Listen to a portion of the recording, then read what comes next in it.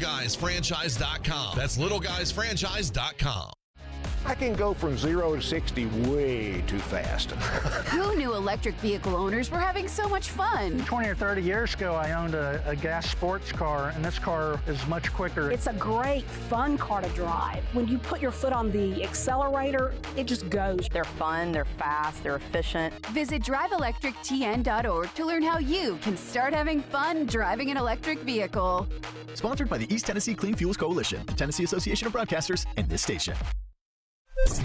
From the Hillside Medical Game Studios, WPRT-FM Pegram, WPUC HD2 Laverne, with Stillman and Company. Surprise, surprise! I write down what was good, what was bad. Afternoons from 2 to 6. On ESPN. 102.5 The Game and the Game Nashville app. A Cromwell Media Station. Live from the Game Nashville studios, it's Stillman and Company. Delivered by TriStar Moving.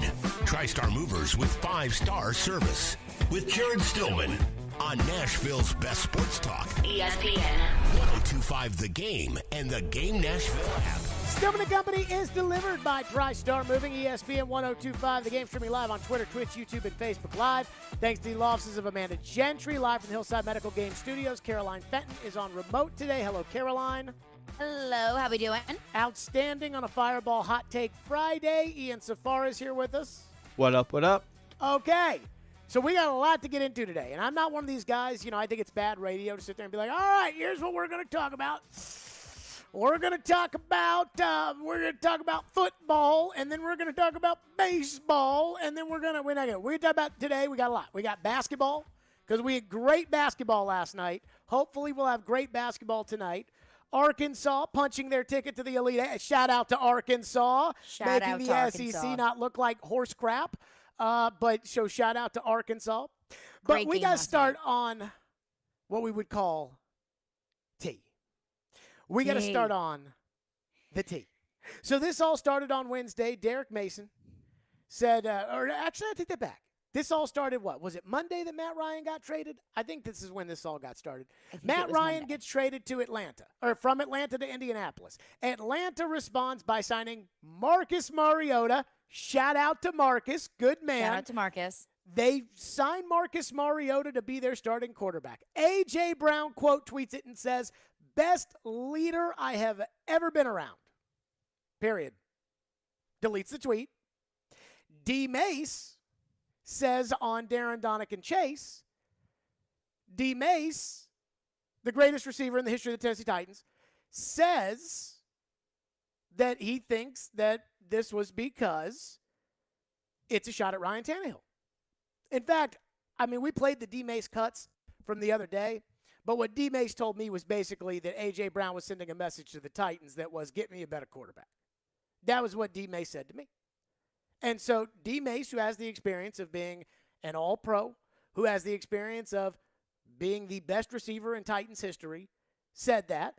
And when it comes from somebody like that, it means a lot more than when it comes from somebody like me, or it comes from somebody, no offense, Caroline, or it comes from Darren or Willie or Joe or Robbie. It's different when it comes from somebody who, I don't know, been to a couple Pro Bowls, played in the Super Bowl, been the best kick returner in the NFL, best wide receiver in the history of the franchise, the position A.J. Brown, but it just means a little bit more. And it reminds me of a story. Ian, I think you'll remember this, but the Titans had fired Mike Mularkey, and they were looking for a new coach. And you know how hiring coach talk radio goes, which is you're basically sitting there talking about, do you think this coach would be good? Do you think that coach would be good? And Josh McDaniels' name came up. And I asked Floyd, I said, do you think Josh McDaniels would be a good coach? And he was like, I don't know. And I'm like, dude, you worked with him in New England. What do you mean you don't know? Like, what are you talking about? We don't know. I don't know. And he was like, well, let me put it to you like this. And Floyd looked at me, and I mean dead ass. And he looked at me, and he was like, you can say whatever you want and nobody cares. But if I say it, everybody over there is going to hear it. It's going to be on ESPN. And I do not want to put the pressure on them about who they should hire as coach. And when he said that to me, I'm thinking every listening or on the app who's listening, or now it would be on the stream who's watching, but everybody probably would have saw that and said, yep, makes sense to me. So when you're Derek Mason, what you say is a little bit more important. There's a little bit more cachet to it. I talked about this when Pekka Rinne got his number retired. And I said, like, look, if Pekka doesn't like something that's going on with the team and Pekka says it, it holds more weight than it does from somebody else. So A.J. Brown today took to Twitter to address Derek's comments. And I'm going to use the word address because I think A.J. Brown did it with all due respect to Derek. And he said, quote, Mr. Mason, I just want to say you are completely wrong, sir. Just because you/people may have a problem with Ryan Tannehill doesn't mean I do. Our locker room is fine and is behind him, and I don't take shots at people without directly addressing them like how I'm directly addressing you. I'm not from this weird planet. I was taught to show love to our loved ones and support them, and that's all I was doing. I took it down because of the slander it was bringing to one of my teammates. You have a good day, sir. And then he brought up a response and said, let's not attack Mr. Mason. He did wonderful things for our franchise, which is true. Just was clearing up a statement, that's all. Still show respect to one of our very own. So I like that. I thought it was very respectful. And basically, A.J. Brown was saying the speculation that D. Mace had was wrong. This is what Derek Mason said in response to that. I'm not on Twitter as much as a lot of other people are. It's just I get on every once in a while, but it's really not my thing. It's there. But I said some things about his tweet, which, again, they were my truth. Just like his truth was what he put out. And, again, it didn't slander the guy, didn't say anything bad about him. But in a locker room that when everyone is piling on the quarterback in the offseason or subsequently after the playoff game, and then you put this out, it does make one think, like, what's really going on? Now, he came back and clarified it, and this is his tweet. I like how he phrased this, too, because I could be his dad. I'm old enough to be his dad. He says, at Derek Mason, Mr. Mason. Could be respectful, too. Yeah, exactly. And it's respectful. That's why I appreciate that. It is what it is. Say, you are completely wrong, sir. And hey, listen, if I'm wrong, I'm wrong. I say I'm wrong. I have no problem with that. Just because you and people may have a problem with right doesn't mean I do. I don't have a problem with right. Did I ever say I had a problem with right? If it's right, it's right. If it's wrong, it's wrong. I've always, if I'm wrong, I'm wrong. If I'm right, I'm right. It is what it is. If you're right, it is what it is. Our locker room is fine, and it's behind him, and I don't take shots at people without directly addressing them like how I'm directly addressing you. And I get it. That's great. That's great. But in this world of football, when you do things like that and everyone's already questioning your quarterback, it makes one think that what's really going on? So, here's the question. What do we think's really going on? Do we think that A.J. Brown had an ulterior motive when he sent out the tweet? Do we think Derek's in the wrong here for making an assumption? Because, there are a lot of people that are mad at Derek Mason today, and honestly, I don't know why you would be mad at D. Mace, but there are people who are. So let's start with that. What do we make of the tea leaves? Caroline, go. Well, first and foremost, I don't think anyone should be mad at D-Mace because if I'm in Ryan Tannehill's shoes and I see A.J. Brown's tweet saying that someone else, another quarterback, is the best leader he's ever worked with, I would look at that, me being his current quarterback and the current leader in the locker room, and say, hey, what the heck, man? Am I not good enough for you? Was Marcus better than I was? But I also look at it from A.J. Brown's perspective, and this is what I think really happened, in my opinion, was Marcus was A.J. Brown's first quarterback in the NFL. He's the first professional quarterback he ever worked with. And I think AJ it's one of those probably things. thinks, for backstory here, A.J. probably thinks he screwed him because he dropped the pass on 4th down against Indianapolis. And he probably feels a little bit of that. And I think it's nothing but support to Marcus. And supporting Marcus takes nothing away from Ryan Tannehill. But I can see how the verbiage makes it seem like that's a shot at Ryan Tannehill. But I genuinely do think that A.J. Brown had meant no slander toward Ryan Tannehill and was only trying to support Marcus. See, here's where I have a problem with this. He said, best leader I've ever been around, which means that there's somebody else who's not. And I don't have a problem with it. Do you think he meant it that literally? Look, he said it. we can we can do one of two things. And Derek brought this up the other day, and I stand by it, which is we can sit there and be like, oh, he didn't mean that, which is essentially saying, he's too stupid to figure out how to send out an actual tweet. And I don't believe that. Not what I'm saying. But that's what it means. Like, that's what this is all like. This is my problem of kind of this whole scenario here. And I'll give AJ and Derek credit because I think they're handling this as respectfully as possible by doing it publicly. In all seriousness, they probably should talk to each other, but it's more fun to do it publicly because then we know about it and then we can comment on it ourselves. But I do feel like, if you say he's the best leader I've ever been around, then you're saying the guy who's the current quarterback isn't the best leader. That's the first thing. The second thing is, and I go back to this about, that's not what he meant. That's what he meant to say was this, and it says, are we supposed to read everybody's tweets and say, well, this is what they meant to say? And I would agree with what Derek said on Wednesday, which is give these guys some more credit. And so I'm not going to sit here and try to interpret it to fit a narrative. Do I think AJ has a problem with Ryan Tannehill? I don't. But at the same time, you can't be tweeting that and then try to, have to clarify it. The clarification should have been done as soon, if he made a mistake, it should have been done as soon as it happened. And I think that you brought the most important element to this of what D. Mace is trying to get across. And maybe what I didn't read from A.J. Brown's tweets, though it could have been done, mano a mano. I do feel like there's like a surprise element, or not a surprise element to this, but a third side of this that nobody has discussed.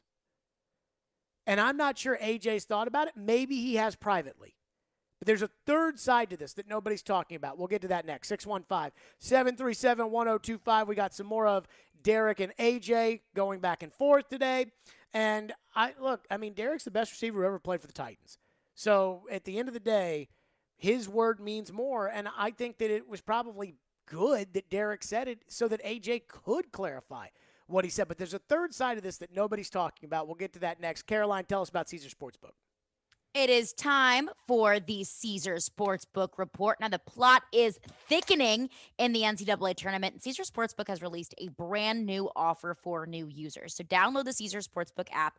Get started with up to $1,100 in first bet insurance. Sign up with promo code RADIOCZR, one word, RADIOCZR, and then place your first bet on the NCAA tournament, hockey, NBA, whatever it is, you name it. We've got more NCAA tournament games going down tonight. We got a fun game, St. Peter's and Purdue. It is National Peacock Day, if you want to take a little nod to the Peacocks in honor of their day on Friday, March 25th. But I am going to take Purdue. In my initial bracket, I had Purdue going to the Final Four, and I think they're going to be able to take care of business tonight. So I'm putting my money on Purdue against the spread. But hey, if you think the Peacocks are going to be able to pull it out, then put some money on St. Peter's. But do it with the Caesar Sportsbook app. Must be 21 and physically present in Tennessee. New users only. Bet amount of qualifying wager returned only if wager is settled as a loss. Paid as a single bet credit. Must be used within 14 days. See Caesars.com/promos for full terms. Gambling problem? Call or text the Tennessee Red Line at 1-800-889-9789. Caesar Sportsbook. Download it, people. Tune in every Wednesday at 4:30 p.m. for Nashville's own Jason Fitz with Jarrett Stillman and company. Fitz started his sports talk career right here on 102.5 The Game, and now he anchors shows for ESPN. Jason Fitz is brought to you by Blood Assurance. Give blood. Give local. Give life. Hey guys, it's the new year. Are you still struggling with erectile dysfunction? I've yet to meet anyone that enjoys timing those intimate moments around a pill. Well, now you don't have to. The advanced wave technology at Hillside Medical has been shown by Cambridge University and the Cleveland Clinic to restore and even regrow blood vessels. It can improve circulation and eliminate erectile dysfunction. No pills and no side effects. If you're ready to put a stop to your ED, call us in the next 2 minutes and you'll receive a consultation, assessment, and blood flow ultrasound free. Plus, a special gift that produces immediate results in the bedroom. You're going to love that. Trust me. This is a $600 value, free to callers now. 615-576-5000. That's 615-576-5000. Guys, get rid of your ED and get that spark back. Call Hillside Medical now to qualify. 615-576-5000. This is Stan Harrison, CEO of Apple Collision Centers. We understand that no one likes to deal with auto body repair and the inconvenience it becomes in your day-to-day life. I want to personally invite you to stop by and let our experienced staff see how we can help you make your vehicle look good as new. Apple Collision Center has 3 convenient locations, Old Hickory, Hendersonville, and Gallatin, ready to serve you. Come by and see us or visit us online at applecollisioncenters.com. Need cash for that home improvement or want to finally be credit card debt free? How does a check for 80 or 90 grand sound right now? Loan Pronto can do it for you, whether you have a VA loan or a conventional loan. They're helping local homeowners convert their home equity into cash with 0 closing costs. Willie Donick here. Listen, your home value is up. Let Loan Pronto tap that equity and get you the cash you need. Pay off high interest loans. Start that home remodeling project. Veteran homeowners are really loving this because with a VA loan, you can tap 100% of your home's equity. That's a ton of cash. Loan Pronto's all-digital process makes it fast and easy. They are doing loans with APRs in the 2s. And if you call now, you can even skip your next 2 house payments. Call now to see what your options are. Loan Pronto, 615-499-5780 or loanpronto.com. That's 615-499-5780. Equal housing lender, NMLS 166-1781. Subject to lender approval. Not all loans apply. If you've missed any of today's show, just search Stillman and Company on Apple, Spotify, or your favorite podcast platform. People are going to assume that, hey, listen, what's really going on? It's your truth. And I said that yesterday. I said, it's his truth. I have no problem with that. But when you say things like that, it makes people wonder what's really going on. And, you know, other people are scared to say anything bad about the Titans. And I'm not saying people, you know, that I do the show with you and Willie or Jared or Rex or Robbie. But there are people that are scared to say anything bad about the Tennessee Titans. I love the organization. I think John's doing a great job. I think Vrabel's doing a great job. But when there are things that are happening, aren't we supposed to talk about it? Aren't we supposed to be truthful? Aren't we supposed to tell our truth and how we see it and not kind of shy away from it? I could have shied away from it because I was a part of that organization at one point, but I didn't, because that would have been, you know, I wouldn't have done our listeners, you know, I wouldn't have done right by them had I not addressed it, because I'm pretty sure many wondered, you know, when he put that out there, what are you talking about? Like, what's really going on? And he even said it. He got so many bad things, you know, so many people came at him either about Ryan. He deleted it. So you had to have known. There you go. That was Derek Mason today talking about the A.J. Brown tweet to him, saying, hey, on Monday when I tweeted out Marcus Mariota, best leader I've ever been around, and then I deleted it, it was all because people were slandering Tannehill. It had nothing to do with me not liking Tannehill and things of that magnitude. And so we know how A.J. feels, right? Yes. We know how Derek feels, right? Yes. There's a third person who we don't know how they feel. You want to take a guess on who it is? Is that Ryan Tannehill? How does Tannehill feel? That's the question I want to know. And obviously, you know, look, Tannehill, I've just succumbed to the idea that Tannehill's not going to talk to the press until the start of OTAs, which I'm guessing is in like a month. And honestly, Ryan Tannehill's going to have to answer a lot of questions. And I hate to say it, but that's part of the $30 million salary, is that half the people in the town don't want Tannehill to be the quarterback anymore. Half the people in the town do want Tannehill and believe that Tannehill can succeed.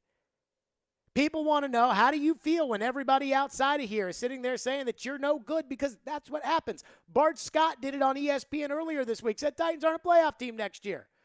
Diana Rossini, well, Mike Vrabel's the best coach in the world. I mean, what are you talking about? And Bart Scott's like, and they got Ryan Tannehill. And that's how a lot of people feel. And Tannehill's going to have to answer questions about that. And Tannehill's probably going to have to answer a question about this. How did you feel when AJ said that Marcus Mariota was the best leader you've ever been around? And Tannehill's going to give you the same old typical Tannehill coach talk. Although every now and then he surprises us, but I'm sure he's going to give us the same old typical Ryan Tannehill coach talk where, doesn't ruffle any feathers, whatever. But I want to know how he feels. Like, I want to know how he feels. Because regardless of what you say, let me say this. If I said today that if I sent out a tweet and I said Caroline Fenton is the best co-host I have ever worked with, what is the natural insinuation people will make? That every other co-host that you've ever worked with is not as good as I am. And who do you think people would think of first? Floyd. There you go. And you know that. Yeah. I know that. Now, I don't ever feel the need to put something like that out there. But again, I know that. I know if I say Caroline Fenton is the best co-host I've ever worked with, I know what that means. And I'll give you another example. If I were to talk about Caroline and why I like working with Caroline, and I say Caroline Fenton is one of the best women in sports radio, what is the natural insinuation people are going to make? That I am better than other women in sports radio that you have worked with or experienced. But not as good as Floyd. No. I just said best woman in sports radio. But that you're not as good as a guy. And that's why we never talk about that on this show. We never bring up we never sit there and say, well, Caroline's got good takes for a woman. We never do that because it's stupid. Because you know that when you say something like that, you know how people are going to interpret it. And it's a backhanded compliment. Yeah, it's ridiculous. And so I'm not saying that A.J. Brown isn't telling the truth. I think Derek said it right where he goes, that's his truth. My truth was, having seen it, as somebody who's been in the locker room, as somebody who's been in the league, as somebody who's been in that organization. I mean, the only person who compares to A.J. Brown in the history of the Tennessee Titans is Derek Mason. He's the only person. And Derek's saying, I said my truth. And I want to know how, he's never going to tell you, but I do wonder how Tannehill feels. How does Tannehill feel? He hasn't said anything, didn't even meet with the media on the locker cleanout day, which I thought was a really bad decision on his part. Yeah. And I get it. He was probably still bummed about the game, but we're talking about leadership. But you're the starting quarterback. He's the starting quarterback. That's a tough conversation to have, but you want to have elite toughness, you got to do tough things. And he didn't do it. And, that, I think, is a big red flag. And when we talk about leaders, I'll say this, too, about Marcus. I remember being in the locker room when they had a press conference. It was Tuesday night. Ian Rappaport put out on Twitter that the Titans were making a quarterback change and Tannehill was going to start against the Chargers. And the following Wednesday, Vrabel got up there and answered questions for 40 minutes about it. And then Tannehill got to the podium like the starting quarterback does and answered questions. And then everybody stood at Marcus's locker and Marcus answered questions. And so you kind of see that there. But I do wonder how Tannehill feels. And not just about the AJ tweet, though. I think that his relationship with his teammates is more important than anything else. But I do wonder how he feels about all the negativity that's come his way. Because this isn't going to be the last thing that comes out where somebody's eyebrow is raised and it's like, oh, what's that mean? But I will say this. I do give credit to Derek for doing things what I thought was respectfully. And I also credit Derek for saying what he thinks, because that's what we all owe to you. There's enough water carrying in this town. We don't need to do that. And then I felt like AJ was very respectful to Derek with his response. But I still wonder this question, which is, how does Tannehill feel? And then my question for you, Caroline, is how should Tannehill feel? Well, he should feel like, he's the starting quarterback for this franchise no matter what. So if he wants to pout about it and be sad about it and take what A.J. Brown said on Twitter and internalize it and use that as even more fuel for what he obviously seemed to be very spooked last year, that's not I mean, that's how he should take it because he is still the starting quarterback of this organization. And there should be no sort of, talk on Twitter that's going to make him even more spooked than he was last year. If that's a conversation that he wants to have with A.J. Brown, am I not stepping up enough for you? Am I not a good leader for you? What did Marcus do in the locker room that I could stand up and do? That's how he should react. Or, does he ignore it altogether? Does he look at it, just to take Tom Brady's vocabulary, just Twitter fodder? So you're saying what he should do. I'm saying how he should feel. I don't think that he should. I think that he should feel like, is this an opportunity for me to step up? I think Ryan Tannehill probably was a little hurt when he saw that. And I don't blame him. Because I think that's the natural inclination is to feel that way. It is. And hopefully AJ has reached out to Ryan to clear the air a la what he said to Derek, but it wouldn't surprise me if Ryan Tannehill saw that. There's a story of when Tannehill was the quarterback in Miami. Brett Grimes, who was a corner, had a wife who was on the radio, but not talk radio, like, your 90s pop hits, whatever, Miko Grimes. And she tweeted out after they lost a game that it was Tannehill's fault because he sucks. And that was like a major story around the country for like 1 week. And Tannehill handled it very well. But, like the natural feeling to that had to be that it hurt. That it hurt. Yeah. And again, Tannehill and Marcus are very close. Or at least they were when Marcus and Tannehill were both here. And I bet Tannehill's really happy for Marcus to get another opportunity too. But I definitely think it was probably Tannehill saw it, was a little hurt, and then thought, you know what, he's just trying to pump up Marcus. 615-737-1025. Hold that thought. We're to your phones next. 615-737-1025 on this. And then the question that's got to be asked that nobody outside the room knows. But I think it does have to be asked here. We'll get to that next. Stillman and Company. It's ESPN 1025, The Game on Fireball. Hot Take Friday, and we're streaming on the Game Nashville app.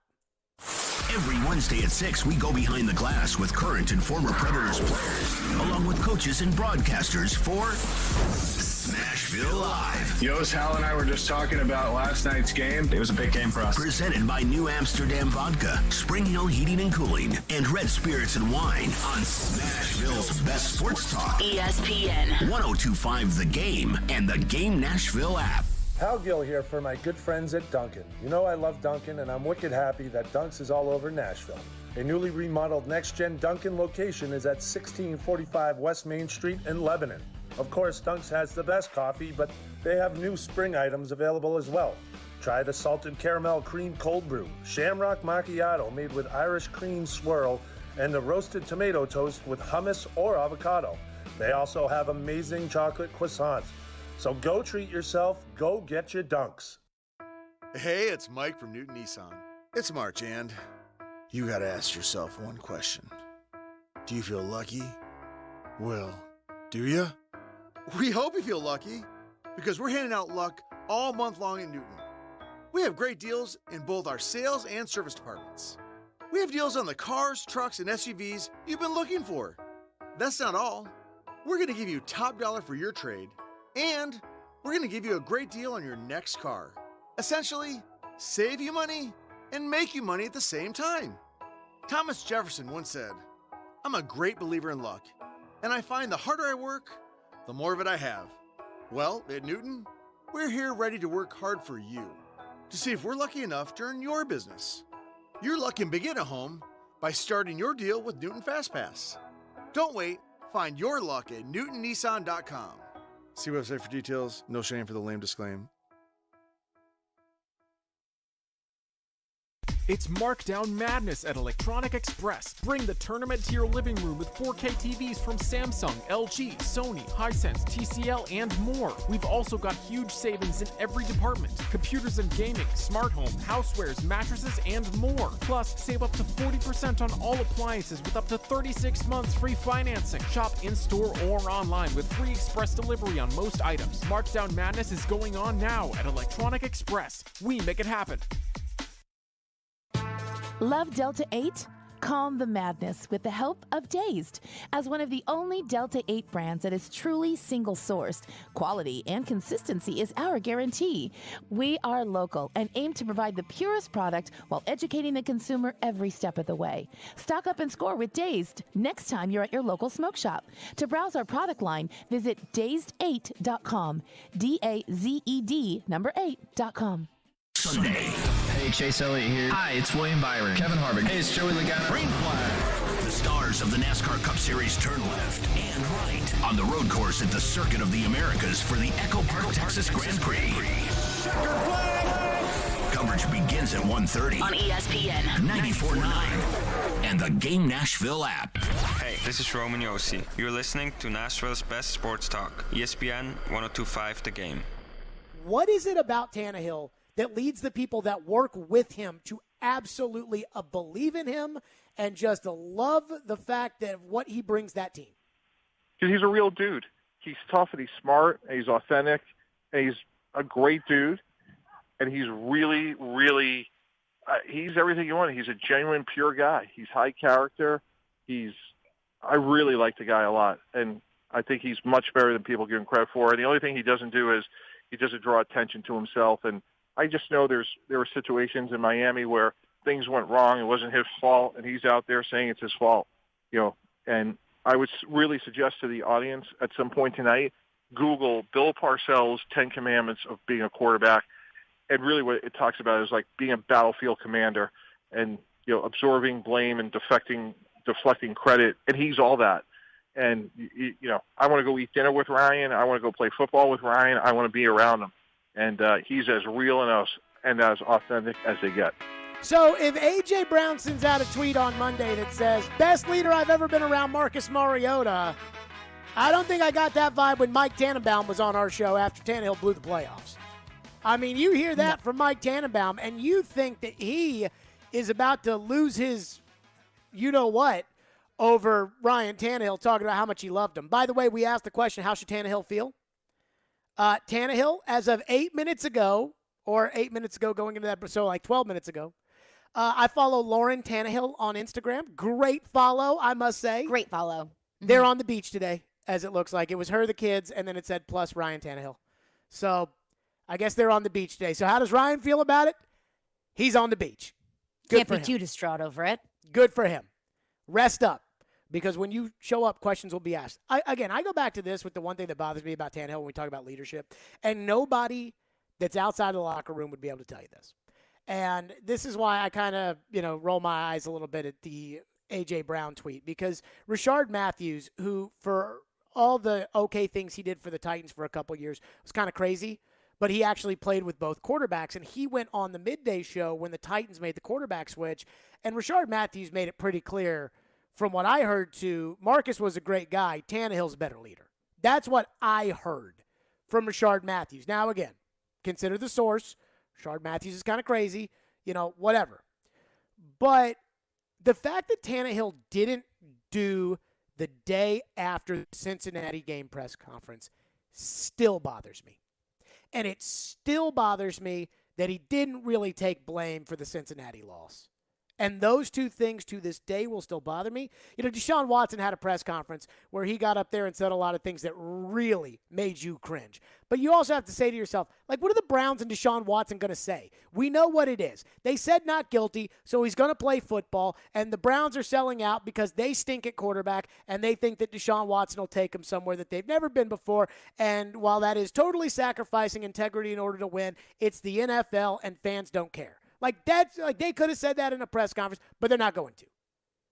But I'm still disappointed that Tannehill didn't take the blame. And when they tell me how great of a leader he is, and Mike Tannenbaum and Mike Vrabel and everybody else, he still didn't take the blame for the Cincinnati loss, and he still didn't talk a day removed from it. And that still bothers me to this day. Do you have a thought on that, or do you want to go to the phones? Well, I do have a thought. I mean, it does bug me as well. But looking at A.J. Brown's tweet, I also have to think, what have we always heard about Ryan Tannehill is how great of a leader he is, how great of a locker room presence he has. I know this just goes along with kind of the anti-Tannehill narrative that's been perpetuated since that Cincinnati loss, and rightfully so. But I do have to go back to the fact that we haven't heard any sort of anti-Tannehill remarks from current players, former players, in terms of his leadership skills. Fair point. 615-737-1025. Phone lines are driven by WilsonCountyHyundai.com on a Fireball Hot Take Friday. Scott is in Franklin and is going to kick us off today. Thank you for calling. Go ahead, Scott. Thank you for waiting, by the way. Go ahead. Hey, I just want to make sure, before the last break, did I hear you say that Derek Mason was the best Titans receiver ever to play here? Yes. Did you mean that as a vicious insult toward Chris Sanders or Kevin Dyson or A.J. Brown or anybody else? I don't mean it as a vicious insult. I mean it as in Derek Mason is the best wide receiver that the Tennessee Titans have ever had. If you had said something nice about Floyd at his funeral, about him being the most insightful co-host in Nashville radio history, should Caroline take that as an insult? Now, I see what you're saying, but I'll say this. And Chris Sanders and I have been texting, and I loved Chris Sanders, and I loved those old teams. Derek Mason was better than Chris Sanders. Derek Mason was better as a Titan than Kevin Dyson. Anybody else being good.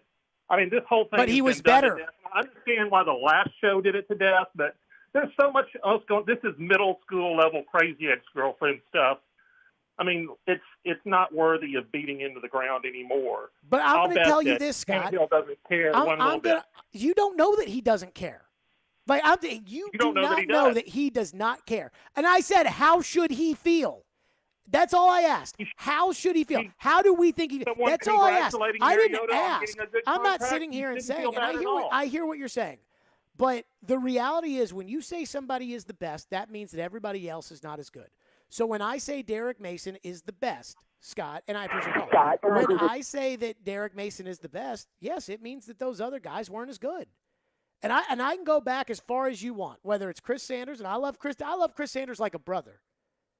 But Derek Mason was the number one wide receiver on that team. Chris Sanders was the number two. I mean, if you look back at it, see, it reminds me of something that I always used to try to needle in at Floyd, which was who was better, Steve McNair or Eddie George? And he would never, ever answer that question. I mean, we really didn't try to get him to answer it because we knew he wouldn't, but he would never answer that question. Because if he said Steve McNair was the best Titan, what do you think Eddie's going to think? And that's what AJ did. Regardless of whether or not that's what AJ intended to do, which AJ says that's not what he intended to do, that's what he did. Now, as far as the programming choice, Scott, I hate to break it to you, Ryan Tannehill is the number one topic in Nashville. And this is by far, and I'm not getting worked up, I promise. This is not a criticism of that call. But it is, I mean, look, I have seen the text line when we talked about Aaron Rodgers and we talked about Russell Wilson and we talked about Tannehill and we talk about Desmond Ridder and we talk about Sam Howell or Matt Corral or whatever. When we do this, it's because the number one story in Nashville is Ryan Tannehill. And you can tell me that's a bad idea. Caroline, who runs our digital operations yesterday, looked back and asked me what we did on a certain day, and I'm like, that's the day that we dropped the Aaron Rodgers rumor. And it was by far our most watched day. Is that a fair assumption, Caroline?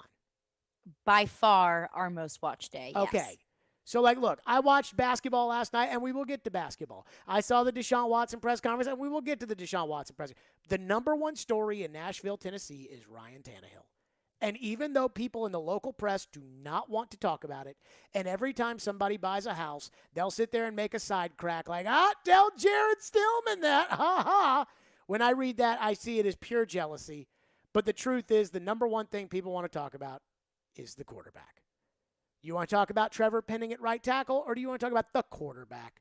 Do you think if the Titans go out and get a great right tackle that they'll all of a sudden be able to take the next step? Or if the Titans were to go out and get Aaron Rodgers or Tom Brady, do you think they'd be able to take the next step? You tell me. Josh is up next. Thank you for calling on a Fireball Hot Take Friday. And, boy, we are going today. Go ahead, Josh. Yeah, I agree with the last caller. I don't think Tannehill cares. I mean, you asked if you said that Caroline is the best co-host you've ever had. I don't think Floyd would care. Why? Because Floyd is secure in himself and he knows his abilities. He would laugh and say, "Yeah, I agree. She is really good." You think Ryan Tannehill's secure in himself? Yes, 100%. He Why? took Marcus's job. He literally ran Marcus out of town. So if A.J. Brown, and by the way, if Derek Mason wants to come on or say whatever, Derek Mason can feel A.J. Brown's breath on his neck to pass him as the Titans' greatest wide receiver. So when a now member of the media wants to get some clicks and get some attention because they feel threatened by a current player, Derek doesn't care about that. Oh, really? I can promise you Derek doesn't care about that. Like, I'm telling you, and I appreciate your call, Josh. Does not care. I guarantee you, and Josh, I appreciate your call. Like, and I don't mean to be rude, but like as far as the idea of like AJ might be passing Derek to be the greatest, Derek's aware of that. Like, and I don't think Derek's rooting for him. I mean, look, I work out at the same gym as Derek Mason does. He usually takes the earlier class than I do. And his car is parked out front, right there in the front every time. I don't think that he's going to sit there and all of a sudden, when you see, how Derek was very successful in the NFL, as everybody knows. I don't think Derek's worried about all that. The idea about the secure in the position thing is what I really wanted to get to. And that's why when someone's like, I got 3 points, I'm always like, give me your first one because I think your first one's the best. I'm not sure Tannehill is secure in his position. And I'm going to tell you why I don't think he's secure in his position. We talked about it yesterday. Mike Vrabel's at Desmond Ritter's pro day. Pat O'Hara is at Desmond Ritter's pro day. They went to O'Hara went to Kenny Pickett's. Todd Downing went to Matt Corral's. I'm sure some of that is due diligence, but that's kind of eye-opening. You think Ryan Tannehill didn't hear the Aaron Rodgers talk to Tennessee? You think Ryan Tannehill didn't hear the fan reaction after the Cincinnati game? And the other thing, too, look at how Tannehill played against Cincinnati. He played scared. Remember the Tannehill that we all fell in love with in 2019, throwing bombs to Khalif Raymond? That guy did not exist in the second half of the season last year. So I do not think Tannehill is as secure in his position as you would say that he is, of like, well, Floyd wouldn't care about that. Floyd might say he doesn't care about that. But I learned, especially after he passed away, there were a lot of things that he said he didn't care about that I feel like deep down inside he did care about. But he was kind of a high-emotion guy. I think Tannehill's kind of similar in that regard, about trying to keep it all internal and not taking it outside. But that doesn't mean, like, again, I'm not asking what he should do or what he should say or I'm asking, like, how he feels. That's what I really wonder. 615-737-1025 is the phone number, 615-737-1025. We'll get back to your phones on this coming up. And the other part of this, too, about kind of the decisions that people decide to tweet, what they tweet. There's one thing that kind of bothers me about this that we'll get to, and then we're to your phone. Stillman and Company right here. Caroline, let's tell you again about Caesar Sportsbook. Yes, I do. Another Caesar Sportsbook report in the books as the plot thickens in the NCAA tournament. Caesar Sportsbook has released a brand new offer for New Year, so Caesar Sportsbook has got you covered. All you got to do, just download the Caesar Sportsbook app and get started with up to $1,100 in first bet insurance. Use the promo code RADIOCZR, that is one word, RADIOCZR, and then place your first bet on the NCAA tournament, on hockey, on NBA, NFL futures, you name it. But if you do want to put some money on the NCAA tournament, then Caesars has got you covered. So we've got Kansas, Providence tonight. Now, Kansas is the lone 1 seed since Gonzaga went down last night. Kansas taking on Providence. They're a 7.5-point favorite, but Providence has played that underdog role so well throughout this entire tournament, really throughout the season. So I'm going to take Providence plus 7.5. I do think Kansas gets the win, but I think Providence is kind of nipping at their heels and is able to keep it close. That's my take, but it's your money, so put money on it, whatever you think is going to be the outcome of Kansas-Providence tonight, but do it with the Caesar Sportsbook app. Must be 21 and physically present in Tennessee. New users only. Bet amount of qualifying wager return only if wager is held as a loss. Paid as a single bet credit. Must be used within 14 days. See Caesars.com/promos for full terms. Gambling problem? Call or text the Tennessee Redline at 1-800-889-9789. Caesar Sportsbook. Download it, people. From the Fox 17 News Code Red Weather Center, I'm Fox 17 Code Red meteorologist Greg Bobis. No issues going into our weekend. The possibility of an isolated shower on your Friday can't be ruled out, but most of the day stays mostly cloudy and dry. Also on the cooler side. High temperatures today in the upper 50s. This weather report brought to you by Hiller Plumbing, Heating, Cooling, and Electrical. Call the Happy Face truck today. Shine down in 3, 2, 1. Cut the car! The hottest rock band on the planet, Shine Down. May 4th, Bridgestone Arena. It's about to get with special guests, The Pretty Reckless and Diamante. Shine Down. Tickets are on sale now at the box office and Ticketmaster.com. Presented by 1029 The Buzz, Nashville's rock station. Gary Ashton here. Most people in Nashville know me as the don't sell without the intel and the guaranteed offer guy. But despite my accent, I'm also 100% guaranteed Nashville. I'm a guaranteed musician, a guaranteed dog lover, and you're also guaranteed to see me at every Titans and Preds game. Guaranteed offer means the Gary Ashton team with RE/MAX Advantage will sell your house for top dollar with no cleaning, staging, showings, or open houses, and give you up to 90 days to close. So there's plenty of time to find your next home. Guaranteed Nashville means my team lives here and loves it here. We've served Nashville for over 20 years, and we're passionate about helping the people we call neighbors and friends, which is why we've had a long-standing tradition of donating to the Vanderbilt Children's Hospital. If you're thinking about a guaranteed offer, get the only one that's guaranteed Nashville. Request a no-obligation offer by calling 615-301-1650 or go to GaryAshton.com today. Remember, Gary Ashton, guaranteed Nashville. Inside knowledge on the Titans. Todd Downey's got his notepad out right now, just writing things down. Inside knowledge on the Predators. They can go right into the forecheck, and boom, you get a beautiful goal from Colton Sissons. And then there's a team in Knoxville. How excited should Tennessee fans be by what they've seen from Josh Heupel in year one? Wake up and hang out with Robbie and Rex Road. Weekday mornings from 6 to 10. Brought to you by Little Guys Movers on Nashville's best sports talk. ESPN. 1025 The Game and the Game Nashville app. Watch live on Twitter, Twitch, and YouTube. This is Stillman and Company. Delivered by TriStar Moving. I actually was thinking about that game in Nashville when Ryan Tannehill threw 3 interceptions, and it was awful. I mean, that was one of the worst games I covered all season long in terms of the Titans, and just seeing them fall apart on the shoulders of Ryan Tannehill. I don't think that happens next season. I don't think they're going to be in that type of situation. The last time I checked, Derrick Henry's still on this roster. Their defense has been improved. They've made the postseason 3 years in a row. They're a team you cannot doubt. That culture there, what they build, and it obviously starts with John Robinson, Mike Vrabel, right? They're always sort of leading the pack. There is a clear identity in Nashville, and it's very difficult to doubt that they're just going to show up this season and be flat. There you go, Diana Rossini, ESPN, saying, hey, I covered the game last year. Tannehill, it was awful, but I don't think that's going to happen again. And what did we learn this week, Caroline? If it came from Diana Rossini, it probably came from where? Am I allowed to say? Yeah, we did a whole segment on it. Mike Vrabel. It probably came from Vrabel. It came from Vrabel. It should be noted that we did talk on Tuesday. I think it was Tuesday, right, Ian? I believe that sounds correct. So we talked on Tuesday about how Diana Rossini essentially kind of made it obvious that Mike Vrabel was her source. Like, we all agree on that, right? Oh, yeah. Feels that way. Okay. That she kind of revealed that Mike Vrabel was her source on TV on Tuesday, thanks in large part to Dan Graziano's inability to, lead a show.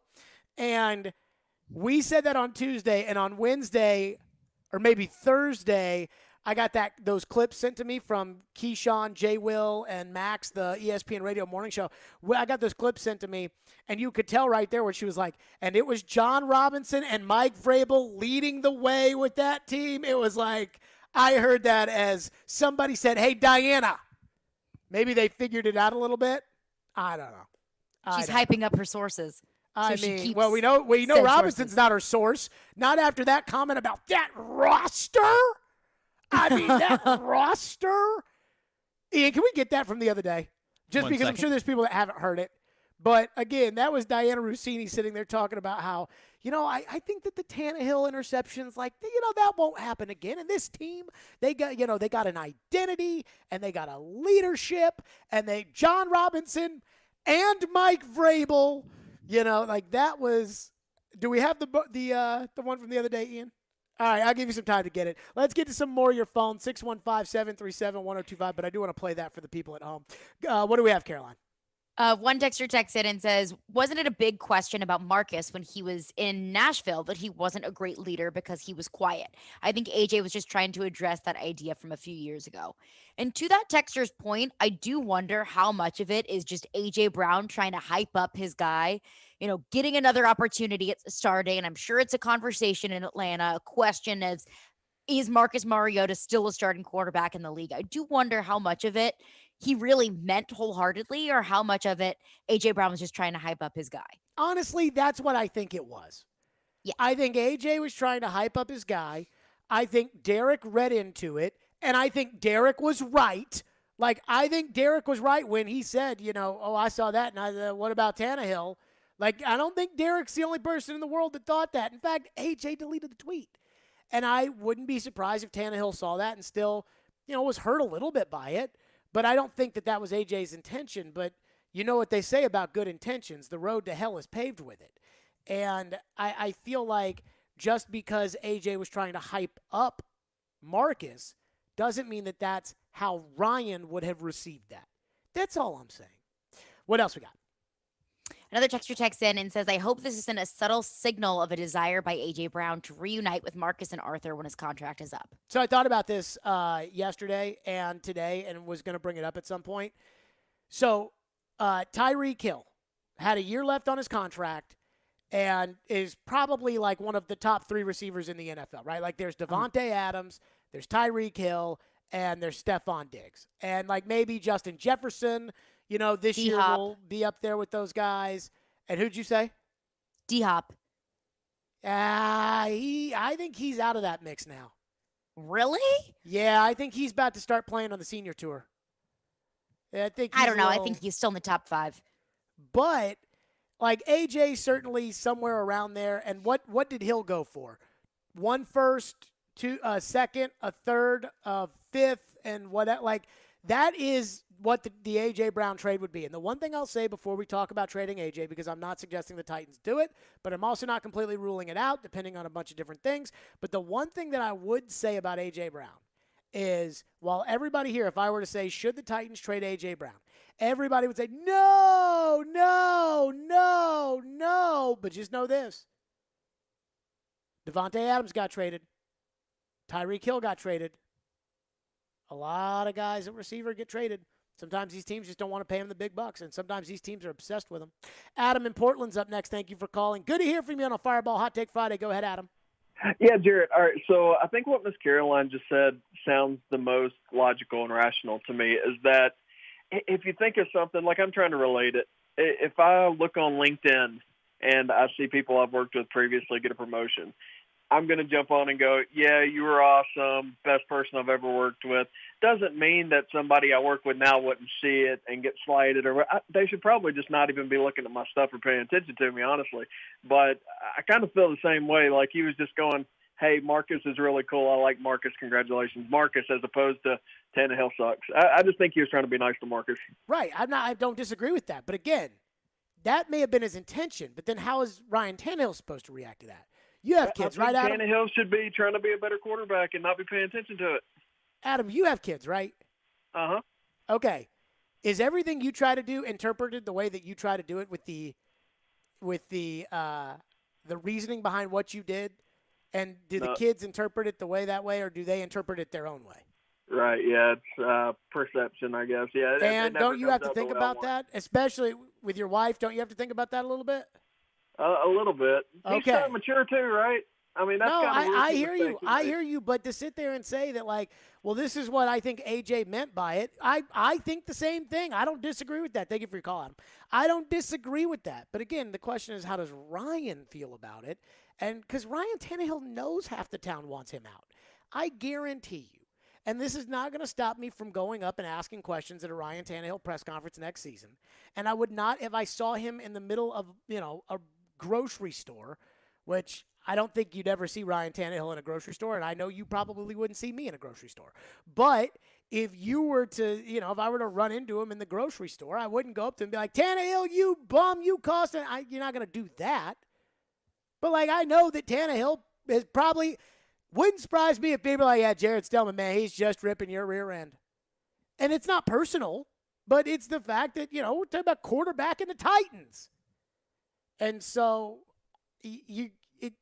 how he feels matters in all of this. And I just think people just want to brush it off. I think people just want to be like, oh, no, Tannehill should be fine with it, and AJ didn't mean it, and everybody move on.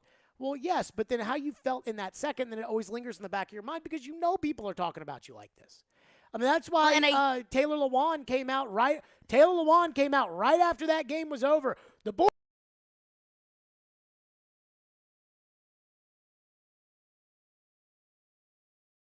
I would play this, so I just want to do this again. If we can play, this was Diana Rossini. I believe it was Tuesday, right, Ian? Yep.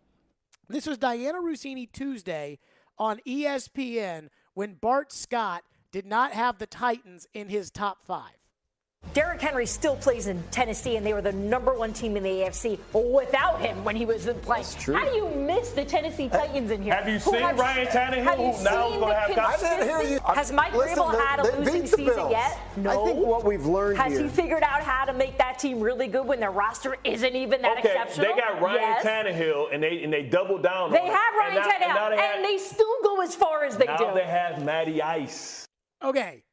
So all it was there was Mike Vrabel's consistency. He's never had a losing season. That roster, by the way, should be noted, John Robinson's never had a losing season, and he's been doing this 2 more years than Mike Vrabel has. And then this was Diana yesterday on Keyshawn. And then, first of all, we criticized Diana. We didn't criticize Diana. We revealed that we think that Diana's source is Mike Vrabel on Tuesday, and then this was her either on Wednesday or Thursday. I actually was thinking about that game in Nashville when Ryan Tannehill threw 3 interceptions, and it was awful. I mean, that was one of the worst games I covered all season long in terms of the Titans, and just seeing them fall apart on the shoulders of Ryan Tannehill. I don't think that happens next season. I don't think they're going to be in that type of situation.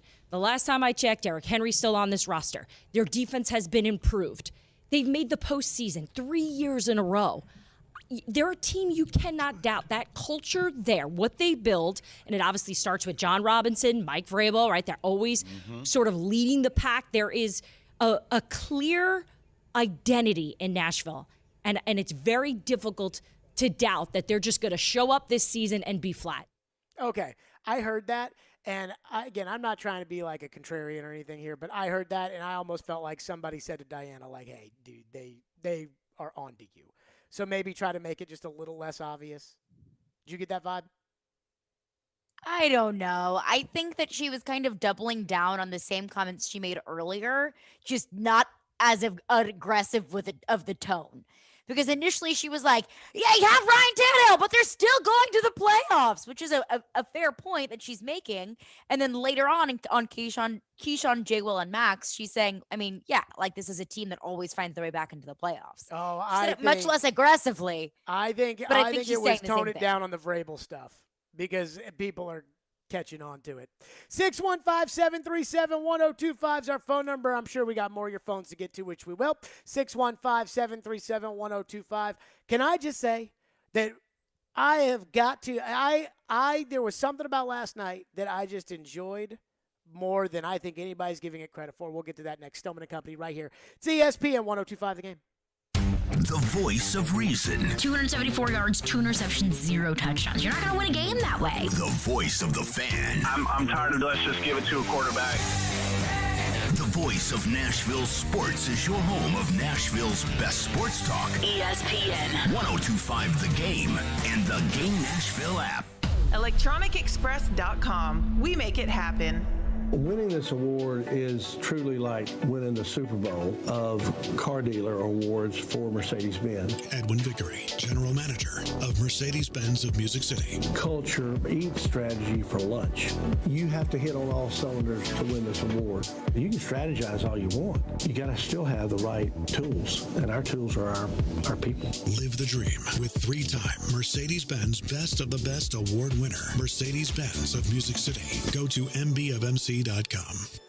How can a half-carat diamond magically grow into a 2-carat diamond? With Genesis Diamond's 110% diamond upgrade guarantee. Our trade-up policy is the best in the United States. That's Stasia at Genesis, explaining how if you buy a diamond today and want to trade it in for a bigger one next year, Genesis always gives you back your original purchase price plus an extra 10%. We will gladly give you every single penny you paid for the diamond plus an extra 10%, which is amazing. No one does that. As a real-life example, take Stasia's customer Paul. When he first started, he got a half carat, and then as he became more successful, we rewarded him. He came in and he got a 3/4 carat, and then he's traded for a carat. I'm sure I'll see him this year for a carat and a half. As they grow and change and become more successful, their engagement ring can grow with them also. And there's no catch, no minimum trade-up requirement, and it works on diamond studs and diamond pendants as well. You get every single investment dollar you put into the diamond, you will get an extra 10% towards the new diamond. Genesis Diamonds and luxury pre-owned Rolexes. You can trade as many times as you wish. Continuously voted best jewelry store and best place to buy an engagement ring. Green Hills and Cool Springs.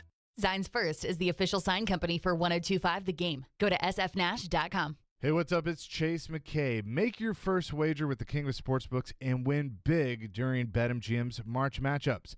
This is what you need to do. Download the BetMGM app and place a $10 moneyline wager on any college tournament game. If any team hits a three-pointer during the tournament, you'll win $200 in free bets. Just use the code MM200 when you register.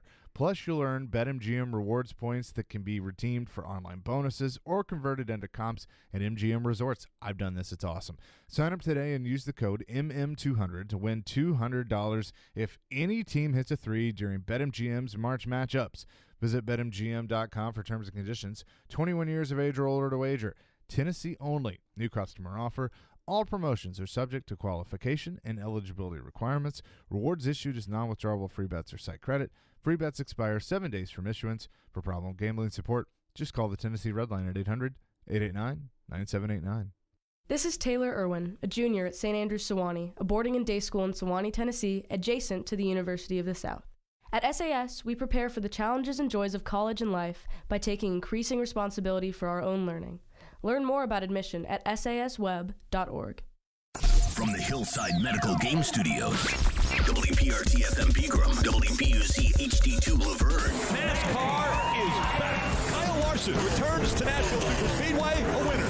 Nashville's exclusive home for NASCAR. ESPN. 102.5 The Game and the Game Nashville app. A Cromwell Media Station. Live from the Game Nashville studios, it's Stillman and Company. Delivered by TriStar Moving. TriStar Movers with 5-star service. With Karen Stillman on Nashville's best sports talk. ESPN. 102.5 The Game and the Game Nashville app. Stillman and Company that is delivered by TriStar Moving, ESPN 102.5 The Game. Streaming live on Twitter, Twitch, YouTube, and Facebook Live. Thanks to the offices of Amanda Gentry, Caroline Fenton's on remote. We're live from the Hillside Medical Game Studios, Fireball Hot Take Friday. And I do want to get to basketball here in a second because I got a big basketball take. But I am reading our phone lines, which are driven by WilsonCountyHyundai.com and the text line. And somebody texts in and says, you guys can never criticize ESPN or Fox, Talking Heads, or cable news again. This, and I'm guessing it's in response to the A.J. Brown tweet to Derek Mason, this is beyond silly and the lowest common denominator stuff that makes people not like the press. But it's okay because it drives social media activity to your sites, which is somehow different. Let me say this. I don't give two poops about social media. Like, and I mean this like in all seriousness. Like, I think I might have, for anybody who's like the main host of a show in Nashville, I think I may have the least amount of Twitter followers of anybody. And I don't care. I think there's some people that like don't follow me, but like check my Twitter all the time, like Adam Vingan. Adam Vingan? Yeah. I mean, like all the time. They're too cool to follow me. It's like, oh, no, I'm too cool to follow Jerry. I'm just going to go look at his feed every 5 minutes, which Adam Vingan does. And I think there's probably a lot of people like that. But I honestly, I don't care. I just know this. You guys care about the quarterback, so we're going to talk about the quarterback. Why? Because it's a business. You guys want us to talk about the quarterback, so we'll talk about the quarterback. I hear a lot of people getting frustrated. This is a silly conversation to talk about what someone said on Twitter. A.J. Brown is 24 years old? A.J. Brown is the second most important sports person in the city, maybe the third. Okay, but he's young. And athletes in the NFL are young. And social media is what they use to communicate, whether that's making a statement to their team, Tom whether Brady that's retires on communicating social with media, fans. and he unretires on social media. Kyler Murray deleting all of his pictures on his Instagram, and that's the biggest story on ESPN. So I understand that there are people out there who may think that talking about what someone said on Twitter or Instagram or whatever it may be sounds silly, but that's how players communicate. So you know what else was silly? And it kind of rubbed me the wrong way. Like, I know I shouldn't say this, but Eric Musselman, I think, is a really good coach at Arkansas. I mean, the Razorbacks are back in the Elite Eight for the second time in 2 years. And I looked it up that the last time Rick Barnes at Tennessee went to the Elite Eight, I was a senior in high school. So I think that was like 15 years ago. But Eric Musselman yesterday I thought was silly when he was like, nobody thought we could beat Gonzaga. Nobody gave us a chance to beat Gonzaga, and we showed them. And I'm like, I thought they could beat Gonzaga. I mean, I watched Gonzaga play Memphis before, and I thought it was a close game. And if Penny had coached a little bit better or had a little bit more depth, he probably would have beaten Gonzaga. And I think Arkansas is a better team, and I thought Arkansas played great basketball last night. I wasn't surprised Arkansas won. I wasn't surprised by any result last night. And I thought that they were great basketball games. But here's the question I really got for you, Caroline Fenton, which is this. We talked about Arkansas and what I call the superiority complex that I feel like Tennessee fans have. Like, if you're a Vol fan through and through, you think you should be respected like Florida and Georgia and LSU and all these other SEC programs. And we know that it's normally football that drives it here. But Tennessee fans love pumping up basketball in February when they're ranked number 6 and they've got college game day because they're getting ready to play Kentucky and whatever. Eric Musselman has been to back-to-back Elite Eights. And I don't see a single Tennessee fan that looks at that with coach envy at all. And I cannot get over it. I'm like sitting here watching the game last night and watching him after the game, and he's a fiery guy. And if he was the Vols coach, they would love him. Eric Musselman. I mean, they would love everything about him. And yet he wins. And a lot of people were complaining about the officiating last night, which I thought was a little over the top. I didn't think the officiating was good, but I thought Arkansas outplayed Gonzaga last night. I honestly think that Arkansas is a better basketball team than Gonzaga. Like, I don't think this is like a shocking thing to me that Arkansas won, though apparently, according to Eric Musselman, nobody gave them a chance. But, like, Tennessee, that could have been you. Joe tweeted it out yesterday. That could have been you that beat Villanova. Because Villanova is a solid team that doesn't make mistakes. They're not as talented as UT. They're not. And yet, there's no coach envy when it comes to this. I asked the question this morning on Twitter. I said, are we sure Tennessee's athletic program is better than Arkansas? Because when's the last time Tennessee went to a BCS game? It was 1999. When's the last time Arkansas went to what was considered a BCS or New Year's Six game? It was 2010. Arkansas has won championships with Nolan Richardson in the 40 Minutes of Hell in the 90s in basketball. Tennessee's never been to a Final Four. Eric Musselman has been to back-to-back Elite Eights. Rick Barnes hasn't gotten past the Sweet 16, which he's gotten to one time as coach at Tennessee. And yet I see no envy. When it's football, like if this were football and Arkansas had this good coach and Tennessee didn't have this good coach, I think Tennessee fans would be freaking out. And they're not in basketball. It's unbelievable. I sent you a text. Somebody texted the text line yesterday who on Friday morning sent Robbie and Rex Road a picture of John Calipari working at McDonald's. And yesterday was like, Jared, you can't get mad at Rick Barnes. He won the SEC championship. I'm like, John Calipari. So on Friday, We could talk trash about John Calipari. We could talk trash about Kentucky, even though Kentucky's got all those national championships, all those Final Fours. Cal's in the Hall of Fame. Cal's got a national championship, albeit 10 years ago, and Cal needs to win more. But we could talk trash about Cal on Friday. But God forbid somebody talk about Rick Barnes. I have never seen a sacred cow that is treated by Tennessee fans with more just – I've never seen a coach who has done less and been loved more than Rick Barnes. I mean, it is unbelievable. Like, how can Tennessee fans who are jealous about everything that happens in the SEC and feel the Tennessee in football feels entitled to everything? It's like if they don't get a coach and somebody else got a good coach and then they don't like it, it's like, well, why couldn't we hire Sam Pittman? But we don't hear anybody say, why can't we have Eric Musselman? We don't hear any of that. Somebody help me out here. What am I missing? I think that Tennessee fans view it, and I'll use your football comparison. Sure. If you had just won the SEC championship in football and got absolutely obliterated in the first round of the college football playoff, you're probably not going to fire your football coach. Right? No, and I'm not saying Rick Barnes should be fired. I'm not saying that. But I'm saying the lack of people criticizing him is just ridiculous. And I think a lot of Tennessee fans look at it like, well, he's such a great guy. Okay, well, let's think about this. Let's compare it to football. Is there a football coach out there that for years and years and years has kind of had this moniker, this cloud hanging over his head that he can't really win the big game? Then he wins the conference tournament and gets annihilated in the college football playoff. Does that coach exist? Lincoln Riley? No. Ian, does that coach exist? I can't think of it off the top of my head. It's Harbaugh. And all we ever do is talk about, like, all everybody around the country ever does is like, man, does Harbaugh ever plan on winning more at Michigan?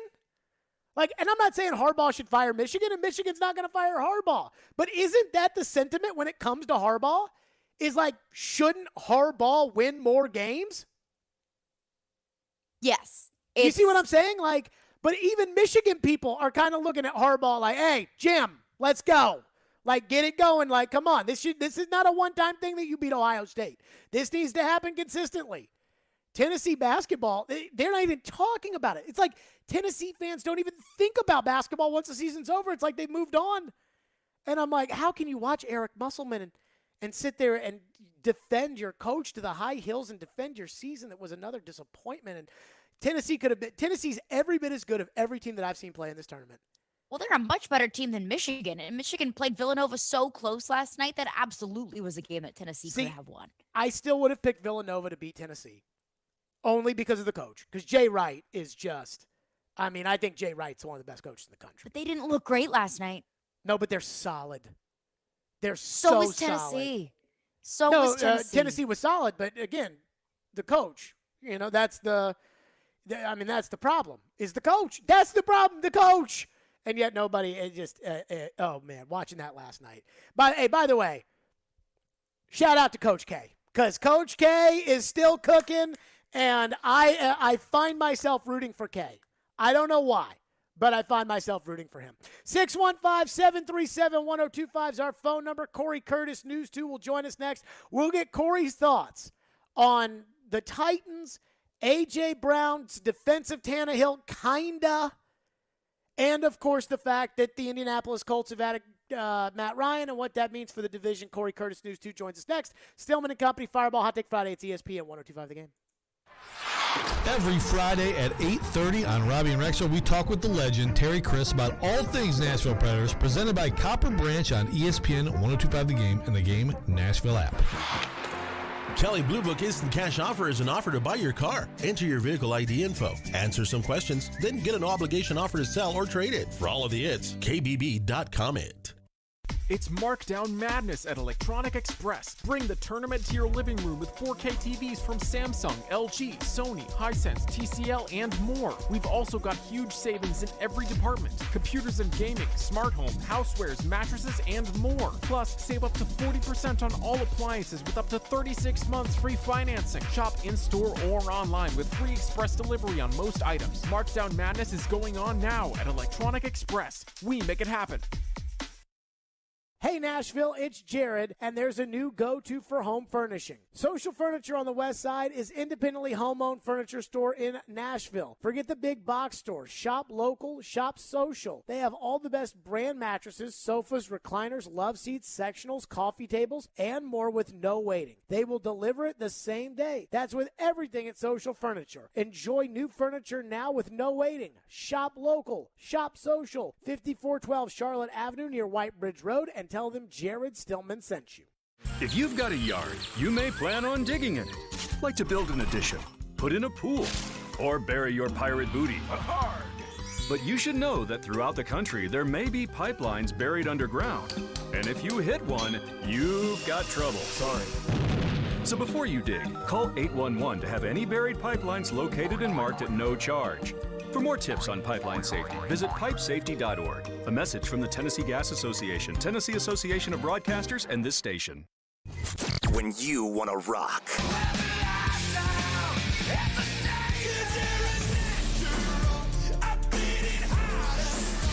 Let's go, don't wait. This night's almost over.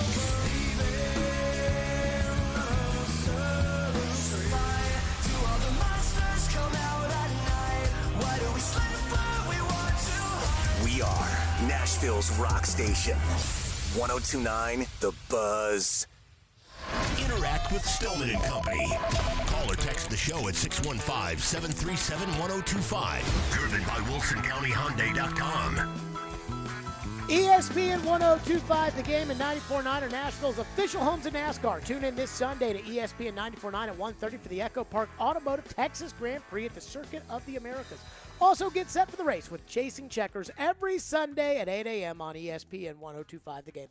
So A.J. Brown today responds to Derek Mason, our own D. Mace, who said on Wednesday that A.J. Brown's Monday tweet saying Marcus Mariota was the best leader he's ever been around was a shot at Ryan Tannehill. A.J. clarifies, saying it was not a shot at Ryan Tannehill, and he took it down because people were slandering Tannehill when he sent the tweet, and that was his intention. Derek Mason said he understood it, but that, A.J.'s got to be aware, which is that when you are a wide receiver and you say something like it, people are going to interpret that it's a shot at the guy who is your current quarterback. And we have discussed it at length. Corey Curtis, News 2, joins us now in the program. So, Corey, what do you make of that? The fact that the greatest receiver in the history of the franchise kind of questioned a now deleted tweet from the second greatest receiver in the history of the franchise, and the second greatest receiver responded to the greatest receiver, and it sounds like very cordial conversations they're having publicly, A.J. and D. Mace, and yet I think at the end of the day, A.J. Brown's tweet probably did send a message, even if he didn't want it to. What did you make of it?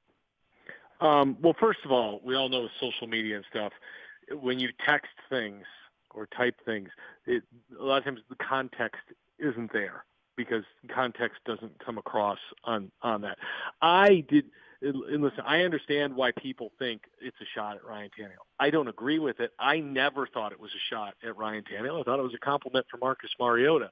Listen, if I'm saying Skip Bayless is the greatest talk show host of all time, which I don't agree with, is that taking a shot at Jared Stillman? No, but I'll say this. If you were to put out there, and you can think whatever you want to think, if you were to sit there and you were to say that somebody else was had the best radio show in Nashville, I would be like, what the hell, Corey? Like, I wouldn't say it to you, but I'd be like, okay, Corey. I still think that's different. I mean, listen, I know not everybody likes Mariota's leadership style because he's quiet, but coming out of Oregon, all we heard was how much they loved him there. So to hear that A.J. Brown, loved Marcus Mariota, that wasn't a surprise because when Marcus got benched, he was very upset about it. Okay. Now, he also still clearly has a very good relationship with Ryan Tannehill, and that's why I never thought two things of it. Now, I do expect other people to think things of it because a lot of people like to think the worst of everything, and that's fine. I mean, I understand that there's two ways, I guess, to look at it. But for me, I never took it as a shot at anyone. I understand other people do. I understand the dangers of tweeting that type of stuff because it can be misconstrued, or somebody can see it and just not be happy with it and say, "Hey, what's your problem with me?" And that's the dangers of the social media, world and public world that, if you want to be active on those fronts, you have to be prepared for these type of situations. And I'm not telling him not to do social media. I'm just saying you have to know it's going to happen because people are always looking into your words because quite often you're not there to respond to questions about your words. And so you just have to know people are going to dig, and that's all there is to it. A couple years ago, I got in an argument with somebody because I wasn't sure that PK Subban was fitting in as well as everybody wanted them to believe. And I didn't have any reason to believe that PK was a bad guy or anything like that. But I just had this feeling that the Predators were, the Predators players, like they knew it was kind of an act with PK, but they were okay with it. But then his play had dropped a little bit, and somebody said, no. If they were unhappy with PK, we'd know. And then as soon as he got shipped out of town, I had people telling me, like, yeah, we like PK. He's a good guy, but, like, he was a little too over the top for us. Yeah, and, well, that's what happens when anybody gets shipped out. When anybody ever gets shipped out, then everybody's like, well, oh, yeah, there was this guy about that. And there may be some truth to that. But the thing I look at here, we're not in the locker room, so we don't know what kind of leader Ryan Tannehill is. We can only make assumptions one way or another.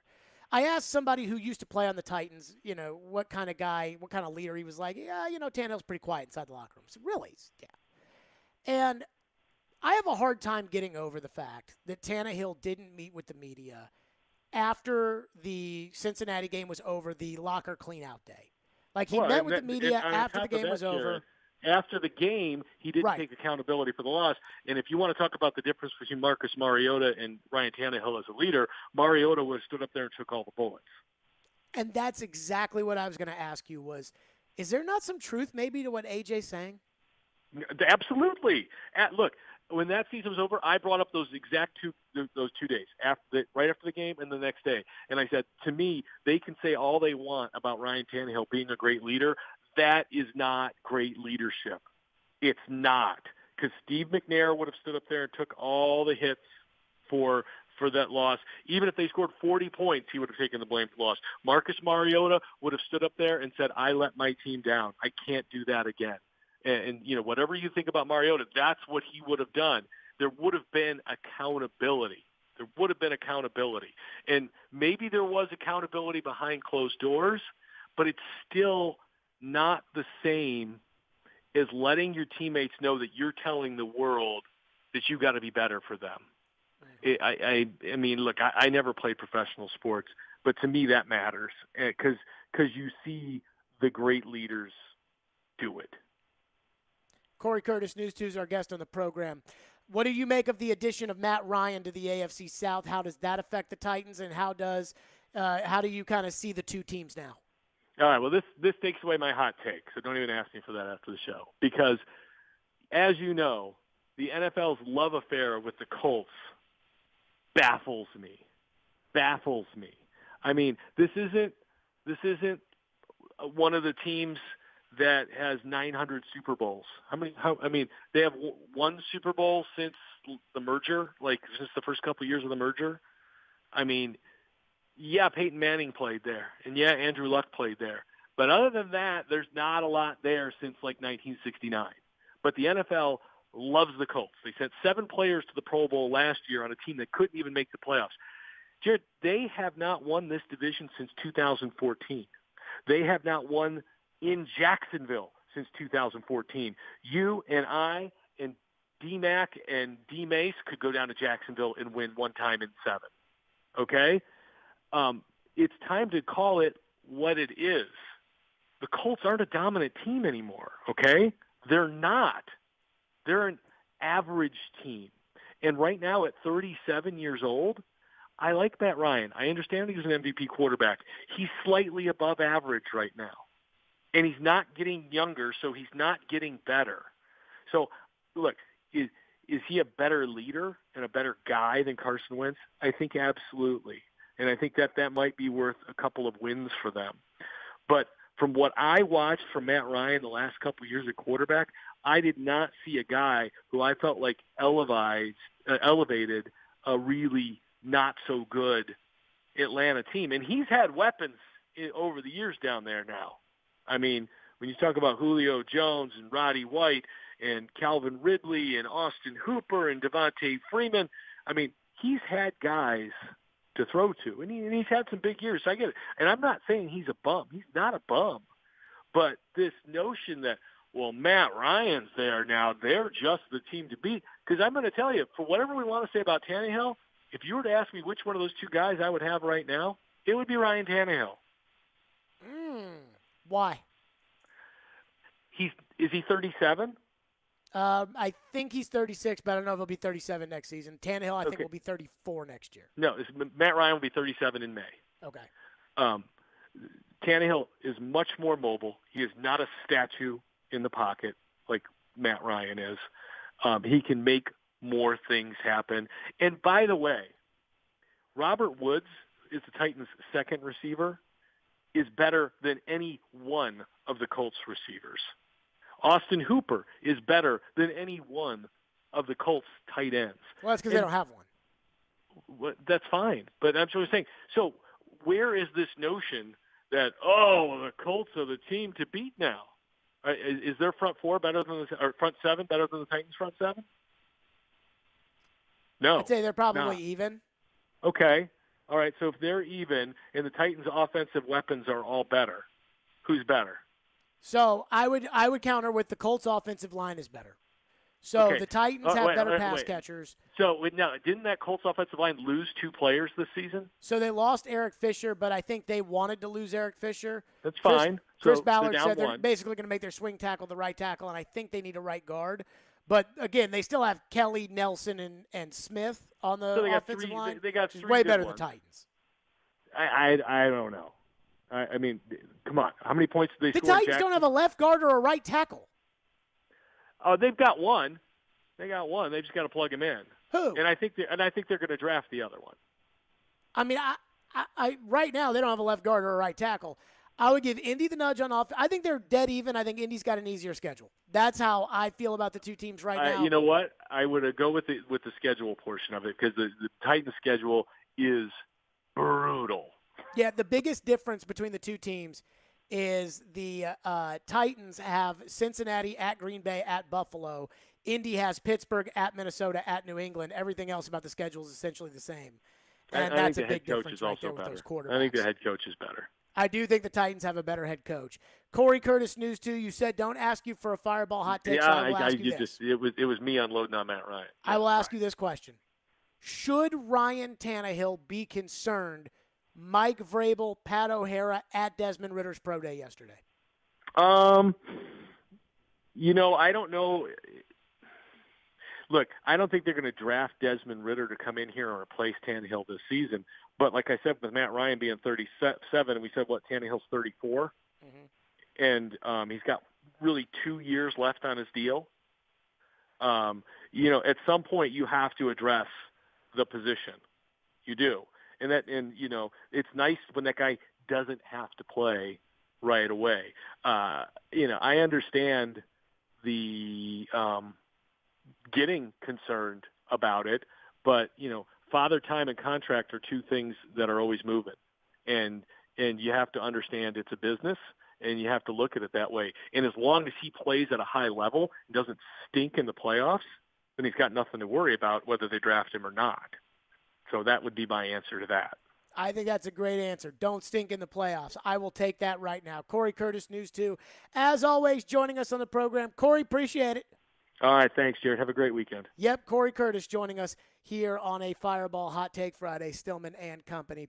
Fireball Cinnamon Whiskey, it goes down so smooth and it tastes so great. There is no better way to ignite the night than to do it with ice-cold Fireball Cinnamon Whiskey. That's right. I absolutely love Fireball Cinnamon Whiskey, and you will too. Again, there's no better way to ignite the night than to do it with ice-cold Fireball Cinnamon Whiskey because, again, it is so smooth. It is so great. It just tastes phenomenal. It's the best way to party. We got basketball this weekend. You got a lot of things going on. It's springtime now officially. Get the Fireball out. That's Fireball Cinnamon Whiskey. Ignite the night. Please do responsibly and be 21 years or older to enjoy Fireball Cinnamon Whiskey. This is Phil Tomasino, and this is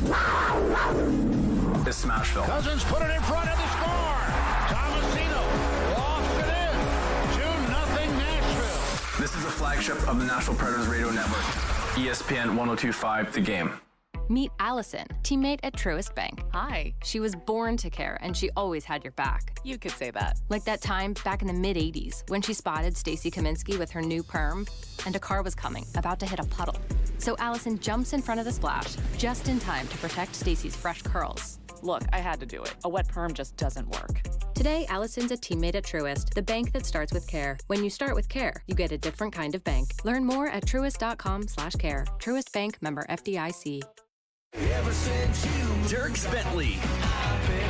Beers on Me Tour 2022. Friday, August 26th, Bridgestone Arena. I'm a little bit holy water, but still a little bit burning. Dierks Bentley, live in concert. Yeah, I'm somewhere on a beach. If you don't come through, buddy, that's on you, cause the beer's on me. On sale now. Buy tickets at livenation.com. Get in zone, AutoZone. Welcome to AutoZone, America's #1 brakes destination.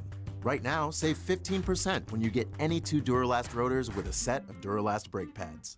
It's also AutoZone's national hiring event. We're hiring all positions, from sales to warehouse and drivers, both part-time and full-time. Visit careers.autozone.com or any one of our stores.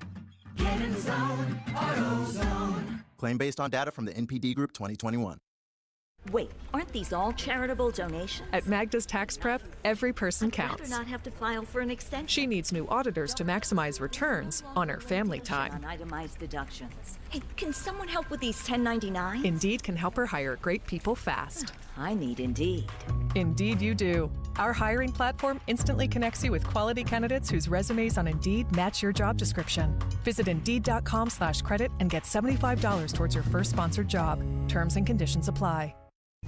When Smashville wants to rock. I tried so hard and got so far, but in the end, it doesn't even matter. Looking to the sky, saving, looking for a sign of life, 'cause it's too cold for you here. We are Nashville's rock station. 102.9 The Buzz. ESPN's Turon Davenport breaks down the Titans like no other. On the field chemistry, I don't think it's going to be a problem. It's just going to be a process. Catch TD Mondays at 11, Thursdays at 3, and Fridays at 8. Plus, the Talking with TD podcast drops every Wednesday. When you draft players, it's not just for one season, it's for a career. Nashville's best sports talk. ESPN. 102.5 The Game and the Game Nashville app. Hey, this is John Hines, and you're listening to Nashville's best sports talk, ESPN 102.5 The Game. I'm not on Twitter as much as a lot of other people are. It's just I get on every once in a while, but it's really not my thing. It's there. But I said some things about his tweet, which, again, they were my truth. Just like his truth was what he put out. And, again, it didn't slander the guy, didn't say anything bad about him. But in a locker room that when everyone is piling on the quarterback in the offseason or subsequently after the playoff game, and then you put this out, it does make one think, like, what's really going on? Now, he came back and clarified it, and this is his tweet. I like how he phrased this, too. Because I could be his dad. I'm old enough to be his dad. He says, at Derek Mason, Mr. Mason. Could be respectful to Yeah, exactly. And it's respectful. That's why I appreciate that. It is what it is. Mr. Mason, I just want to say you are completely wrong, sir. And hey, listen, if I'm wrong, I'm wrong. I say I'm wrong. I have no problem with that. Just because you and people may have a problem with right doesn't mean I do. I don't have a problem with right. Did I ever say I had a problem with right? If it's right, it's right. If it's wrong, it's wrong. I've always, if I'm wrong, I'm wrong. If I'm right, I'm right. It is what it is. If you're right, it is what it is. Our locker room is fine and it's behind him, and I don't take shots at people without directly addressing them like how I'm directly addressing you. And I get it. That's great. That's great. But in this world of football, when you do things like that and everyone's already questioning your quarterback, it makes one think that what's really going on? There you go. That was Derek Mason today in response to A.J. Brown talking about, hey, you said Marcus was the best leader you've ever been around. What does that mean about Tannehill? And I asked Corey Curtis there the question from News 2 about, hey, look, we can talk about Tannehill and everybody can tell us he's a great leader. The Titans lost the game to the Bengals. Tannehill was the reason why they lost it. Everybody knows it, including Vrabel, who essentially alluded to it at the Combine when he called that performance unacceptable, which we would all agree with. And then, after that, he didn't take the blame after the game. Then, a day later, 2 days later, they had locker cleanout day. Vrabel talked, Byard talked, AJ talked, a lot of the defense talked. Tannehill didn't talk. Tannehill hasn't said anything. Is that a great leader? Again, we're not in that locker room every day. We don't know. But when AJ says it, Derek's right. People are going to kind of look up and say, whoa, I don't know about that. You heard Corey Curtis right there talk about the lack of taking the blame for the Bengals game. And then, on top of it, not meeting with the media after the fact, it does make you question it. 615-737-1025 is our phone number. It's a Fireball Hot Take Friday, which is essentially your day. And there's a lot of phones we haven't gotten to yet. So, Caroline, give them to me. Well, one texter texts in about exactly that, about Tannehill not speaking to the media after the game. This texter says, as for Tannehill, no one knows what he said behind closed doors. He could have taken all the blame and threw himself on his sword, but not thought it was the media's business. I don't think that you can say he didn't take blame. So here's what I have learned, and that is that people make assumptions based upon what they want to be true. And I'm guilty of this too. But people make assumptions based upon what they want to be true. And I use the Deshaun Watson thing as an example. Do I think Deshaun Watson is kind of a scummy guy? I mean, I guess I kind of do. Between the 22 women that have accused him of sexual assault, at least civilly, and between the woman that told Sports Illustrated that she wasn't pressing charges against Deshaun Watson, but the story she told sounded very inappropriate. Like, I think Deshaun Watson deep down inside is probably a bad guy. That's what I think. But that doesn't mean that all of a sudden, because 2 grand juries have come back and said no charges, that I'm going to sit there and say, well, nobody should ever let Deshaun play football again. Because that's what's happening. I mean, they had a cringeworthy press conference today where Deshaun was asked questions, and he was asked why he had to have 40 different massage therapists, and he said because of social media. And I'm not really sure that makes any sense. But again, like, as far as assuming what is true or what's not, like, people will say, well, why don't you talk to the 22 women, and then you'll see. I'm a talk show host. The grand jury is the one that's supposed to talk to those women, and apparently they did.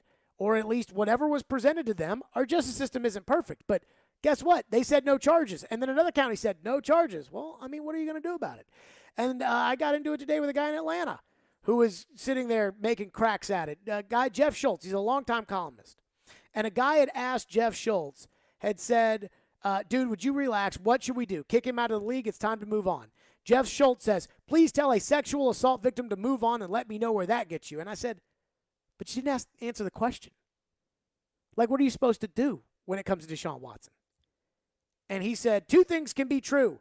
He can be legally allowed to work, and I can criticize a team for employing him. Again, that's not what I asked. But also, I mean, he's not wrong.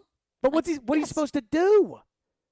Like, what are you supposed to do? You're supposed to say, Deshaun, sorry, seems like you're guilty, even though you're not guilty. It seems like you're guilty, so you shouldn't play football.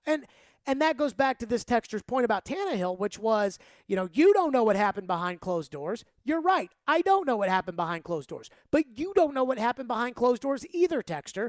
And my point is, all we know is what we've seen.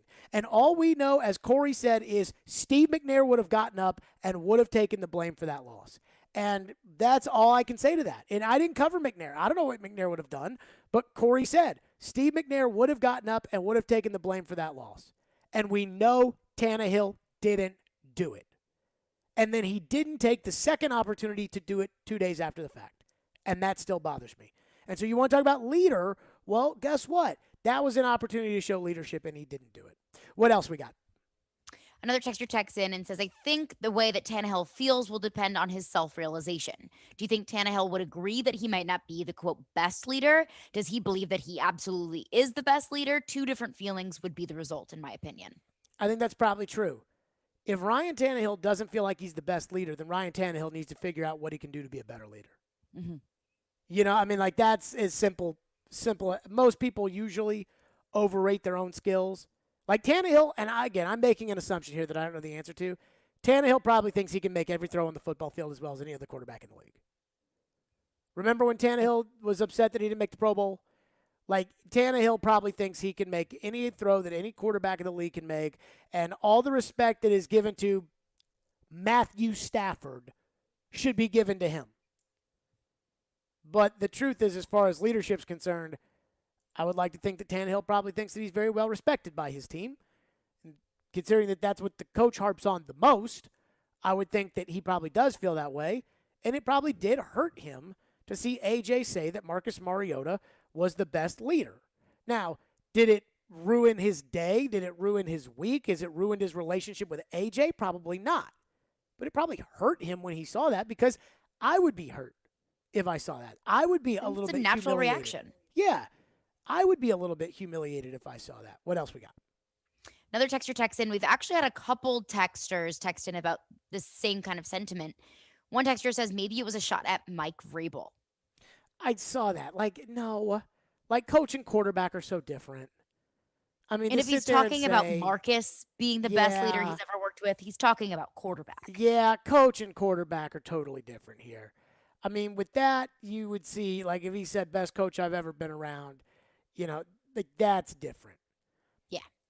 Coach and quarterback, like, totally different. I get what people are saying. Well, they're both leaders and they got to lead in their own. Yeah. Different But when we're types of talking leaders, about though. this, coach and quarterback are so different. I can't go with that. You know, and I'm sure that there are some people out there that are going to be, no. He said leader verbatim, Jared, and you said we've got to take what he says and that we shouldn't, move around and interpret what it means, and we should. And he said leader, and a coach is supposed to be a leader, and I get that. But it's different. Like, it's different. Like, when you talk about a coach, leadership is almost, like, assumed when you say best coach I've ever been around. It's synonymous. Yes. Is coach and leader. But Yes. also so is quarterback. So when you're talking about a quarterback, you're comparing them to other quarterbacks. Absolutely. And I don't, so for me, no. I can't go on that. I can't go with that line of thinking that is, well, Vrabel's a leader too, and so maybe AJ doesn't. Plus, like, most of these guys, like, as far as coach is concerned, most of these guys, like, have a relationship with their coach. But in the NFL, the head coach-player relationship is not as intimate as I think people normally assume. Whereas quarterback-receiver, that is a very intimate relationship. Offensive coordinator. I heard Derek talking about this the other day. The two coaches that he got into it with Mike Heimerdinger, the offensive coordinator here under Jeff Fisher, and he got into it with Harbaugh in Baltimore. And my guess is that the offensive coordinator, who I believe was Rick Neuheisel at the time when Derek was there, maybe Cam Cameron, that guy probably was in between Derek and Harbaugh, or Jeff Fisher was probably in between Derek and Mike Heimerdinger when he was upset. But that doesn't, like, those relationships sometimes are not as big as people make it out to be. It wouldn't surprise me if Vrabel says 10 words a week to AJ. I wouldn't see, like, the head coach is doing this for everybody. The position coach, those are the guys where they have just really, really close relationships. 615-737-1025 is the phone number, 615-737-1025. We were so lucky to witness something last night, and it might be the last time that we will ever see it. And I got to tell you, I have emotionally been moved by it. That's next. Fireball Hot Take Friday, Stillman and Company. It's ESPN 102.5 The Game. From the Fox 17 News Code Red Weather Center. I'm Fox 17 Code Red meteorologist Greg Bobis. No issues going into our weekend. The possibility of an isolated shower on your Friday can't be ruled out, but most of the day stays mostly cloudy and dry. Also on the cooler side. High temperatures today in the upper 50s. This weather report brought to you by Hiller Plumbing, Heating, Cooling, and Electrical. Call the Happy Face Truck today. The 2022 Major League Soccer season is officially here, and the Nashville SC Stadium nearly complete. Don't miss Nashville SC's home opener May 1st. Grab a seat at nashvillesc.com/22ticks.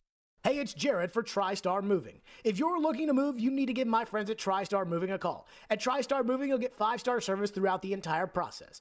Everything will be taken care of, from covering your floors, banisters, railings, front door thresholds, furniture, TVs, and more.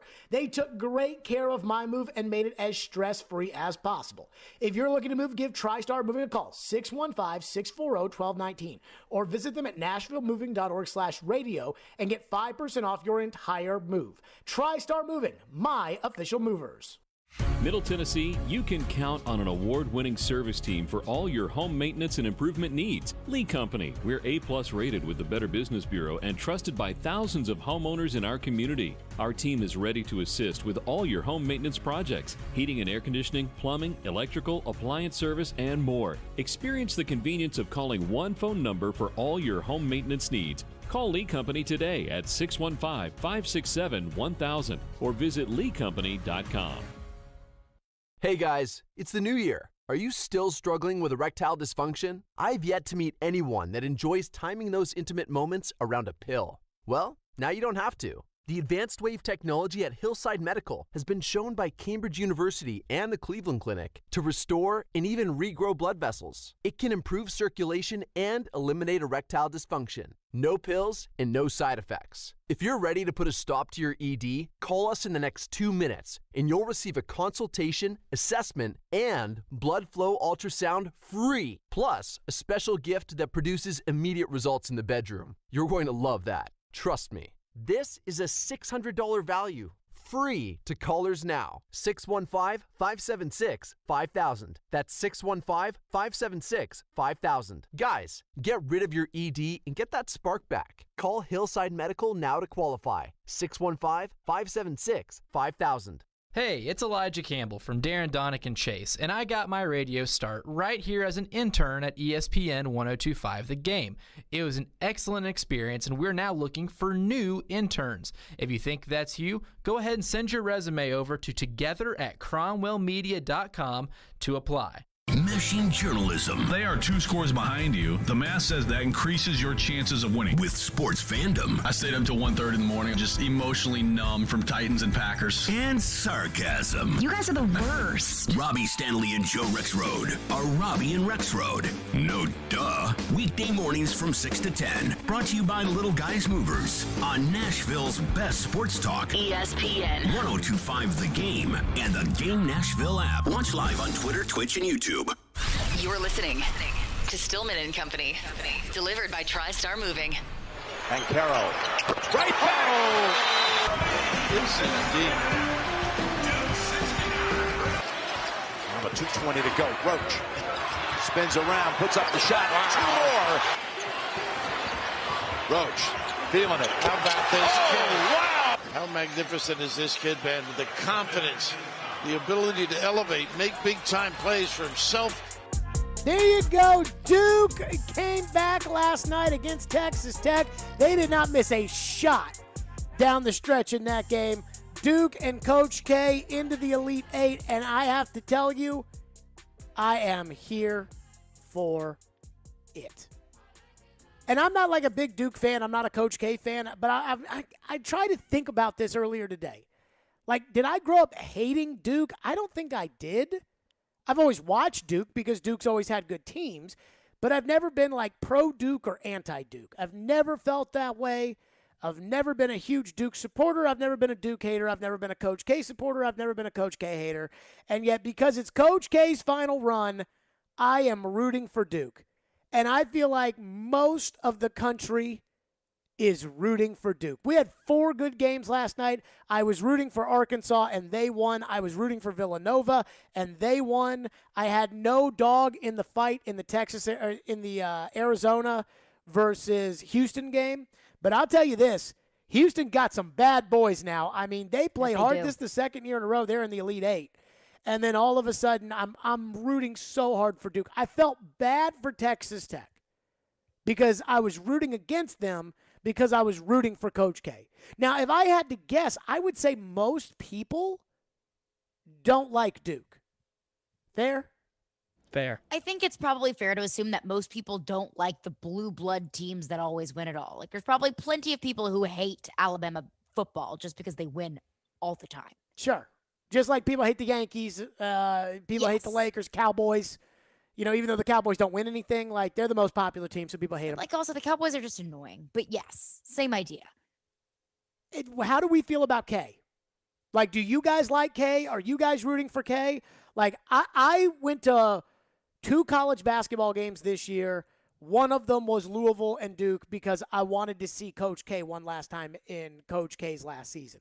And I don't love K. Like, I'm not sitting here saying, like, if Coach K says it, I believe it. But I also am, like, pretty cognizant that a great era of college basketball and all of the great people that have been in college basketball, like when Coach K got to Duke, Michael Jordan was at North Carolina.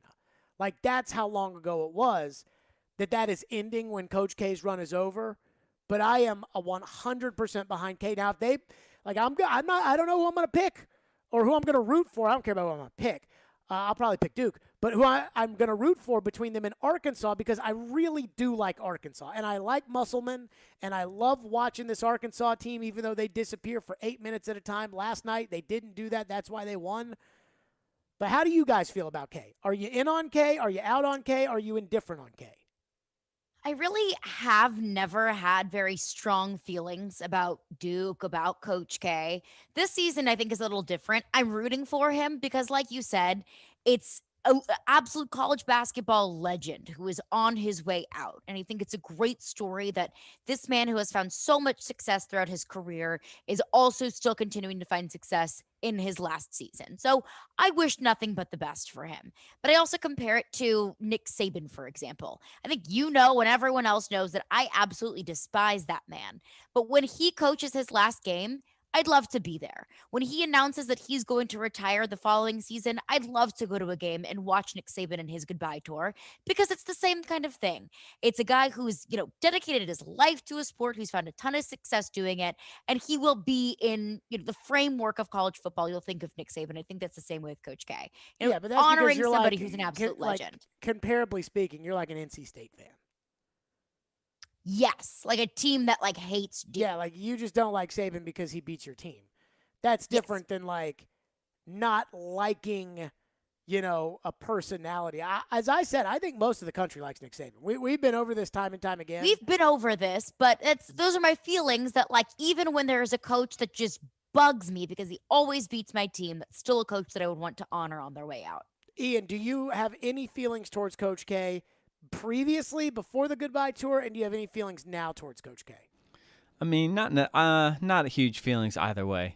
I always kind of rooted against Duke growing up, mostly just because I found their teams somewhat annoying. And they were so unlikable. And elitist a little bit, and like annoying. Christian Laettner. Yeah, Bobby J.J. Hurley, Riddick. and Hurley's fine, Hurley, slapping the floor and all that kind of stuff. And it was Dukey, Duke, and they felt so uppity, But as far as rooting for him now, honestly, I don't really care. He's won enough. Like, if he loses, it's whoop-de-doo. So I have a couple thoughts from that. First off, after the North Carolina game, I watched the whole thing. I was on a flight, so I watched the whole Coach K celebration. I was here for it. I was all about it. But when I saw on Twitter the video after the game where Hubert Davis, the North Carolina coach, and by the way, nobody talks about this, but I think Hubert Davis is a great coach, or at least so far has done a good job in his first year at North Carolina. But Hubert Davis was going and shaking hands, like how after the game's over, he and Kay shook hands, and then Chris Caraway, who's an assistant on Kay's staff, didn't shake Hubert's hand. And Nolan Smith, who's another assistant on Kay's staff, kind of turned his head the other way when he shook Hubert's hand. And I had a real problem with that because I feel like Coach K, there's a certain way you carry yourself. There is an elitist attitude that Ian brought up with Duke. I will say this, though. Arkansas got a somewhat favorable whistle. I don't think it defined the game last night. I think Arkansas was the better team yesterday. I thought they were the better coach team yesterday. And I think Arkansas is probably the better coach team in general. Was the better team in general. But they ain't getting the whistle tomorrow. I hope they know that tomorrow night, Coach K is getting the whistle. That every time It's a 50-50 call. This tournament, and I'm not saying, I mean, there was that one moment on Sunday where Tom Izzo was literally laughing because he was mad at some of the calls. But, like, I'm not saying that the refs are going to cheat in favor of Coach K to keep Coach K there, but it's just obvious. It's so obvious that this tournament is about him. I mean, CBS, Jim Nantz has been doing every Duke game. They've all been, like, in the perfect primetime slot, you know, and you can think about how the tournament is, you know, kind of adjusted, right? Like, the number one night for TV, Thursday night. The number two moment for TV, middle of the day Sunday. When did Duke play Michigan State on Sunday? In the middle of the day. When did Duke play last night? Thursday night. Like, it's obvious that they're doing this, you know, around Coach K, and Jim Nantz is calling all of Coach K's games. And, like, I hope Arkansas knows they're not getting the whistle tomorrow, because Coach K is going to get the whistle. And that definitely hurt them, I felt like. That they got the benefit of the doubt. I'm rooting for Coach K. Eugene, 615-737-1025 is our phone number. Eugene, haven't heard from him in a while. He's up next. Go ahead, Eugene. It's obvious that they're doing this, you know, around. Eugene, Radio 101, turn the radio down. Go ahead. Okay, dial us back. You know the number, 615-737-1025. What do we have in the text line? One texter texts into the text line and says, I really hope that Duke does lose, because like Ian said, he's won enough. I mean, when did we, like, I don't understand this. Like, why does everybody have to win?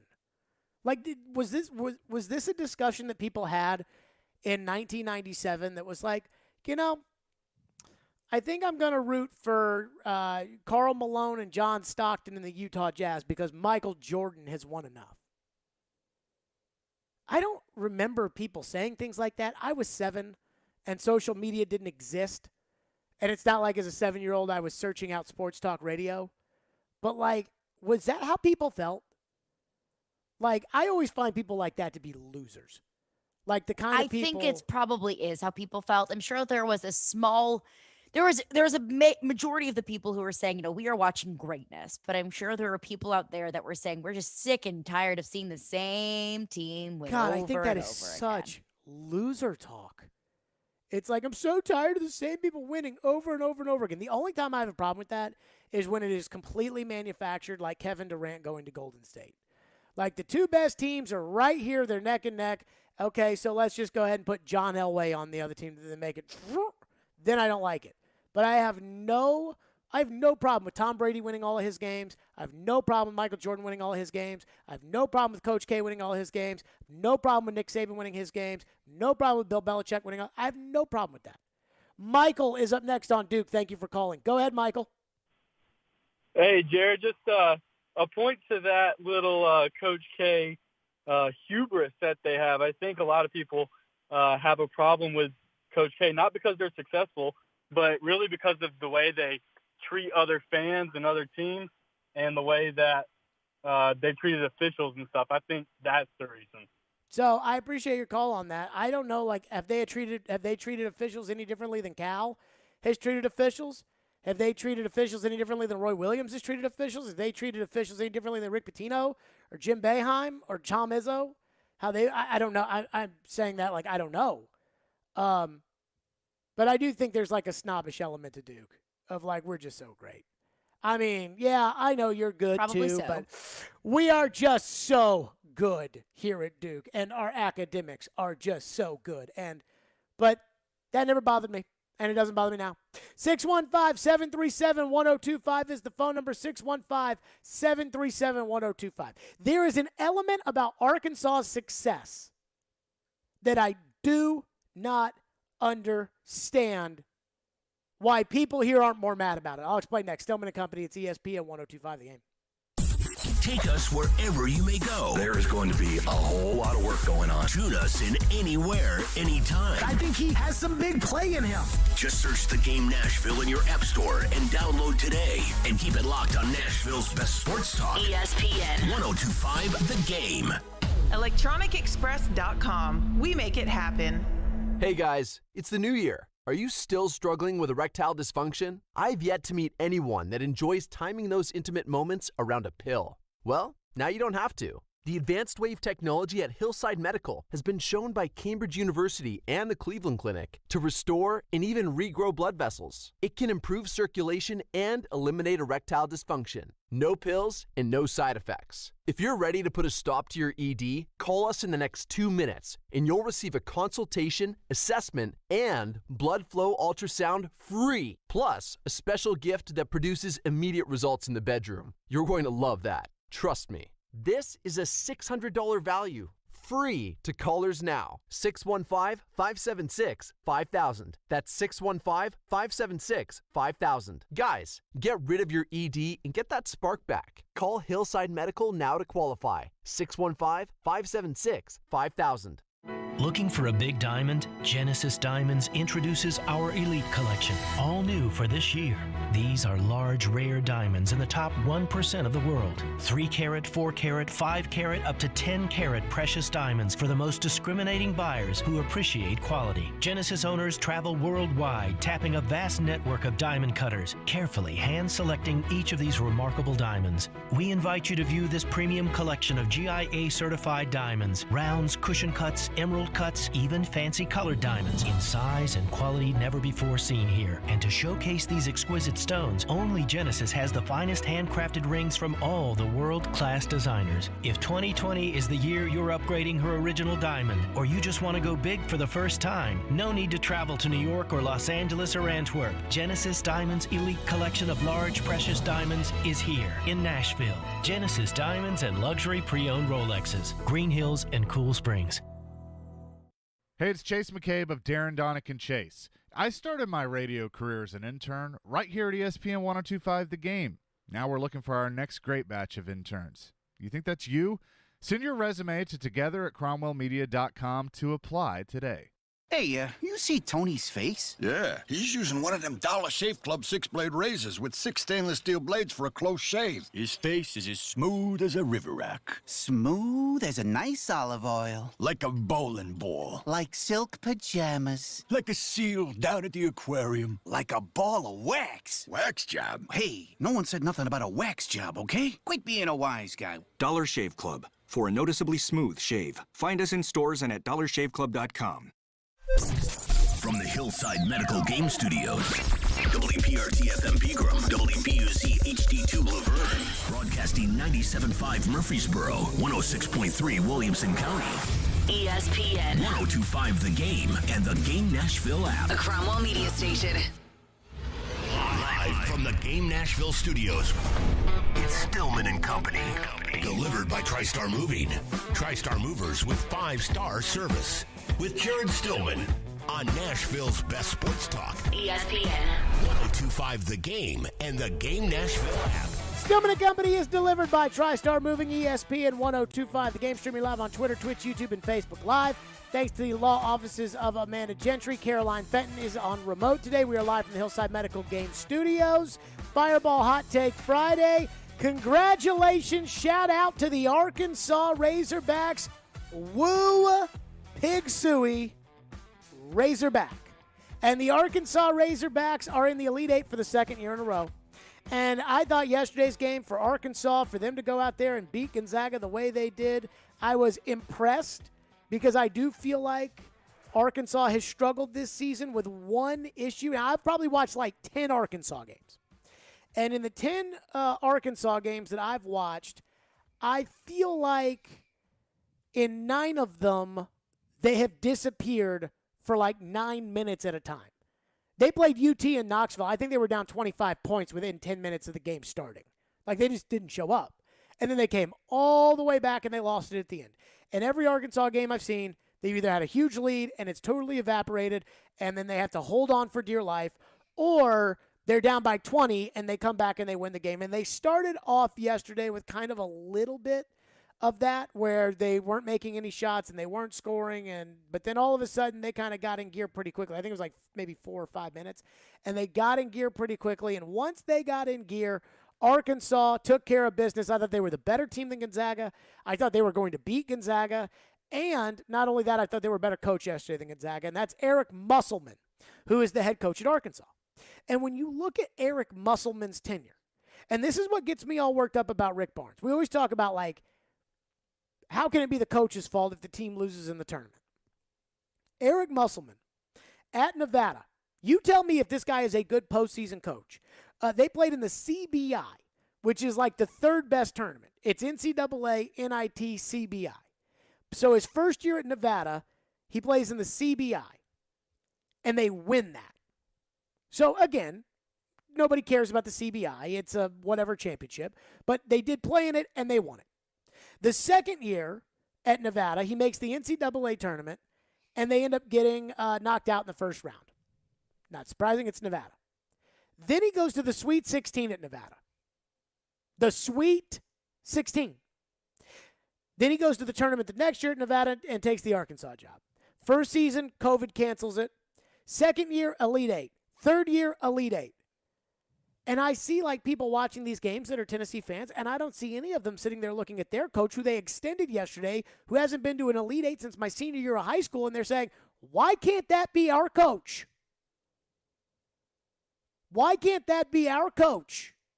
Why can't it be our coach that gets to the Elite Eight?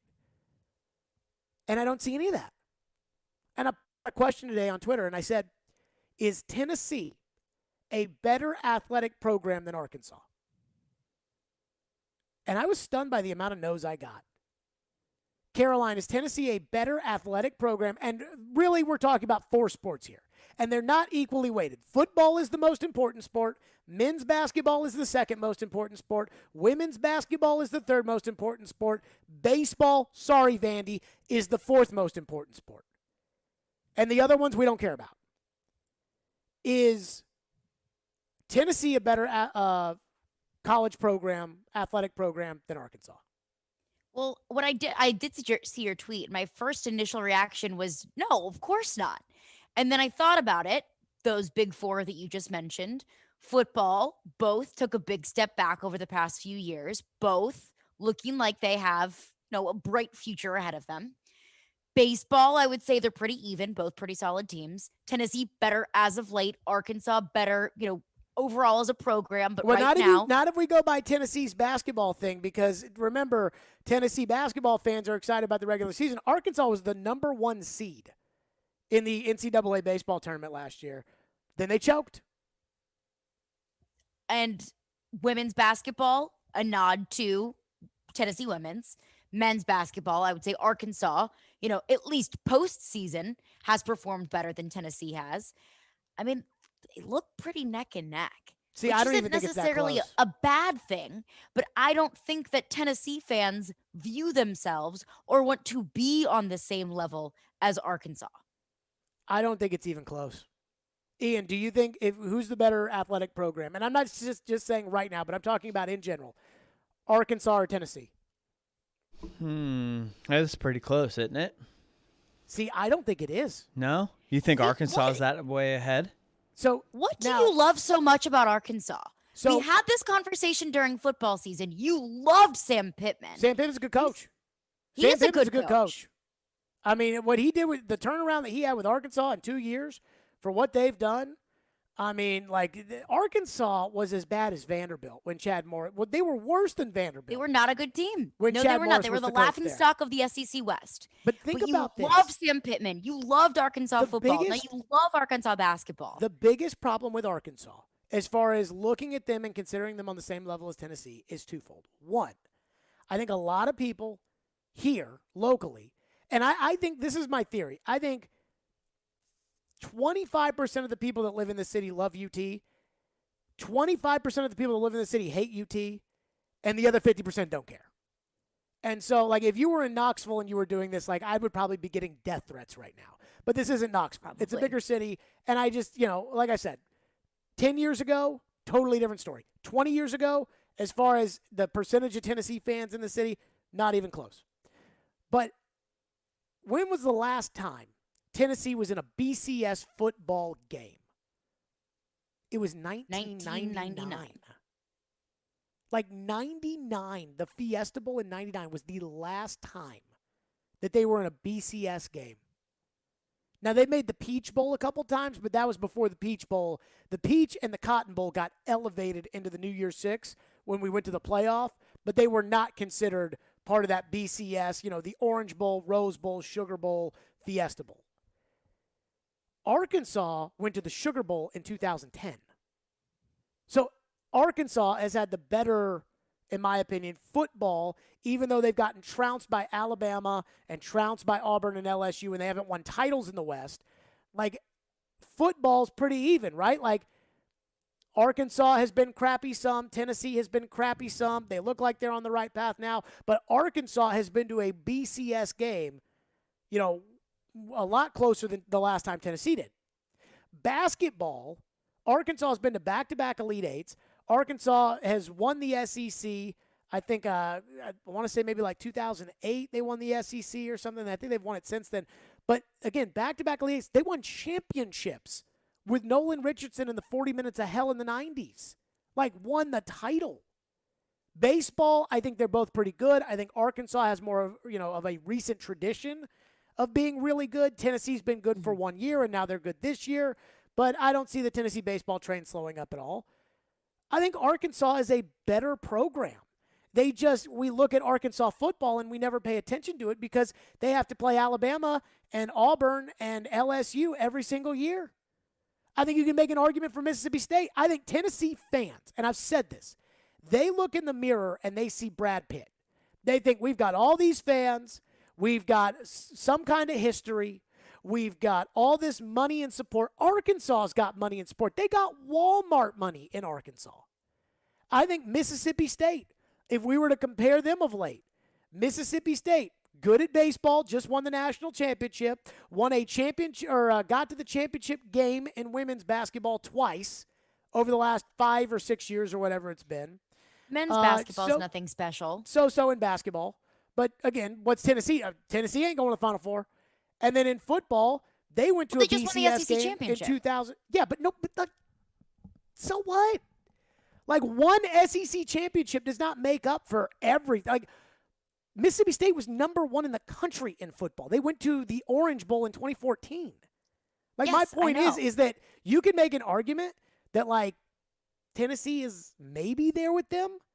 But I think that, like, I really don't think it's that close. And then we can also postseason look at success does matter. Like, it does matter. I do think Tennessee's it's kind of got the easier path to a BCS bowl because they play in the SEC East and they still don't get to them. I do think it's close, but I think you also have to look at, because success is one huge part of it. Are you also going to take brand notoriety into consideration as well? Does brand notoriety matter with Tennessee? Does it matter? Yeah. Like, around the country. And I would say that Tennessee has a better brand than Mississippi State.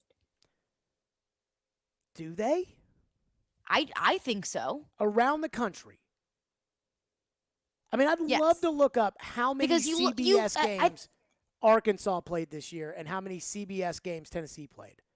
Because you look at brand, and if you ask just a random person in the middle of the street, who has a better brand, Tennessee or Mississippi State? They're going to look at Peyton Manning. They're going to look at Pat Summitt. The overall history of Tennessee athletics has had more success nationally than Mississippi State or Arkansas has. But has it? Like, if you talk about Arkansas, you've got Tennessee had a national championship in the 90s. Like, that is the one thing that Tennessee had, was the national championship in the 90s. And they did have Pat Summitt, but I feel like so much time has passed since then that people don't think about it as much. But outside of that, like, I think if you were to go in the middle of the country and you were to ask people what they think about the two programs, I think they'd look at them evenly. Like, I think that, again, we live in Nashville, and 25% of the people here, I think, absolutely love Tennessee. And I think that 25% of the people here hate Tennessee, and I think 50% of the people don't care. Like, that's my gut on it. And so, yeah, the brand of the Tennessee, the Power T, that matters here a lot. That's like, oh, yeah, that's a big deal. But when it comes to recruiting, that's also a big that deal. much around the country. Again, go back. How It's many a big deal when it CBS comes games? to recruiting. Does it? Yes. Do you want to play for a team that has an established brand, that has, Peyton freaking Manning, who wore that jersey? Because I don't think Mississippi State has a very strong brand nationally. So if Okay, I'm going to be well, wearing a jersey, who I is- want to wear the one that's recognized. Okay, give me the top 5 most famous quarterbacks right now in the NFL. Famous quarterbacks right now in the NFL. Mm-hmm. Tom Brady. Okay. Aaron Rodgers. Okay. Joe Burrow. Mahomes. Mahomes for sure. And I guess Josh Allen. I don't really think he's famous. You I think he's Joe more Burrow's so- more popular than the quarterback of the Dallas Cowboys? Oh, and Dak, yeah. And where did Dak go to school? Mississippi State. So it's not like these places don't have players. Like I think that, again, I just think that right now, like, to me, Tennessee, they think that they should be like discussed with Florida and Georgia and LSU and Alabama, and that everybody else in the conference is beneath them. And I think that they're right there with Arkansas, if not Arkansas, with their recent success in other sports and the fact that Tennessee has not had the success in football. I think Arkansas is passing them, or at least, again, they play in the West, so it's going to be harder. But let's get your reaction on it. 615-737-1025 is the phone number, 615-737-1025. And the other question I have is, how can Tennessee basketball fans look at the success of other SEC programs that are not Kentucky and not look at themselves and ask why they can't have that? We'll get to that coming up.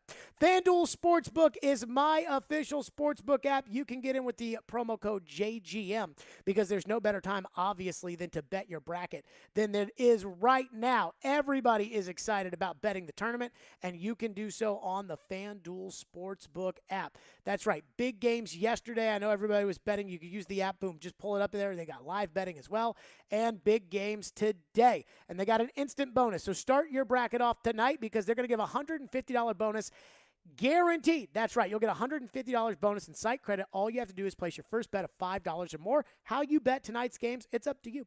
You can choose from the money line, totals, prop bets, and so much more. Plus, with cash out, the ball is in your court, so you can close out your bet whenever you want before the game is over. Join FanDuel today with the promo code JGM, and you can place your $5 bet to score $150 in bonus site credit guaranteed.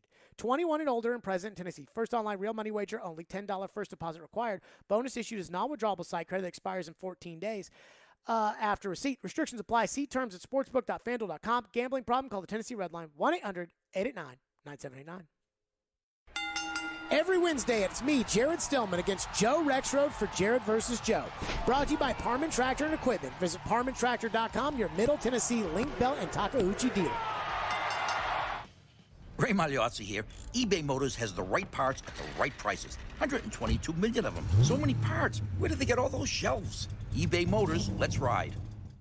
Your home value is way up. You can use that money now to pay off credit cards or remodel your house, or both. Hey, Willie Donner for Loan Pronto. Loan Pronto can convert that home equity into cash as little as 2 weeks from now with no cost to you and zero hassle. Mike and Joan in Brentwood called Loan Pronto and they did a Loan Pronto zero cost cash out refi. They got a check for $100,000. They used $50,000 to pay off all of their credit cards and a car loan. Use the other $50K to upgrade their master bath and kitchen. They locked in a new APR in the 2s and lowered their total monthly bills by hundreds of dollars. Hello? What are you waiting on? Call Loan Pronto now and convert your home value into cash. Put that money to good use. Do it now, and you could even skip your next 2 house payments. Call 615-499-5780 or loanpronto.com. 615-499-5780 or lowpronto.com. Equal housing lender. NMLS 166-1781. Subject to lender approval. Not all loans apply.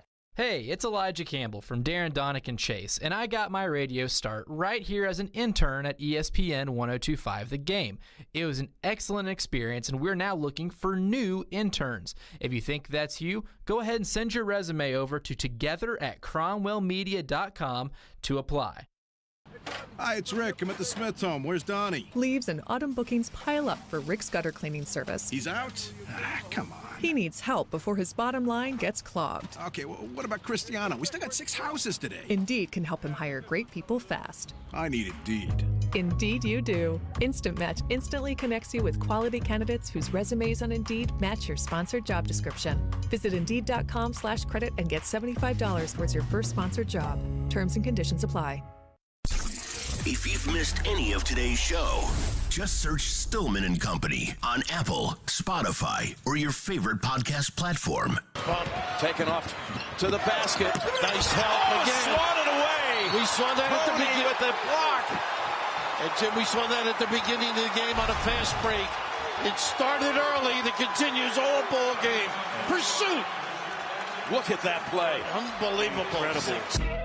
There you go, Arkansas last night against Gonzaga, and I thought the foul out of Chet Holmgren that Twitter and even Gene said was a bad call, I thought was a good call. I thought that was a foul on Holmgren, and Twitter went ablaze, but it didn't matter because Arkansas was the better team last night. And for the second straight year, the Razorbacks, woo pig, they are in the Elite Eight. And I got to ask this question. How could Tennessee fans watch that yesterday, knowing that they just extended Rick Barnes' contract, the guy who cannot win in the tournament? Like, it's well established now, right? It's pretty well known, yeah. Okay. How could they watch that game last night with not complete and total coach envy for Eric Musselman at Arkansas? To look at Arkansas and say, they got that guy who's got back-to-back Elite Eights, and we can't get past Sister Jean, and we can't beat a decent Michigan team, and we can't get past Wayne Tinkle in Oregon State, and they don't. It's unlike anything I've ever seen before. It's like, how dare you, Jared, for pointing out what everybody already knows? And then they gave him an extension. And I just thought that was crazy watching that last night. I look at it kind of like the way that we've seen some Titans fans reacting and responding to Ryan Tannehill is we know, I mean, I think Titans fans understand that Ryan Tannehill cost him that playoff game. But what if we heard so many Titans fans saying, well, we win enough with Ryan Tannehill. We make it to the playoffs with Ryan Tannehill, and we know how bad things were in the past. We know how bad it could be. So we don't really want to risk making a change because the alternative could be worse. And I'm not advocating for making a change. I'm advocating for not extending somebody's contract. It's like I texted Joe today because, and I think this is why I've, a couple years ago, UCLA offered Rick Barnes a boatload of money to come be the coach at UCLA, and Philip Fulmer matched it, and Barnes was very candid after that happened in a press conference when saying if UCLA had offered more money, he'd be the coach at UCLA. And I remember thinking about that and being like, are you guys going to take this standing up? Like, he basically just said, yeah, I don't have any loyalty to the school. Like, if they had paid me less money or if UCLA had paid me more money, I'd be there. And if that's how he felt, that's fine. But saying it publicly is another thing. Well, yeah, and then not only that, like, why does everyone have to, kiss your rear end when you lose? I hope people, like, he loses. And yet, it is unexplainable to me how Tennessee fans can just love Rick Barnes as much as they do, lose as much as he does in the tournament, there be no ramifications for that losing in the tournament, and then yell and scream at everybody when they don't take you seriously. I mean, Tennessee fans can get on the freaking perch and scream at Joe Lunardi as if Joe Lunardi was giving them bad information, when in reality, Joe Lunardi was giving them good information that was real information and was actually the truth, and they can get all mad about that, but they lose a game against a Michigan team that they shouldn't lose to. They should still be playing. Tennessee is as good as every team that is left in this tournament. There is no question in my mind about that. And yet Tennessee fans have just moved on. They're just like, well, I think those are two separate instances, the Joe Lunardi thing and then losing in the tournament, because I do very much so believe that Tennessee did deserve a 2 seed. And, did Joe Lunardi deserve the clap back? No, probably not. But I think that Tennessee fans being upset that they won the SEC tournament and were a 3 seed, while Kentucky, who did not win the SEC tournament, was a 2 seed. I think they were in Auburn as well. I think they were frustrated with that. I think that's a separate instance from getting knocked in the tournament. Sure. Because I do think that Tennessee did deserve to be a 2 seed. But if you care that much, shouldn't you be upset when you lose? I think they look at it like we win so much, or we win enough with Rick Barnes to be relevant. And what's the alternative? It could be worse. So we like what we got. He's a good recruiter, can bring in good rosters. Does he win in March? Not necessarily, but he's a good recruiter and he's a good guy. No, do not say not necessarily. Does he win in March? No. Okay. That's all I need to know. Because if this were the football coach, they look at it like the alternative could be worse. If this were the football coach, they would not be saying that. They did not treat Butch Jones like that.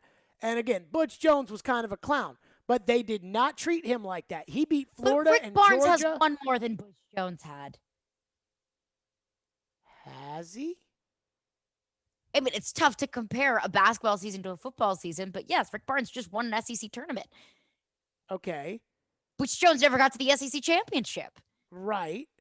But remember that it's a lot harder to get to the SEC championship because only 2 teams do. Yeah. And on top of it, as far as basketball is concerned, and I was kind of saving this topic, clearly the conference tournaments don't matter. The committee doesn't care if they matter. Duke lost to Virginia Tech. Duke didn't affect them at all. North Carolina lost, didn't affect them at all. Arkansas lost to Texas A&M, didn't affect them at all. So I am kind of starting to get on board with the fact that I don't think conference tournaments matter as much anymore. But Butch Jones beat Florida and Georgia in the same season, which Tennessee never does. And they were a win away from the Sugar Bowl. And if they had beaten Vanderbilt, they would have been in the Sugar Bowl. And they weren't in the Sugar Bowl. And, they wanted to run that guy out of town. He beat Georgia Tech, but because they got humiliated while beating Georgia Tech, they wanted to run him out of town. Here, it's like, had a team that was probably good enough to win the tournament, lost in the second round to an average Michigan team, and go ahead, extend the coach because, it could be worse. Like, what? What? Let's get to your phone. 615-737-1025. But your point is well taken. 615-737-1025. Phone lines are driven by WilsonCountyHyundai.com. What do we have? One texter texts in and says Arkansas's national brand would be close to being equal to Tennessee's. Arkansas has a national championship in both basketball and football. Mississippi State is no way even in the ballpark of either of those two programs. I don't know, man. Mississippi State, I would agree that I don't think a lot of people care about Mississippi State, but I think the point is outside of here, I'm not sure a lot of people care about Tennessee.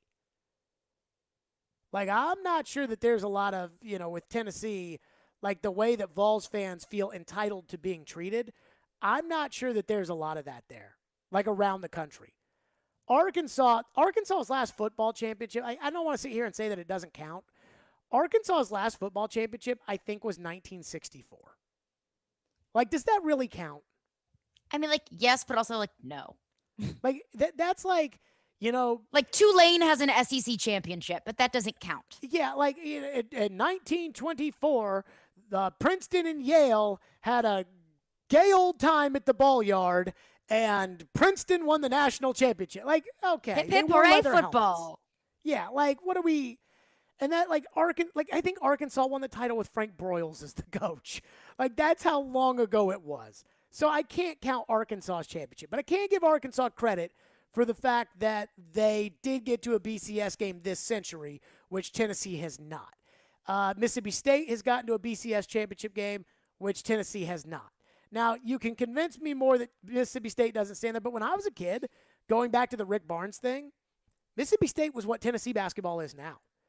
Mississippi State was a 1 seed and a 2 seed and winning SEC championships. I remember when Vanderbilt upset them in 2003, and that essentially got Vanderbilt into the tournament for the first time in what felt like eons. And it was shocking that they got that. They were on the bubble, and they beat Mississippi State, who was, I think, number 1 or number 2 in the country, and it was such a big deal. But, yeah, no, Mississippi State doesn't matter around the country that much. I think my thing is, I think the general consensus is that Tennessee is not with Florida, Georgia, LSU, Auburn, and Bama right now. And they don't have the money or the state of Texas like Texas A&M has.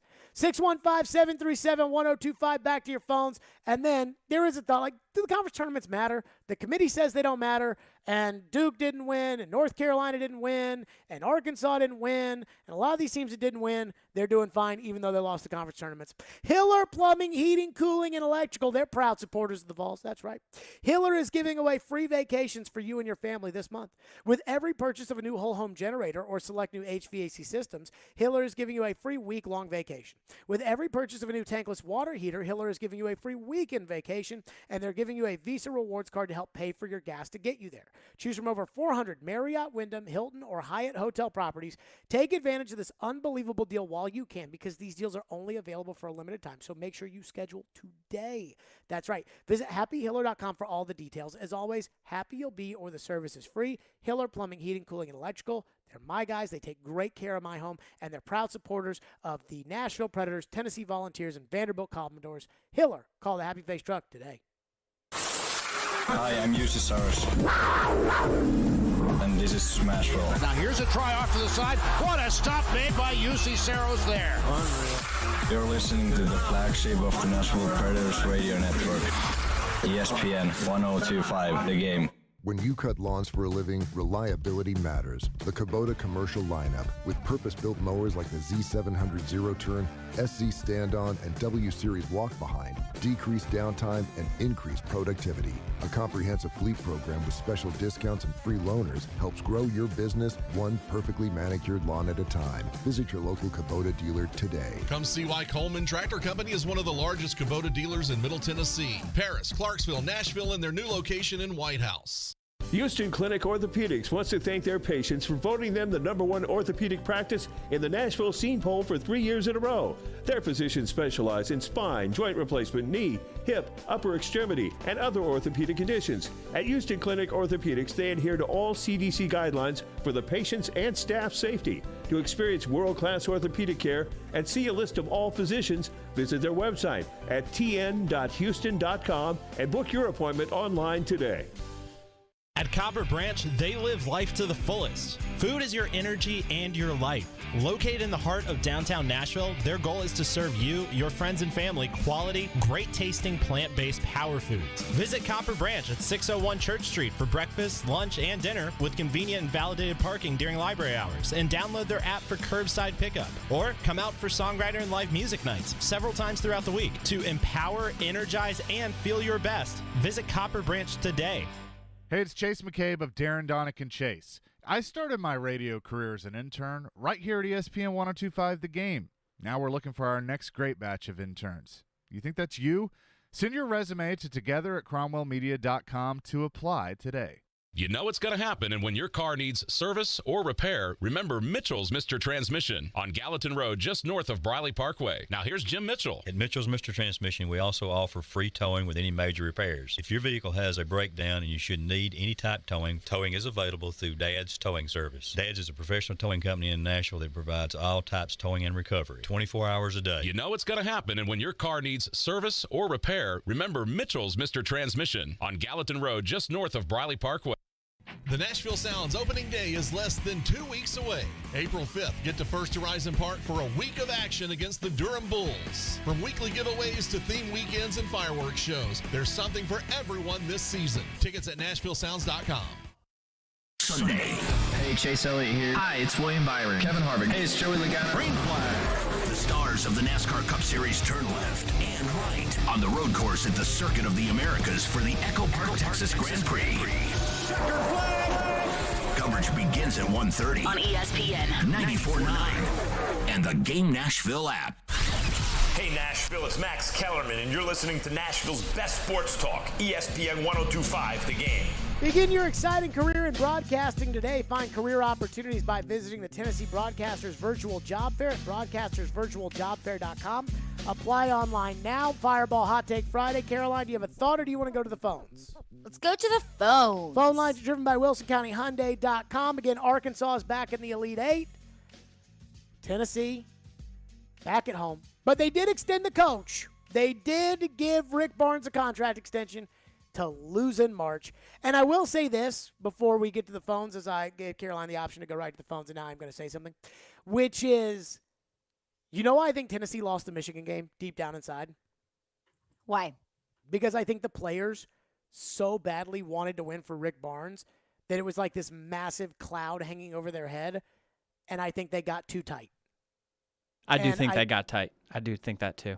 And I think it's the coach's job to get them out of that. So it's this weird paradox, right? Like they get tight because they're afraid to fail because they don't want to let the coach down. Mm-hmm. But it is the coach's responsibility to keep them from doing that. Now, Musselman, and I don't follow Musselman that much. I know he has a hard time going through his staff, and I don't totally understand that.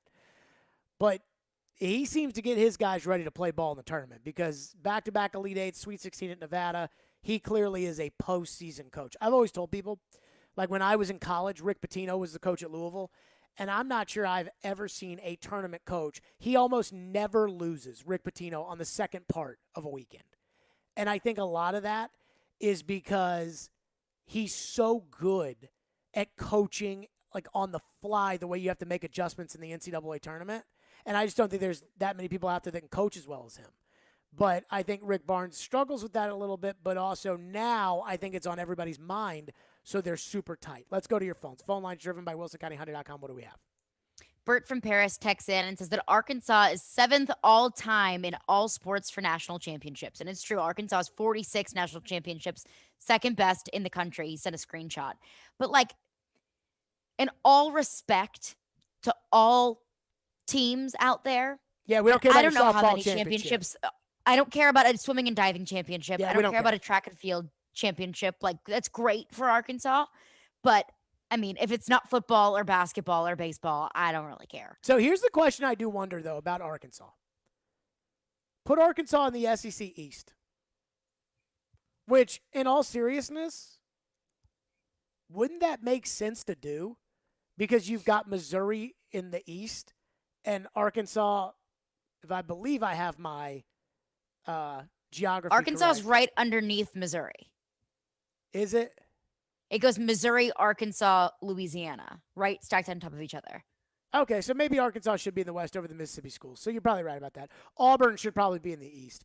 But Missouri has no business being in the East. They're one of the furthest. But if you put Arkansas in the West East schools over the last 25 years, how different would things be? Would they still just be getting their asses kicked, or would they be, more like Kentucky, where Kentucky could not go to the East and compete in football? But over the last 5 years, they've been able to find that soft little spot at number 2 and number 3 because South Carolina, Vanderbilt, Missouri, and for the most part, Tennessee have been no good. And Florida has absolutely yo-yoed up and down over this time period. And Georgia has been good. And Kentucky's kind of been sitting there at, number 2 and number 3, and they've been having themselves a time. If they were in the West, they'd be getting waxed. They would never beat A&M. They would never beat Auburn. They would never beat Alabama. They would never beat LSU. Although they did beat LSU, I believe, last year, but let's not kid ourselves. If you were to do that, like where would Arkansas sit? I'm not sure it matters because it's not like they're going to change the divisions in football, but I do find that to be kind of an interesting element here when discussing Arkansas. But again, to the texter's point, I don't care about your softball championships. Since Missouri has joined the SEC, so since 2014, Arkansas has only beaten Missouri twice. They play every year. Right. But I'm talking about, like, where would Arkansas's football team rank in the SEC East? And that's what I'm saying, is that's their permanent SEC East game every year. And Arkansas has only beaten Missouri twice. And I would say that Missouri is probably in the bottom echelon of the SEC East. That's pretty fair. I guess I look at it like, would they have, like this year, for instance, with their team with Sam Pittman, that was a good team, and then they like ran through, I think they got like Georgia and Alabama back-to-back weeks, and nobody paid attention to Arkansas after that. Would that team have been the second best team in the SEC East this year? Maybe. I think that if they were in the SEC East, it'd be along the lines of like Kentucky. Here's what I think is crazy about Arkansas. I think the moment where Tennessee fans soured on Jeremy Pruitt was when he went down to Arkansas and lost in 2020. Like, they went down to Arkansas and got smoked. And Arkansas had been the laughingstock of the league until Sam Pittman got there. And I think that was like a moment of truth where Tennessee fans started to sour on Jeremy Pruitt. I mean, there is nothing I think Rick Barnes could do to have the fans sour on him at Tennessee unless he was a 1 seed and lost to a 16. Like, that's it. That is the only thing I think he could do that Tennessee fans would, like, put their arms in, turn their backs around, and be like, screw this guy, would be that. Because Barnes is never going to be so bad that they, don't even make the NIT. Like, that's not going to happen. Right. But if he made the NIT, I think Tennessee fans would be fine with it, as long as they won some games along the way. What else we got? But that's the thing with Rick Barnes is that, you say, they're never going to be that bad, so they're going to get the NIT. So I think Tennessee fans look at that like, with a little bit of insurance and comfort. We may not go to the Final Four. We may not go to the Elite Eight every year, but we're never going to be irrelevant. I know, but is that really like what programs that strive for greatness or claim that they should be included in I'm not the saying it's right. category? Is that how they talk? Like Florida, for instance, I mean, their coach is okay. The basketball coach, like, he's okay. He's been to an Elite Eight, and they were like, you need to go take the Georgia job because we don't want you anymore. I mean, Florida fired Dan Mullen, and we can all sit there and say Dan Mullen was a bad coach, but Dan Mullen, I mean, Florida was, 5th last year or 6th last year, and they fired him after that. I mean, Florida is like, if you're not doing well right now, get the hell out of Florida. Which I think there was a lot of other things going on with Dan Mullen, though, at Florida. I bet Tennessee fans would have taken Dan Mullen. What else we got? Another texter texts in to the text line and says something very important. Saying that they win enough talking about Tennessee basketball is not a valid argument. We did not accept that when it came to the Titans, and they win enough. They could be worse. So saying that about Tennessee basketball isn't good either. I'm not arguing that. I'm just saying that's what I think Tennessee basketball fans look at it as. So what percentage of Tennessee fans do we think that this season was, a success? Probably an overwhelming majority. I'll put it at 85 to 90%. Okay, let's say 85%.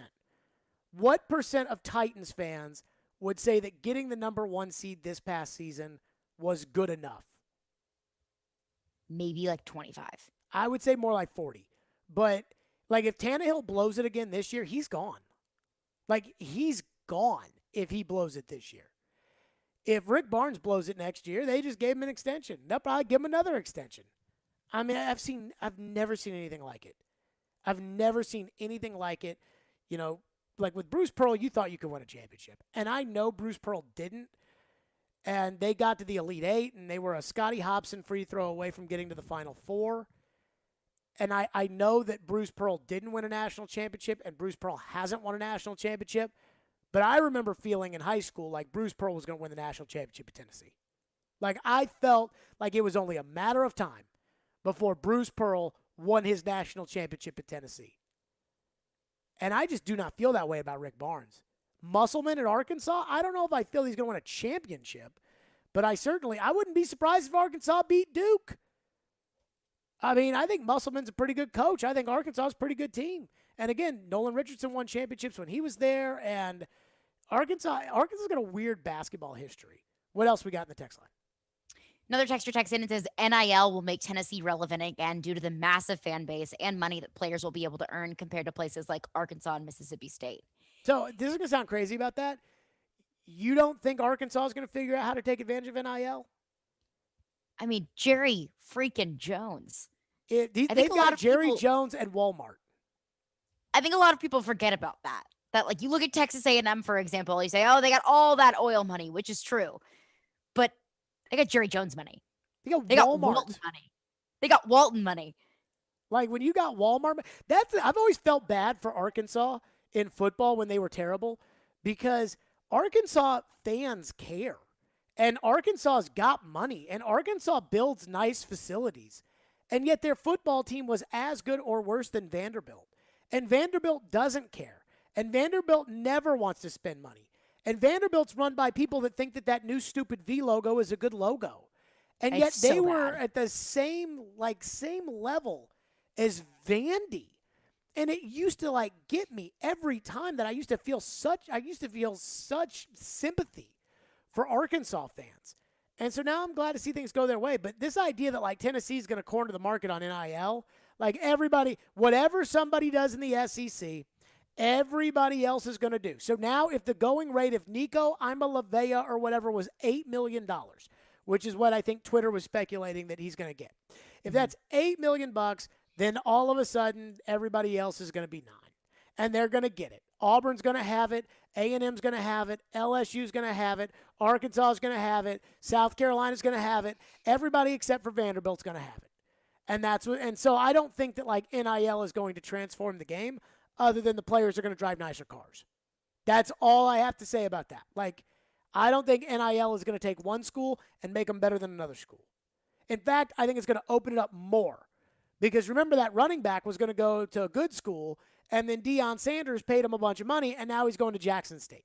So that's how I feel about the idea of NIL, that Tennessee will corner the market on that and will just knock them out. 615-737-1025 is our phone number. So Deshaun Watson had to answer questions for the media today. It might have been worse than you thought it would be. And I'll be honest, the reality is going to be very unpopular, and I'll explain why next. Stillman and Company, it's ESPN 102.5 The Game. Hey, this is Matt Duchene, and this is Smashville. Running down the left side with Duchene. Duchene scores! Matt Duchene with the overtime winner. You're listening to the flagship of the Nashville Predators Radio Network, ESPN 102.5 The Game. The 2022 Major League Soccer season is officially here, and the Nashville SC Stadium nearly complete. Don't miss Nashville SC's home opener May 1st. Grab a seat at nashvillesc.com/22ticks. Erectile dysfunction ruins sex. But it's more than that. It harms otherwise good relationships. It destroys marriages. It can cause depression and anxiety, and it can be extremely hard on a man's self-esteem. This is Kim for the Tennessee Men's Clinic. And if you're suffering with ED, if it's affecting you, I want you to know that if you're like most men, we can treat it and get you back to the man you used to be. At the Tennessee Men's Clinic, we're ED experts. Our protocols have success rates as high as 90%. We've successfully treated thousands of men in the Music City, and we have a variety of treatment options and treatment combinations that could have you performing like you haven't in years. You could even last up to an hour and experience great sex again that is satisfying for both you and your partner. In treating your health, expertise matters, so make an appointment today. Your initial appointment is only $99 and includes blood work and a medical consult. Call 615-208-9090 or go to TennesseeMen'sClinic.com. Visit our website to learn more, including side effects. Treatments extra. Results vary. Hey Nashville, it's Jared, and there's a new go-to for home furnishing. Social Furniture on the West Side is independently home-owned furniture store in Nashville. Forget the big box stores. Shop local, shop social. They have all the best brand mattresses, sofas, recliners, love seats, sectionals, coffee tables, and more with no waiting. They will deliver it the same day. That's with everything at Social Furniture. Enjoy new furniture now with no waiting. Shop local, shop social. 5412 Charlotte Avenue near White Bridge Road, and tell them Jared Stillman sent you.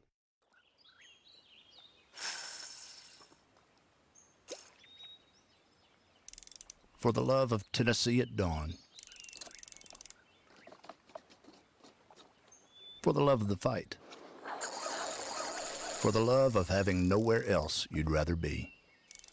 For the love of Tennessee. Travel safe.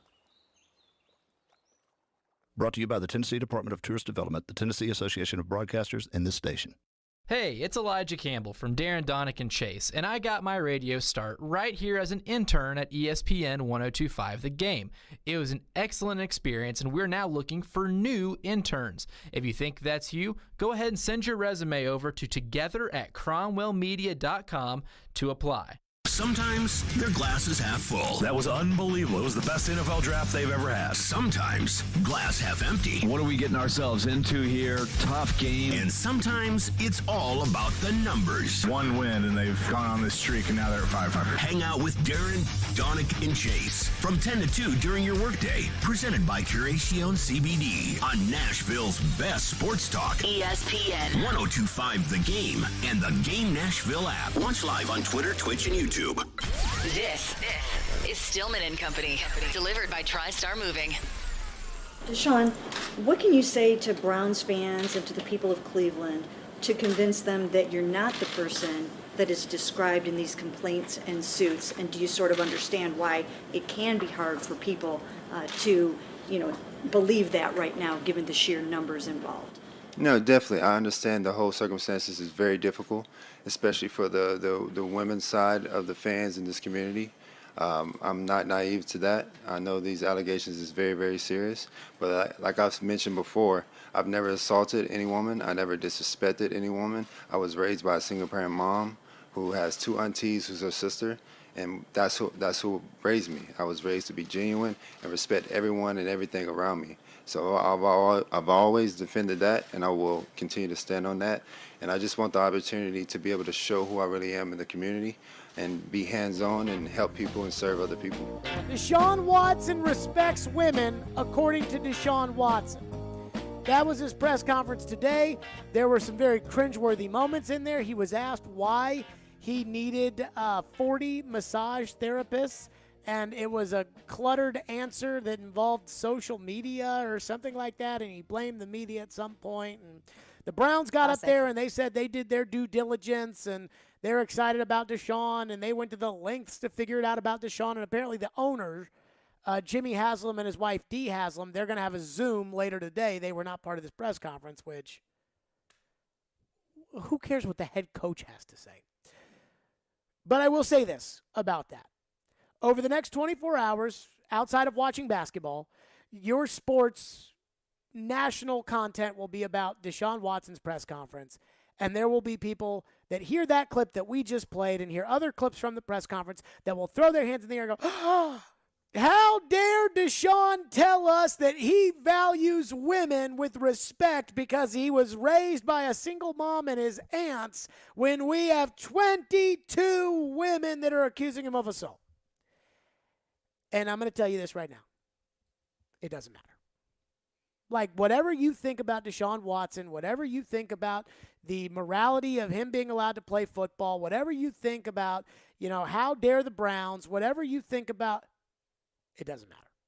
Whatever you think about how he spoke today and how he addressed the questions, which he'll never address again, and how the Browns addressed them, and the optics of 22 women, and how in the world could 22 women lie, and the Jenny Ventris article in Sports Illustrated where the one woman who didn't even file a suit against Deshaun Watson went over how he acted when he got a massage, and it's pretty freaking cringeworthy and creepy. Like, it doesn't matter. Like, Cleveland doesn't care. And when I say Cleveland, I don't mean the city, I mean the organization. They don't care.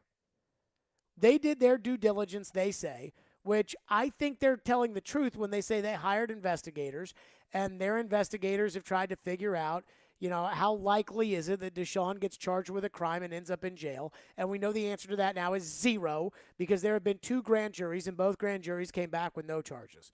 I know that answer right there where Deshaun talked about how he wanted to show people that what's written about him is not true. I know that a lot of people are rolling their eyes thinking, okay, Deshaun Watson says he wants to continue to fight the legal process and not settle because he wants to clear his name. And I'm sure to a lot of people that feels similar to O.J. Simpson saying that he would continue his search to ultimately find the real killers. Like, I get it. But it doesn't matter. And it doesn't matter if you're up in arms about it and you're like, how dare they?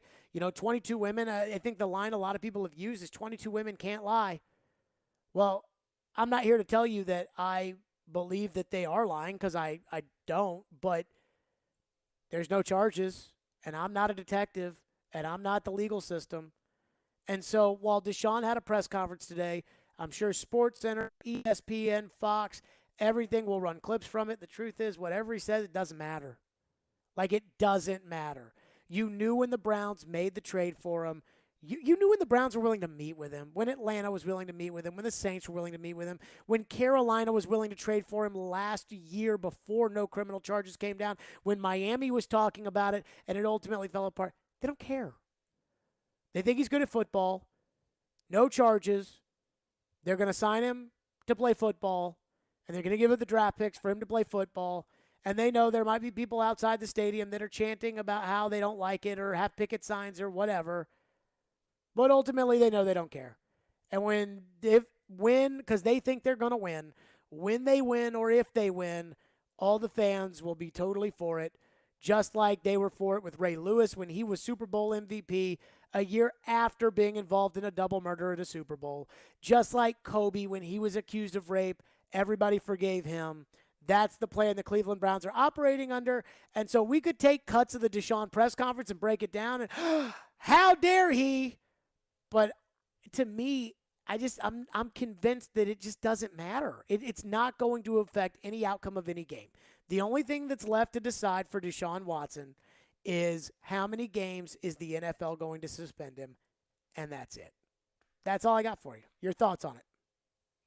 Yeah, well, I think it's a difficult situation because I do think that a lot of people are putting their own personal ideas or feelings toward the Deshaun Watson situation. But at the end of the day, the NFL is not the rules and morals committee. The NFL isn't here to pick out who's a good guy and who's a bad guy. The existence of the NFL, there's only one goal, and that is to win a Super Bowl.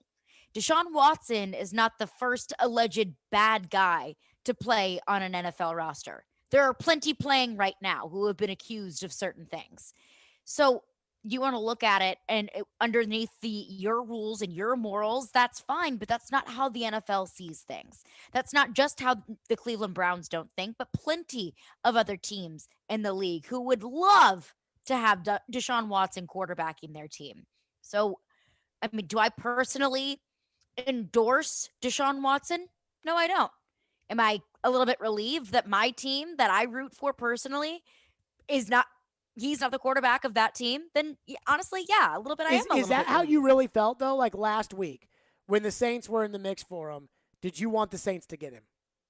Did I?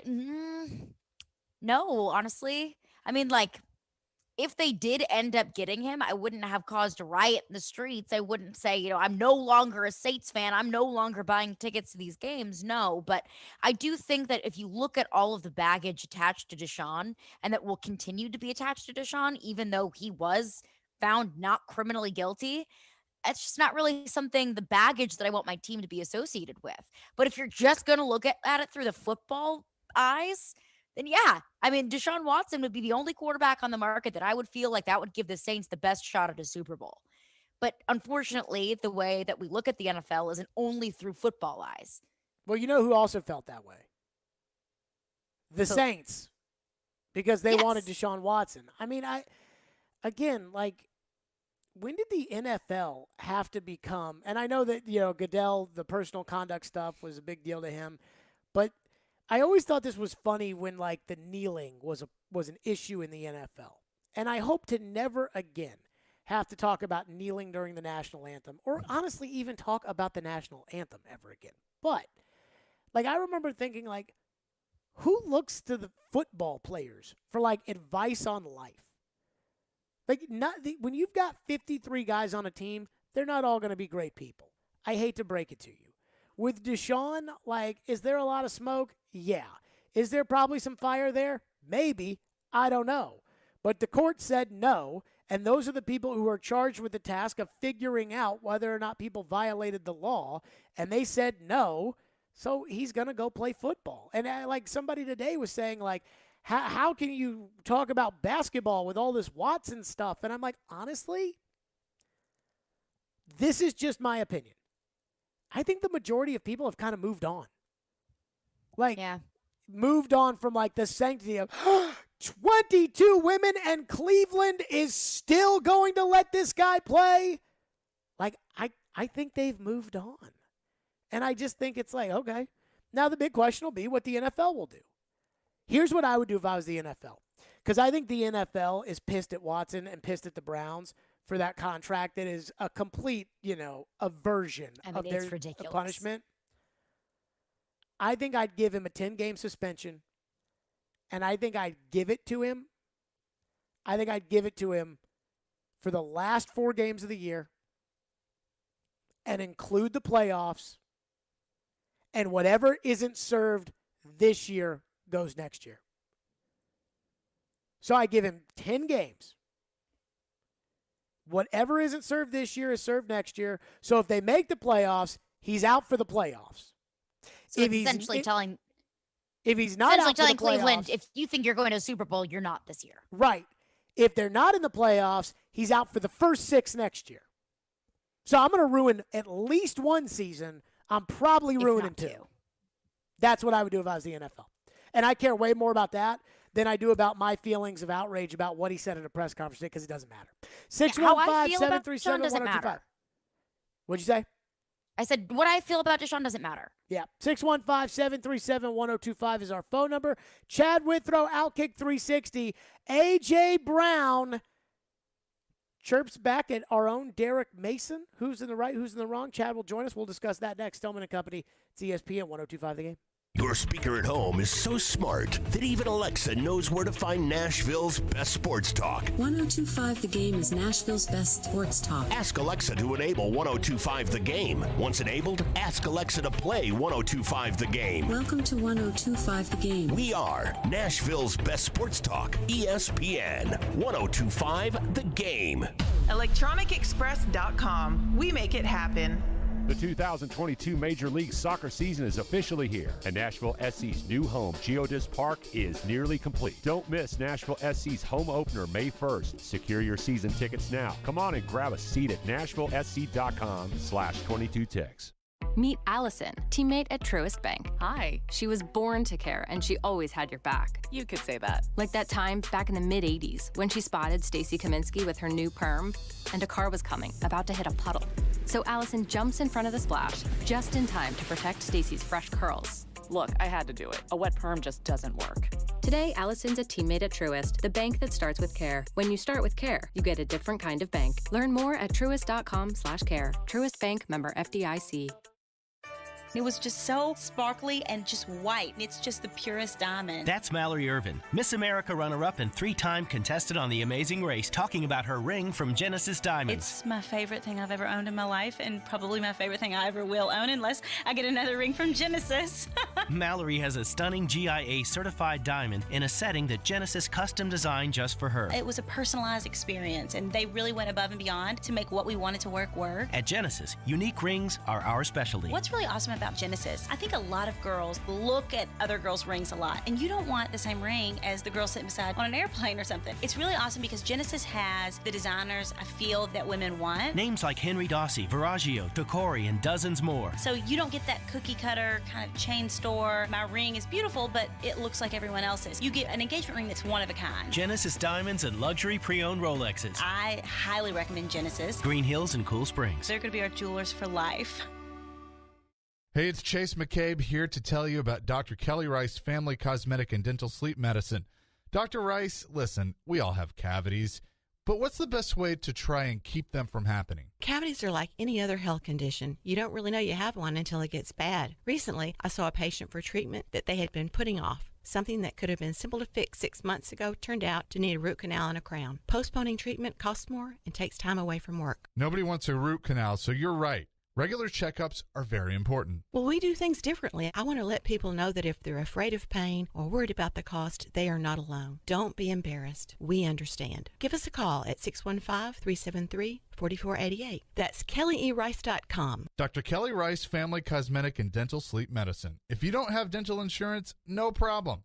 Be sure to join their membership club. Just visit KellyERice.com or call 615-373-4488 now to schedule your cleaning and checkup. You'll certainly be glad you did.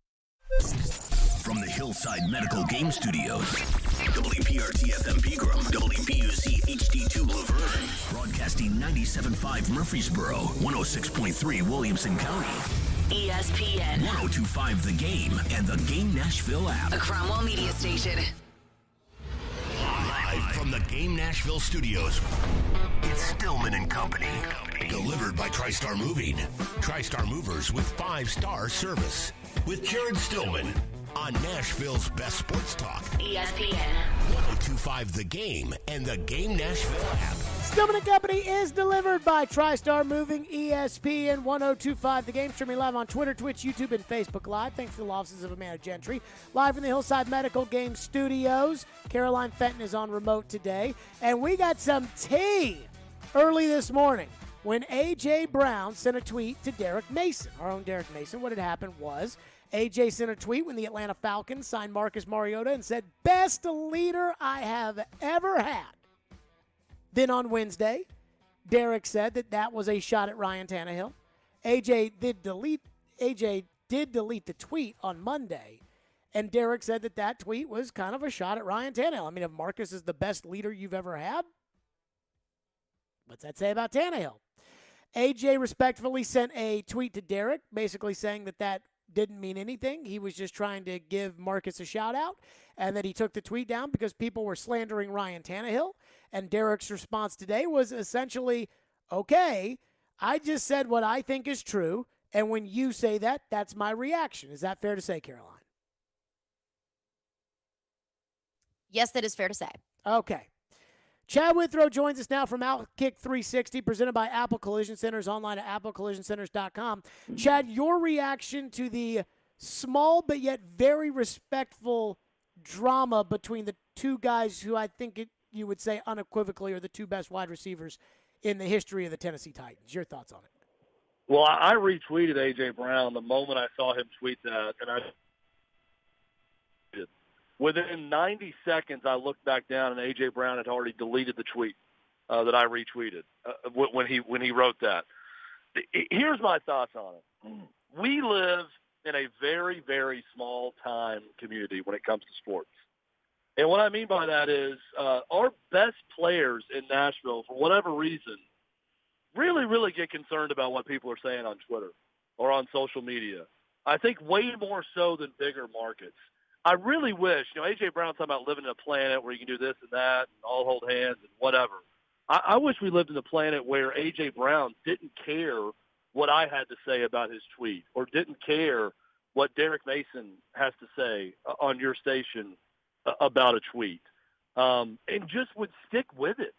I mean, say what you mean and mean what you say. Like, if he says that it's the best leader he's been around, that's not saying that he's a better quarterback than Ryan Tannehill, the guy that you have. I mean, two things can be true.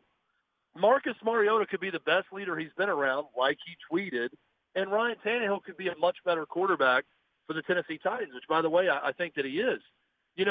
If I say, I go on your show every week, Jared, if I say Clay Travis is the most talented radio guy I've ever been around or ever hosted a show with, doesn't mean you're not talented and you're not a good radio host. It means that I believe Clay is the most talented that I've been around. Mm-hmm. So if A.J. Brown is going to tweet it out, I hate Titans fans protecting him like he's a child. Like, first off, don't delete the tweet. And second, he's a grown man. Like, everybody's saying you're insinuating this. I'm not insinuating anything. I'm reacting to a tweet where he said Marcus Mariota is, quote, the best leader. By saying that, you're saying he's a better leader than Ryan Tannehill. That's it. That's what he's tweeting. I just don't get the sensitivity with all of this. Again, it doesn't mean that he's saying Marcus Mariota is a better player or a better quarterback for the Titans. I just think Nashville is small in a lot of ways. I think it permeates from Vandy fans for years, quite frankly, who treat everything like they're small time and should be in the OVC and still do. And I think Titans fans have adopted that mentality. It's a very small-time community for what has become a big metropolis, that's growing in every way other than the lack of sensitivity with sports fans. Well, I will say this, though, Chad. I do believe that if Ryan Tannehill stinks this year, then they're going to run him out of town. And that would be different than the way things used to be. The way things used to be around here, I don't disagree with you, but I always go back to the fact that it's not an accident that like three of the longest tenured coaches in all of sports, between Kevin Stallings at Vanderbilt, Jeff Fisher with the Titans, and Barry Trotz with the Predators, I don't think that's an accident. I don't think that's ever going to happen again in Nashville. Well, let me clarify. I'm not saying the teams operate that way. I don't think the Titans, the organization operates in a small-time manner. I'm saying fans are still very small-time here. Well, and the people who cover the players. Team. Well, and how they, how they put up their guard on everything with every player, and then the players feed into that. I'm getting tweets today. I was tweeting about this. I'm getting tweets from a bunch of Titans fans saying, oh, gosh, this is the first step. A.J. Brown's going to leave the Titans because of the media members in town coming after him. And I'm thinking to myself, Jared, you've been in bigger markets, dude. You've been in the Northeast. Because Nashville media is going after A.J. Brown, give me a break. Go live in a place where the media really comes after you and then talk to me. Titans fans actually believing because I retweet A.J. Brown and say shots fired, or because he's respectfully tweeting back to Derek Mason about something he said about a tweet that he had, that's going to force A.J. Brown out of town when he's a free agent? I mean, come on. What world? He talked about the planet we're living on. What planet are we living on if you're a Titans fan, if you actually believe that? You know what bothers me the most about all this, though, and I haven't even brought this up yet? You know you can turn it off, right? Like, yes. Like A.J. Brown can turn it off. Like, you can turn the Twitter off. Like, there's an off button, and you just turn it off. And, like, does Roman Yossi have Twitter? I don't even – I mean, nobody ever says anything about Roman Yossi, and Roman Yossi never says anything about anything. And Tannehill hasn't said anything, and he's got a Twitter, and everybody's been saying everything about him. And Derrick Henry doesn't ever say anything on social media. And, I mean, like, I'm not sitting here telling AJ that he has to turn it off, but then when you say something, and you say something that very clearly, like, downgrades somebody else, then people are going to have that reaction to it. And if they have that reaction to it, deal with it. That, I guess, is my bigger thing. Like, just get over it. Yeah, he made it a big – and oftentimes this happens. You make it a bigger story when you delete the tweet. Yeah. He should have never deleted the tweet. He should have said, look, he's a great leader. I've been around a lot of great leaders. You say whatever you want or don't say anything at all. In fact, what you're saying, Jared, is the right way to go. Don't say anything at all. That this is the one time in my life where I'm okay with someone being an elitist. If you are a major pro athlete in a major market, it is okay to not respond to fans or media members on social media. Be above them. You're better than them. You are above them. Don't respond. Don't engage in it. If you want to be funny, like let's say a Lane Kiffin, who does it, for attention because he needs to get attention on Ole Miss, because otherwise no one would care about Ole Miss and anything, then do that. But any other time, just don't even worry about it. There's a reason Peyton Manning hasn't had social media his entire life. He has an Instagram account as of yesterday on his 46th birthday. But there's a reason for that. He's above it. He's too good for it. I'm okay with A.J. Brown being too good for us. Maybe I'm in a small minority here, but I don't need him engaging with me or Derek Mason or you or any fan out there or getting upset or his feelings hurt over anything. Rise above it. Who cares? And don't delete the tweet. Chad Withrows with us, Outkick 360. I wonder how much truth is in the initial assumption about Tannehill. I had a friend that was on the team a couple years ago, and I asked him, what kind of leader is he in the locker room? And he's like, he's a really quiet guy. Just kind of goes about his business. And then he told me, kind of like Carson Wentz. And I was like, what? Oh. And I wonder what kind of leader he is inside that locker room. He didn't talk to the media after they lost to Cincinnati in the locker room cleanout day. And he didn't take the blame after the Cincinnati game, which most people take the blame when it's not their fault. He wasn't willing to take the blame when it was his fault. And I do wonder that. Like, do those guys in the locker room, like, they like Ryan and they think that he's capable, but does he lead the team? And I think that's a fair question to ask, especially after the AJ tweet. Well, I think what we hear about Carson Wentz in Indy is that he's probably a bad leader, right? Just body language, the way he talks around the facility, everything else. He's a bad leader. I've heard nothing that would say that Ryan Tannehill is a quote-unquote bad leader. So let me say that first. But I will again go with exactly what A.J. Brown tweeted. I'm not insinuating anything. I'm reading in verbatim what he said. Marcus Mariota is a better leader than Ryan Tannehill. So fans can think whatever they want with that knowledge. A.J. Brown believes Marcus Mariota, who also is very quiet and keeps to himself, is a better leader than Ryan Tannehill. That doesn't make him a bad leader. I don't think he's a bad leader.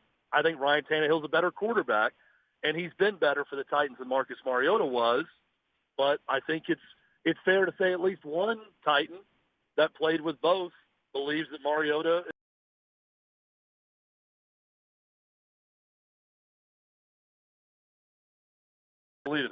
Chad Withrow is with us, Outkick 360.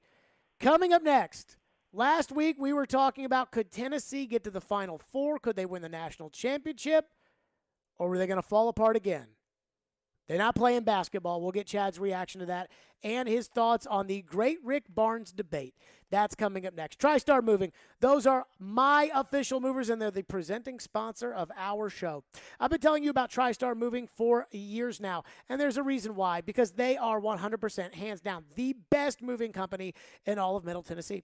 It's okay if you don't believe or trust me, but do yourself a favor and go check out their hundreds of 5-star reviews on Google that back up that take. And you want to know why they get so many 5-star reviews? Because of their service that they provide throughout the entire process, starting with the estimate, where their professionals will come give you a quote right then and there, and their administrative staff that works with you every step of the way, preparing for your move all the way to the day of your move. I've sent tons of people their way, and everybody's calling me back saying, thank you for introducing me to TriStar Moving, including my cousin, who's like, oh, man, they're the best. Garrett and Robert, the owners of TriStar Moving, are Nashville through and through, and all they want is the opportunity to help as many fellow Nashvillians as possible to make it a non-stressful process. The most simple and easy service you've ever had. And so I am asking you, if you're considering a move or you are moving, give my friends at TriStar Moving a call. 615-640-1219 or visit their website at nashvillemoving.org/radio and get your personal discount on me, 5% off your entire move. That's TriStar Moving, 615-640-1219. nashvillemoving.org/radio. Tell them Jared sent you for 5% off your entire move. TriStar Moving, my official movers.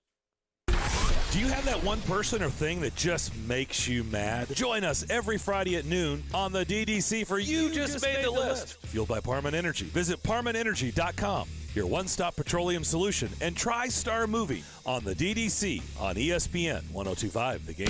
You just made the list! Hey guys, it's the new year. Are you still struggling with erectile dysfunction? I've yet to meet anyone that enjoys timing those intimate moments around a pill. Well, now you don't have to. The advanced wave technology at Hillside Medical has been shown by Cambridge University and the Cleveland Clinic to restore and even regrow blood vessels. It can improve circulation and eliminate erectile dysfunction. No pills and no side effects. If you're ready to put a stop to your ED, call us in the next 2 minutes and you'll receive a consultation, assessment, and blood flow ultrasound free, plus a special gift that produces immediate results in the bedroom. You're going to love that. Trust me. This is a $600 value, free to callers now. 615-576-5000. That's 615-576-5000. Guys, get rid of your ED and get that spark back. Call Hillside Medical now to qualify. 615-576-5000. It's that time of year again as college basketball's tournament is finally upon us. From all the latest odds, contests, and player props, BetOnline.net is the #1 source for sports betting needs and info. And it's not just basketball. BetOnline.net is your continued source for all your sporting wagering information needs, including live betting and your favorite Vegas casino games. BetOnline.net remains the best spot for sports scores, podcasts, and news this season. BetOnline.net, where the game starts. It's watching the top players take the ice. It's hard-fought games that end in victory. It's showing your favorite team to your favorite people. Secure your seats for the 2022-23 Nashville Predators season today to ensure you never miss a game at Bridgestone Arena. Plus, enjoy Nashville locker room discounts, exclusive presale offers, and more. Visit NashvillePredators.com/season tickets. Join the Loyal Legion today and paint the town Preds. That's NashvillePredators.com/season tickets. NashvillePredators.com/season tickets. Interact with Stillman and Company. Call or text the show at 615-737-1025. Driven by WilsonCountyHyundai.com. I have all the respect in the world for Eric Musselman in Arkansas. I love watching their team. I've seen about 10 Arkansas games this year. They all feel the same to me. There's one or two things that happen. Either Arkansas doesn't show up early, they get down big, they come back, and then it's a close game right at the end. Or they get a big lead, they don't show up for half the game, and the other team comes back, and it comes right down to the wire. Last night, they started that a little bit against Gonzaga, but they really played a full game, and I thought they beat Gonzaga. Now, they had the help of the whistle, but they beat them. And they are playing. And I mean this with all due respect. Who thought Arkansas was going to be by far the last team standing in the SEC? This time last week, Chad Withrow and I were discussing Rick Barnes and Tennessee, and could they get to the Final Four, and could they win a championship? And Chad Withrow is with us, presented by Apple Collision Centers, online at applecollisioncenters.com. I have a theory, Chad, I want to start with you, which is I think the Tennessee basketball team had heard the noise about Rick Barnes. Joe Rexrode wrote it in his column and said that the players knew what had been said about Barnes and that they were on a mission to end that. And I think in this weird paradox. They got tight because they were trying to not lose the game against Michigan last Saturday because they wanted to win for him. And I think it is the coach's job to keep the team, from getting too tight or whatever it was. But they lost last week to Michigan. I think Tennessee is as good as any team who's still playing now, and they're not. And then Rick Barnes got a contract extension. Your thoughts on all of it? Look, I think Tennessee is as good as anyone that's left playing. And the thing that hurts the most about this early exit this go-around is this one was the least expected. We talked about this last week. The loss to Purdue in the Sweet 16, whatever. It was a really, close game. Tennessee fell way behind, came back, made it a good game. They were a year before everyone thought they were going to be good in year 3 for Barnes, where they lost in the second round to Loyola, and turned out to be a really good story that year. This year was different. It hurt worse. It was worse the way they went out to Michigan in the second round. I don't know what it is. Look, every time Rick Barnes loses in March, I feel like it's something different. It's hard to pinpoint one thing. Oh, he doesn't utilize his rotations properly, or this happens, or that happens. I mean, this was a game where Tennessee was getting open shots, and Vescovy was at 1 for 7 from 3, who may be the best three-point shooter in the SEC throughout the season. And these were open shots. I can't explain it, honestly, Jared. I look at Michigan last night, and I think, boy, Michigan sure is missing a lot of layups, and they're 1 for 7 from the free throw line in the first half, and they're missing other open shots. Would have been nice a week ago for Tennessee. This is not me using a cop-out, but it's just the truth of March Madness. There's luck involved. And Tennessee is one of those programs. I think you make your luck at times, but it's not just Rick Barnes. It is Tennessee. Tennessee is a program that is one of the 3 or 4 best in the SEC historically, and it's awful in the NCAA tournament for whatever reason. Now, the extension for Rick Barnes, I think it's bad timing given their loss, but it's not a raise. It's adding 1 year onto it. It honestly was probably done before the tournament, in all seriousness. Yeah, it was done before the tournament. I also think it's probably Rick Barnes saying to Danny White, this will now be the end of my career. He'll be 72 at the end of this contract. So it just adds a year on before he retires, and I think gives Tennessee a little flexibility in terms of what they tell recruits that want to play for 4 years when they bring them in. So I think a lot of it's for show when it comes to that. And look, I think I love Rick Barnes. He's been great. I wouldn't trade Tennessee's basketball program for all but about 2 in the SEC right now, and those 2 are Kentucky and Arkansas. Because I think Eric Musselman's a star. There's no doubt about it. He's going to win games in March throughout his career at Arkansas. But outside of that, I mean, if you're Tennessee, you got to love where your basketball program is right now, and they don't appear to really be going anywhere. They should be a top 4 or 5 team in the conference again next year. Explain this to me, Chad, because I feel like if Rick Barnes was the football coach, that he would have been canned after the Oregon State loss last year. And I know, football's different. There's not a 64-team tournament. But, I mean, like, if Tennessee football, we remember when Butch Jones, all he had to do was beat South Carolina or Vanderbilt to win the East and go to the Sugar Bowl, and he couldn't do it. And I almost feel like there's a different standard for football than there is for basketball. And that bothers me for some reason, and I don't know why. Why is that? Because football is historically better and bigger at Tennessee. I mean, it's the same reason there's a different standard for Kentucky basketball than there is Kentucky football. Sure. I mean, you could argue Mark Stoops wouldn't have made it 4 years at an actual traditional football program the way he started at Kentucky. I mean, that's just the reality of jobs. I mean, the Tennessee basketball job is not viewed the same as the Tennessee football job. It's a good job. And Rick Barnes has made it a better job for the next person that gets there. But it's not on par with Tennessee football. And also keep in mind, Butch Jones didn't get fired after blowing the game against Vanderbilt, not going to the Sugar Bowl. He got fired in the middle of an 0-7 or 0-8 or whatever it was, SEC. So, I mean, in no world would Rick Barnes get fired for getting a team to the NCAA tournament and losing as a 5 seed in the first round. I think your standard's a little bit high there, Jared. If you're talking about a guy who won an SEC regular season title, won a tournament title this year, and then bows out in the first round, I mean, maybe Kentucky, maybe North Carolina, would fire him, I don't even think your alma mater, which is a tradition-rich basketball program, would fire a coach for having the success Rick Barnes has had at his program.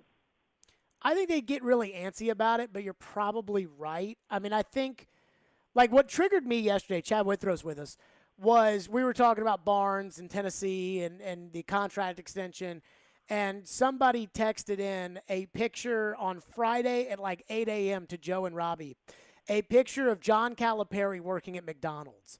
And then that same person texted in yesterday and was like, but Rick Barnes won the SEC championship. And I'm like, no. We don't get to talk trash on Friday about Cal working at McDonald's and then back Rick Barnes on Wednesday of the next week. That triggered me. But, again, the standards are different for Kentucky and Tennessee. You know, Matt Jones is hosting Kentucky Sports Radio, and every day they're talking about how some fans want to fire Calipari and some fans don't want to fire Calipari and what's Cal got to do. And I just look at Tennessee, and I'm like, the passion I see for football, I do not see for basketball.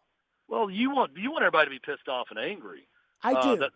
You just want them to be mad for whatever reason. And, look, Tennessee fans have experienced a lot worse in basketball, so they're going to be okay with an SEC title. Here's what I want. 1979. Here's what I want. I want Tennessee fans. All I want, you tell me if this is crazy.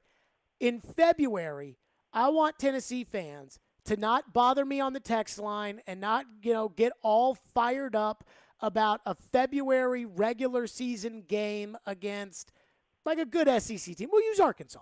Like a February regular season game against Arkansas when they're number 9 and Arkansas is number 7 and it's a Tuesday night game. And I don't want people to sit there and be like, why are you talking about the quarterback position when Tennessee just did this or whatever when they can't win in March? That, I think, is what is truly bothering me deep down inside. Well, that's ridiculous because you're basically asking Tennessee fans to only care about 1, 2, or maybe 3 games a year in basketball. They shouldn't get upset over a regular season. So in that vein, they shouldn't be mad about a regular season loss when it happens because all that matters, and you're also, for whatever reason, you're banking on the fact that Tennessee's automatically in the tournament every year, which, by the way, with Rick Barnes, they kind of are now. Oh, yeah. Which is a great thing. And you can't say that about many programs in the SEC outside of Kentucky, that year in, year out, they're going to be in the tournament. So you just want Tennessee fans to not care until March and not get excited about anything? I'm pretty damn excited as a Tennessee grad when they beat Kentucky bad, or they beat Arizona, or they beat Arkansas, or they go undefeated at home for the second time ever, or they win 26 games in a season for the third time. They've done it 6 times in a program in their history, and 3 of them have been by Rick Barnes. Look, I'm angry. It took me a while to get over that loss to Michigan. I think all Tennessee fans are upset about that, but there's a difference between understanding that Rick Barnes doesn't have a good March record, understanding your own program is a choker when it comes to March Madness, and wanting to fire the coach or just throw the whole season out and say, you know what, those 5 months of success didn't happen because we lost to Michigan and Pescatini couldn't hit a 3. So let's not even care about that. Call me again next year in March. Oh, by the way, hopefully we're in the tournament, which is very hard to make. Vandy fans should know about that. And also, Kentucky and Tennessee, when you make that comparison, look at the NBA players on Kentucky's roster over the years. That changes expectations. Tennessee and Vandy have the same amount of NBA players on their roster. 1 apiece. Chandler and Scottie Pippen Jr. Rick Barnes has been able to do it with not a lot of NBA guys. Oh, I think Josiah Jordan-James will play in the NBA. Lessens the expectations a bit. I think Josiah Jordan-James is an NBA player. I think he's a really, really good player. Chad Withrow is with us. Last one for you, and I know that asking you this question, you're not the perfect person to ask because I know how you feel on this. I'm rooting for Coach K. Like, I don't want Coach K to lose. I don't know why, but I think I'm going to root for Arkansas in the regional final, and I just think Coach K is going to get every whistle tomorrow night, and Duke's going to go back to the Final Four. Your thoughts on Duke and your thoughts on Arkansas, and who do you think people should be polling for, Coach K or the SEC team Arkansas? There was a funny moment last night, Jared, where Coach K whispered something to an official. I don't know if you caught this. And the guy was just laughing like they're best friends. And I'm surprised more people didn't make a big deal out of it. Yep. Because he told him some sort of joke coming out of a timeout. The guy's just, it's a real knee slapper. And the ref is laughing. I'm thinking, okay, here comes the Coach K gets all the calls talk. I'm not a Coach K guy. I'm also not a Coach K hater. So I love the story. So I want to see Duke continue to win. This feels like a story in his last year that should end in New Orleans at the Final Four. So I'm all for Duke beating Arkansas. I don't know that he gets every call because he's Coach K, but I do feel like because the game was really well officiated last night between Duke and Texas Tech that we're kind of due a bad game from the officials. Like a lot of people complained about Arkansas and Gonzaga with the officiating. So maybe it's a crazy game from an officiating standpoint that benefits Duke in the end. But I really want Duke to win. I want to see – and then once the Final Four gets here and Coach K's there, I think the rest is gravy. I just want to see this story end for a coach that's won 100 tournament games more than anyone else. I want to see his career end in the Final Four and not before. So for that reason, I'm going for Duke. But it does feel like Arkansas is a team of destiny. So I got to run on this, but I saw your tweet last night about Houston, and I couldn't agree more. I think Houston is bad ass, and I would not be surprised if they smoke Villanova and get to the Final Four. I got a lot of funny responses to that tweet, taking it a very different way than the way I intended it, but I'm glad you understood the meaning of what I was saying about Houston. They are tough. They make everything difficult, and I thought the same thing about Texas Tech all year in watching them play, but that Houston team, I mean, they have to be one of the two favorites, I would say, right now to go cut down the nets and win it all. They've been incredible in this tournament. Chad Withrow, Outkick 360, presented by Apple Collision Centers. Chad, appreciate it. We'll talk next week. All right, have a great weekend. Bye, Caroline. Have a great weekend. Chad Withrow joining us, as always, on the program. So I got a thought about Coach K and the tournament, and we got great games tonight. We'll do that next. 615-737-1025. Fireball Cinema Whiskey. There is no better way to kick off your weekend, and we got great basketball. There is no better way to kick off your weekend than with ice-cold Fireball Cinnamon Whiskey. That's right. Get the weekend started the right way with Fireball Whiskey. No better spot at your restaurants, your bars, your local liquor stores. Fireball Cinnamon Whiskey. Ignite the night. Please do responsibly and be 21 years or older to enjoy. That's Fireball Cinnamon Whiskey.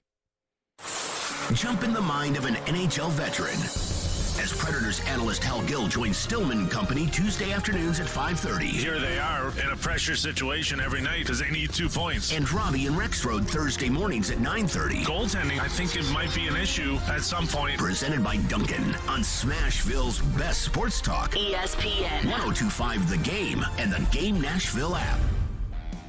The racing, the big one, the camping. It's all just bigger at Talladega. And with a doubleheader on Saturday and the premiere of the next-gen cars on Sunday, it's just going to keep getting bigger and bigger and bigger. NASCAR's biggest and baddest track is back. The Talladega NASCAR Weekend, April 23rd through the 24th. Get your tickets now at TalladegaSuperspeedway.com. Need cash for that home improvement or want to finally be credit card debt free? How does a check for 80 or 90 grand sound right now? Loan Pronto can do it for you, whether you have a VA loan or a conventional loan. They're helping local homeowners convert their home equity into cash with zero closing costs. Willie Donick here. Listen, your home value is up. Let Loan Pronto tap that equity and get you the cash you need. Pay off high interest loans. Start that home remodeling project. Veteran homeowners are really loving this because with a VA loan, you can tap 100% of your home's equity. That's a ton of cash. Loan Pronto's all-digital process makes it fast and easy. They are doing loans with APRs in the twos. And if you call now, you can even skip your next 2 house payments. Call now to see what your options are. Loan Pronto, 615-499-5780 or loanpronto.com. That's 615-499-5780. Equal housing lender, NMLS 166-1781. Subject to lender approval. Not all loans apply. Hey, it's Mark Howard here. You've heard me talk about my friends at Apple Collision Centers for a while now, and today I'm here with CEO Stan Harrison to tell you about how they can help ease your stress with your auto body repair. That's right, Mark. We have 3 convenient locations, Old Hickory, Hendersonville, and Gallatin, ready to serve you. Our people are homegrown right here in Middle Tennessee with over 75 years experience. We can help with all your auto body repair needs. So stop by and see Stan and his team today and tell them Mark sent you, or visit them online at applecollisioncenters.com. Harmon Energy is your one-stop petroleum solution across all of Tennessee, offering turnkey petroleum solutions for professionals in major industries, serving trucking fleets, construction companies, industrial plants, and more. Whether a large corporation or owner-operator, Harmon Energy has your diesel fuel, lubricant, DEF, and equipment needs. No matter how you're getting there, start with Parman. Visit ParmanEnergy.com for more info. Your Tennessee petroleum solution, providing totally outrageous customer service. ESPN's Turon Davenport breaks down the Titans like no other. On the field chemistry, I don't think it's going to be a problem. It's just going to be a process. Catch TD Mondays at 11, Thursdays at 3, and Fridays at 8. Plus, the Talking with TD podcast drops every Wednesday. When you draft players, it's not just for one season, it's for a career. Nashville's best sports talk. ESPN 102.5 The Game and the Game Nashville app. Hey, Nashville, it's Mike Greenberg, and you're listening to Nashville's best sports talk, ESPN 102.5 The Game. And then the slap on the floor, what the hell? Yeah, why not? Yeah, and our guys really wanted that because it's kind of like across the bridge to the brotherhood, you know, like they can now say they did that. Hopefully they can say that again, at least on Saturday. There you go. That was Coach K last night. They beat Texas Tech. Great ball game.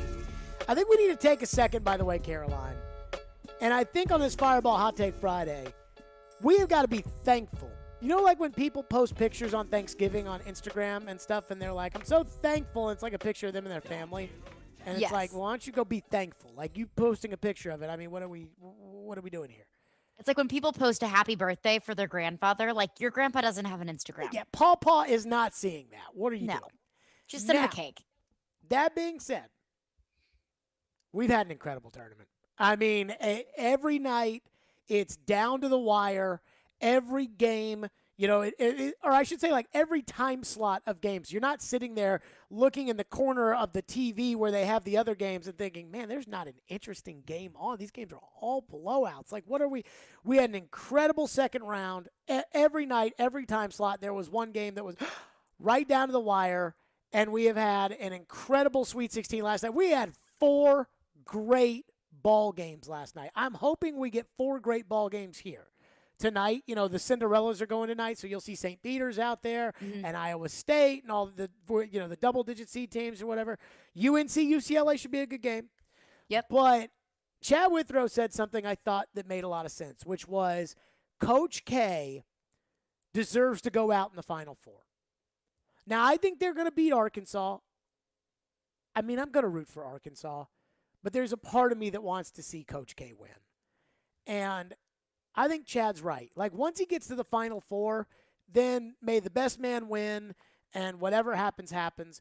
But when you're talking about all-time great, and I'm not talking about Hall of Fame, and I'm not talking about all-time good, and I'm not – but, like, when you're an all-time great, John Elway went out with the Super Bowl. Michael Jordan, the real time he retired, you know, went out with the shot. And when Peyton Manning went out with the Super Bowl. And when Tom Brady lost last year and then announced, in air quotes, his retirement, there were a lot of people that were like, it just doesn't feel right with Tom Brady going out with not winning the Super Bowl. And with Coach K, I'm not sure it would feel right if Coach K goes out with not going to the Final Four. Because Coach K is truly an all-time great. I mean, to me, there are 2 college basketball coaches when it comes to the greatest coach of all time. It's John Wooden and it's K. And nobody else, Bobby Knight and Dean Smith and all these other great coaches, like, they're great coaches and they should be respected. But to me, it's John Wooden and Coach K. And I'm with Chad. I think Coach K needs to be in the Final Four. Again, I'm going to be rooting for Arkansas tomorrow. But It just feels right that Coach K go out, at least cutting down one pair of nets, that would go to the Final Four, if not cutting down the ultimate net. I mean, look, I have no allegiance left in the NCAA tournament, at least my personal allegiance. So I'm just kind of rooting for the storyline here. And I think the biggest storylines in the NCAA tournament, one, the Cinderellas, especially St. Peter's. That's been a fan favorite storyline. And two is Coach K.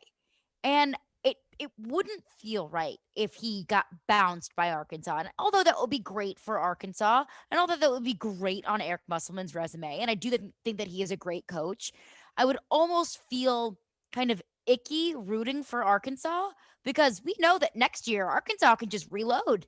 Of course, they're going to have new players coming in and new players going out, but Arkansas can just reload and find the same level of success that they found this year. The future of Duke is kind of a question mark. So I would feel icky rooting for Arkansas to beat Duke because I'm just rooting for the storyline. You know what? I do wonder if we need another Duke-Carolina matchup. Carolina-UCLA, UCLA's favored tonight. And I think that's, North Carolina, I have watched them play 3 games down the stretch. I watched them play Louisville where they weren't great. Then I watched them play Duke in Coach K's last game, and Hubert Davis only went to 5 players. And those 5 players, I think, can play with anybody, but once he has to go to the bench, like they were crushing Baylor, and then Brady Manick got kicked out of the game, and all of a sudden, and Armando Bacot got in foul trouble, and all of a sudden Baylor made their comeback. If North Carolina has to go to the bench, UCLA is going to win. But there's a part of me that thinks we need another, in the Final Four, a Duke-UNC. Like, I feel like we need that. The NCAA has felt that too? What's that? You don't think the NCAA has thought that too? Well, I mean, if Arkansas thinks they're getting the whistle they got last night against Gonzaga, it ain't going to happen. Let me say this. I have no sympathy for Gonzaga. I didn't think they were the better team last night. So I ranked the 4 teams that won yesterday because I can't decide. I'm not. We got games tonight, and then we'll have the Elite 8. I think Houston was the best team last night. Houston number 1, Duke number 2, Arkansas number 3, Villanova number 4. And I say that when I say that we've had a great tournament, Villanova can win the national championship. Like, I wouldn't be stunned if Villanova won the title, and I thought they were the 4th best team last night. Well, I mean, they didn't play a great game against Michigan, but that's the thing of this entire tournament is it doesn't matter how Villanova played last night. They survived. Villanova did not make mistakes. That's all all that that matters. Villanova will do in every game Villanova plays is they will not make mistakes. And that Jay Wright is such a great coach. Brian, 615-737-1025. Phone line driven by WilsonCountyHonda.com on a Fireball Hot Take Friday. Brian is up next on Rick Barnes. Go ahead. Thank you for calling. Go ahead, Brian. All right. Yeah, I just want to make a couple comments. I grew up in Texas, and I was living in Austin all through Rick Barnes' tenure there. And, that guy had some incredible teams, and he was also an excellent recruiter. He had one team that all his starters, not all stars, 3 of his starters actually went in the first round. So we were, as fans, we were excited every year because it seemed like the team was loaded, but the same thing would happen. And I don't know what it is. Players like him, the public likes him, and, I don't have an answer for it, but it just seems it's, repeated itself here in Tennessee, and I think he had better teams at Texas than he has had overall as he's had at Tennessee. Thank you for your call, Brian. I do think it's interesting because people are like, well, Tennessee gets the tournament every year. Rick Barnes keeps us interested. Rick Barnes this.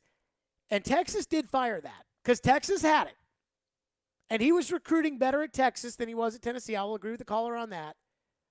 But Texas ultimately fired that. And I'm not sure much has really changed for Texas. Like, I'm not sure anything is much better than it was when Rick Barnes was there. I think it's kind of more the same. They make the tournament, it feels like, every year, and then they don't win. But there is something to be said, and I don't know what it is, but there is something to be said as far as the fact that Barnes just keeps losing in the tournament. It's like if you get, a lot of people get divorced. Okay, like 50% of all marriages end up in divorce, right? Yes. So, if somebody gets divorced, I'm not going to look at them and think, they're, a bad person or bad relationship or bad anything. You get divorced 4 times, and we all know that person where it's like, yeah, that was his 4th wife. And you're like, what? Like, you're the problem. And so I don't know what it is with Barnes. And, Joe gets really mad every time you bring it up. And he'll be like, what could he have done differently? But, that's the reality there. 615-737-1025. We'll get back to your phones in the tournament. Plus, 4 games tonight. Hopefully they're as good as last night's. We're going to pick them. We got the spreads. We haven't done Carolines at the end of a show in a while. We'll do that coming up. Stillman and Company. It's ESPN 102.5 The Game.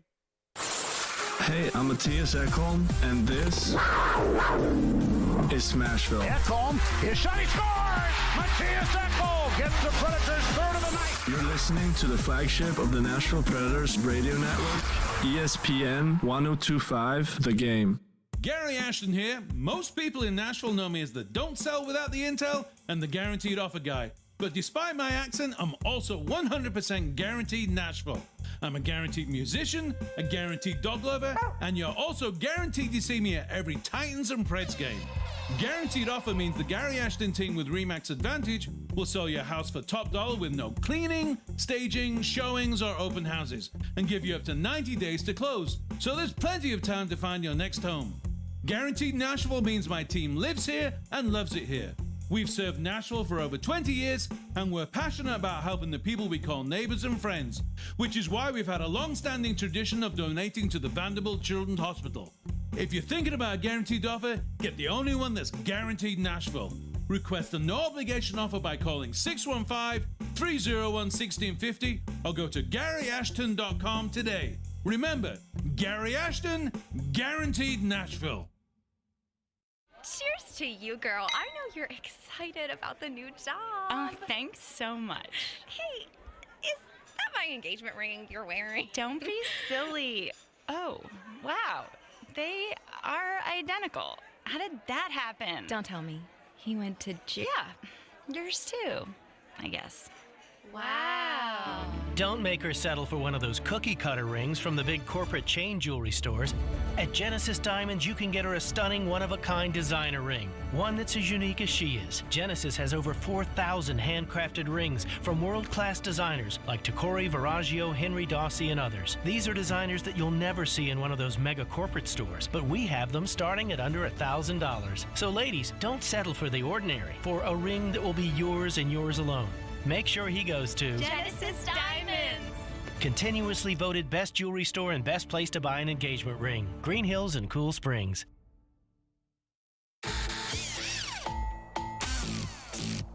The sound of you doing is music to our ears. Order on the Home Depot app and get convenient delivery,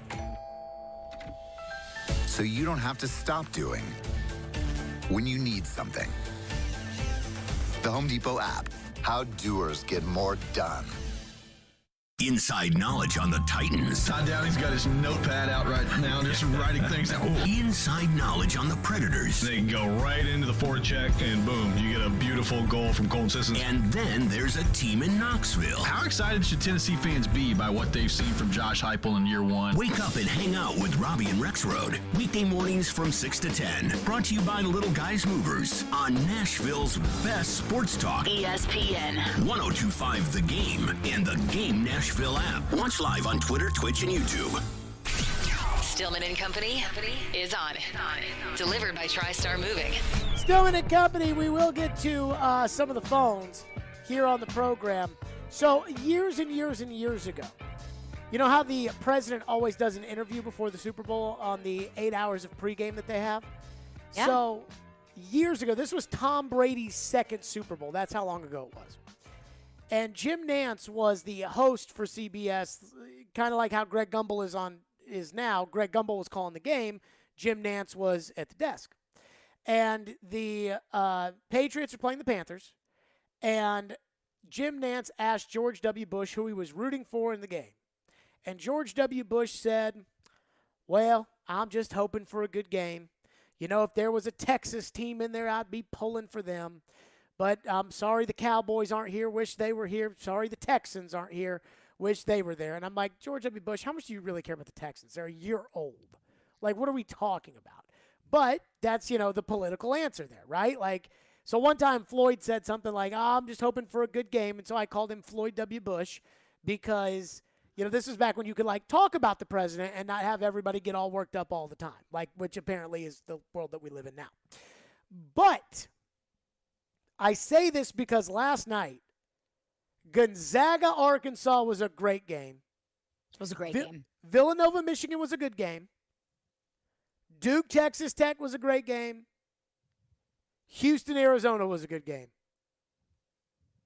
Can I get 4 good games tonight? That's all I want.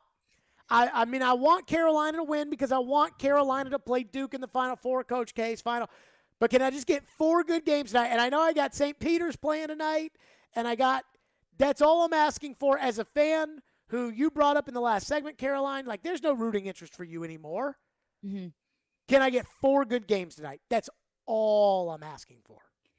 Well, it's interesting because the game that I am least interested in tonight, I think will probably be the best game. It's the most evenly matched game in Miami, Iowa State.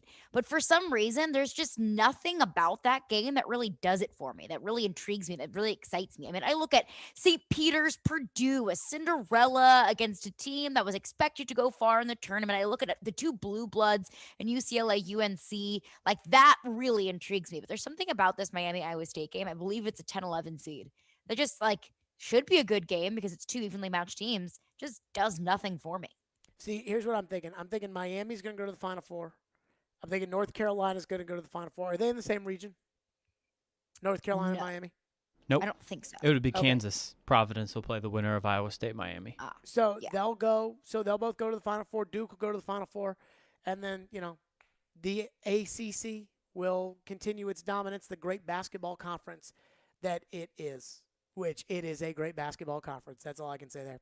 Let's go to your phones quickly. 615-737-1025. What do we have in the text line? Phone line driven by WilsonCountyHunter.com.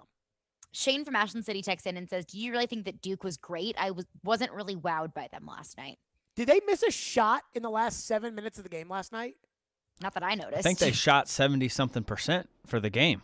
Didn't they hit 10 straight field goals at one point last night?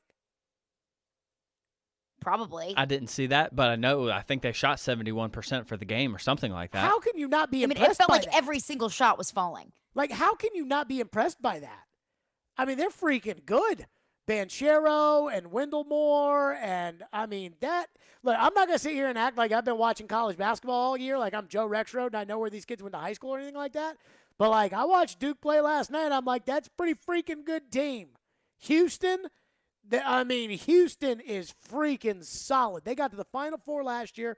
Kelvin Sampson has been a good coach for 30 years. And if it wasn't for him calling Robbie Hummel one too many times at Indiana, he probably would have had them back at Providence. He took Oklahoma to the Final Four. Kelvin Sampson was in the Final Four last year. He's a great coach. I don't know how you could have watched that game yesterday and thought Duke wasn't good. All right, we haven't done this in a while, but we got a lot of games to pick, so it's time now for Caroline's. Get in on the action. Put the money on the mahogany. What's on tap on the sports books? It's time to break it all down with Caroline's. Here on Stillman and Company. On ESPN. 102.5 The Game and the Game Nashville app. Sweet 16, what do we have? It feels good to be back. Happy to hear that music again. But first and foremost, we've got St. Peter's, the Peacocks, on National Peacock Day, taking on Purdue. I had kind of a tough time with this one because the spread is 13. There's a whole lot of meat on that bone. But I'm actually going to take Purdue minus 13. I think that Purdue is going to be able to win big, and this is why. St. Peter's greatest asset in this postseason has been their defense. They've won 9 games in a row because of their defense. They've held 8 of their 9 last opponents to under 70 points. But Purdue has the best offense in the country, the 4th best 3-point percentage in the country. I think Purdue's offense is just too good. And I think this St. Peter's team, their luck is going to run out eventually. So I'm going to take Purdue to win big tonight. So Purdue has been really solid. I was not impressed with them when they played Iowa in the Big Ten championship game. But, the conference championships just mean so little now. It's like it means nothing to the committee. and it gives you no preview of the tournament, right? Like, so what do you take away from that? Purdue has been a good team all year. Matt Painter's a good coach. I love Shaheen Holloway at St. Peter's, not just because they took down Kentucky, though, as a Louisville fan. I very much appreciated that. I think you're right. I think the luck for St. Peter's will run out. And the other luck that we have here, when I talk about having good games tonight, I expect UNC UCLA to be a good game. I expect Miami and Iowa State to be a good game. I'm worried about St. Peter's.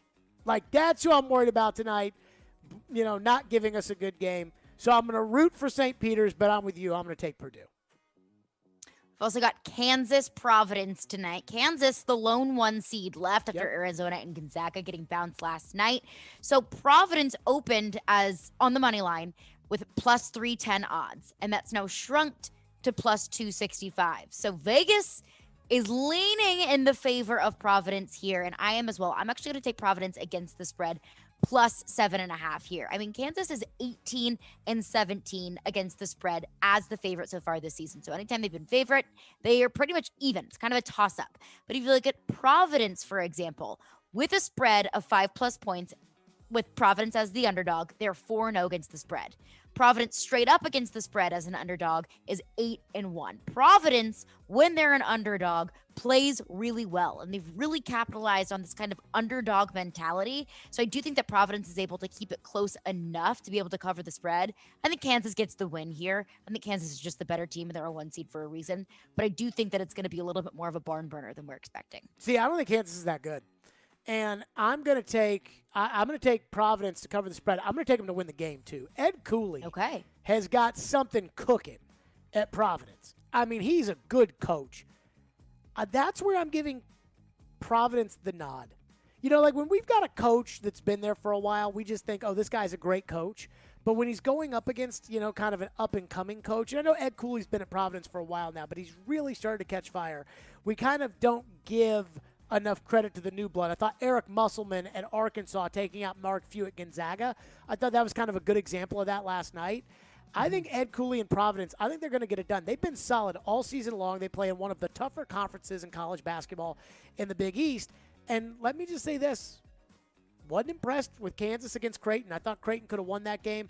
Also a Big East team. So Ed Cooley will probably get all the details inside the conference as they get ready to take on Kansas. I think that Ed Cooley will outcoach Bill Self. Give me Providence on the money line to get it done. Okay, spicy. I like it. We've got 2 Cinderellas facing off tonight, Miami and Iowa State. Miami a slight favorite with a 2.5-point nod to Miami. So both the Cinderellas here. I'm going to take Miami minus 2.5.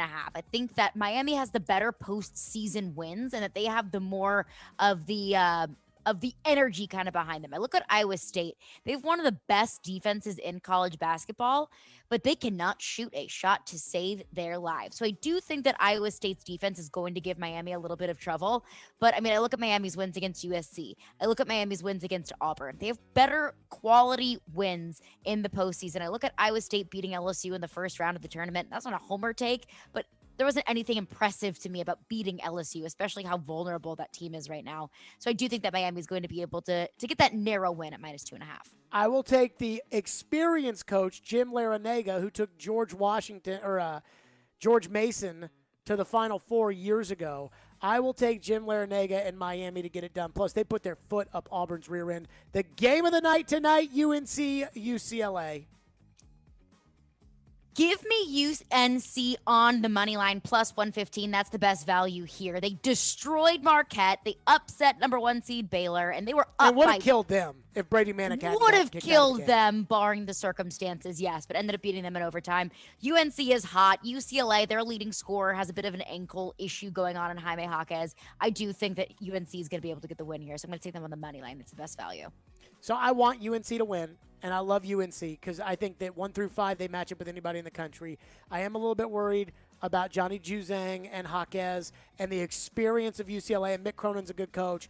I'm going to take UNC, though. I think 1 through 5, with their guys, with Brady Manick and Armando Bacot, who 10 years ago, Armando Bacot would have dominated college basketball. I think he's a great player.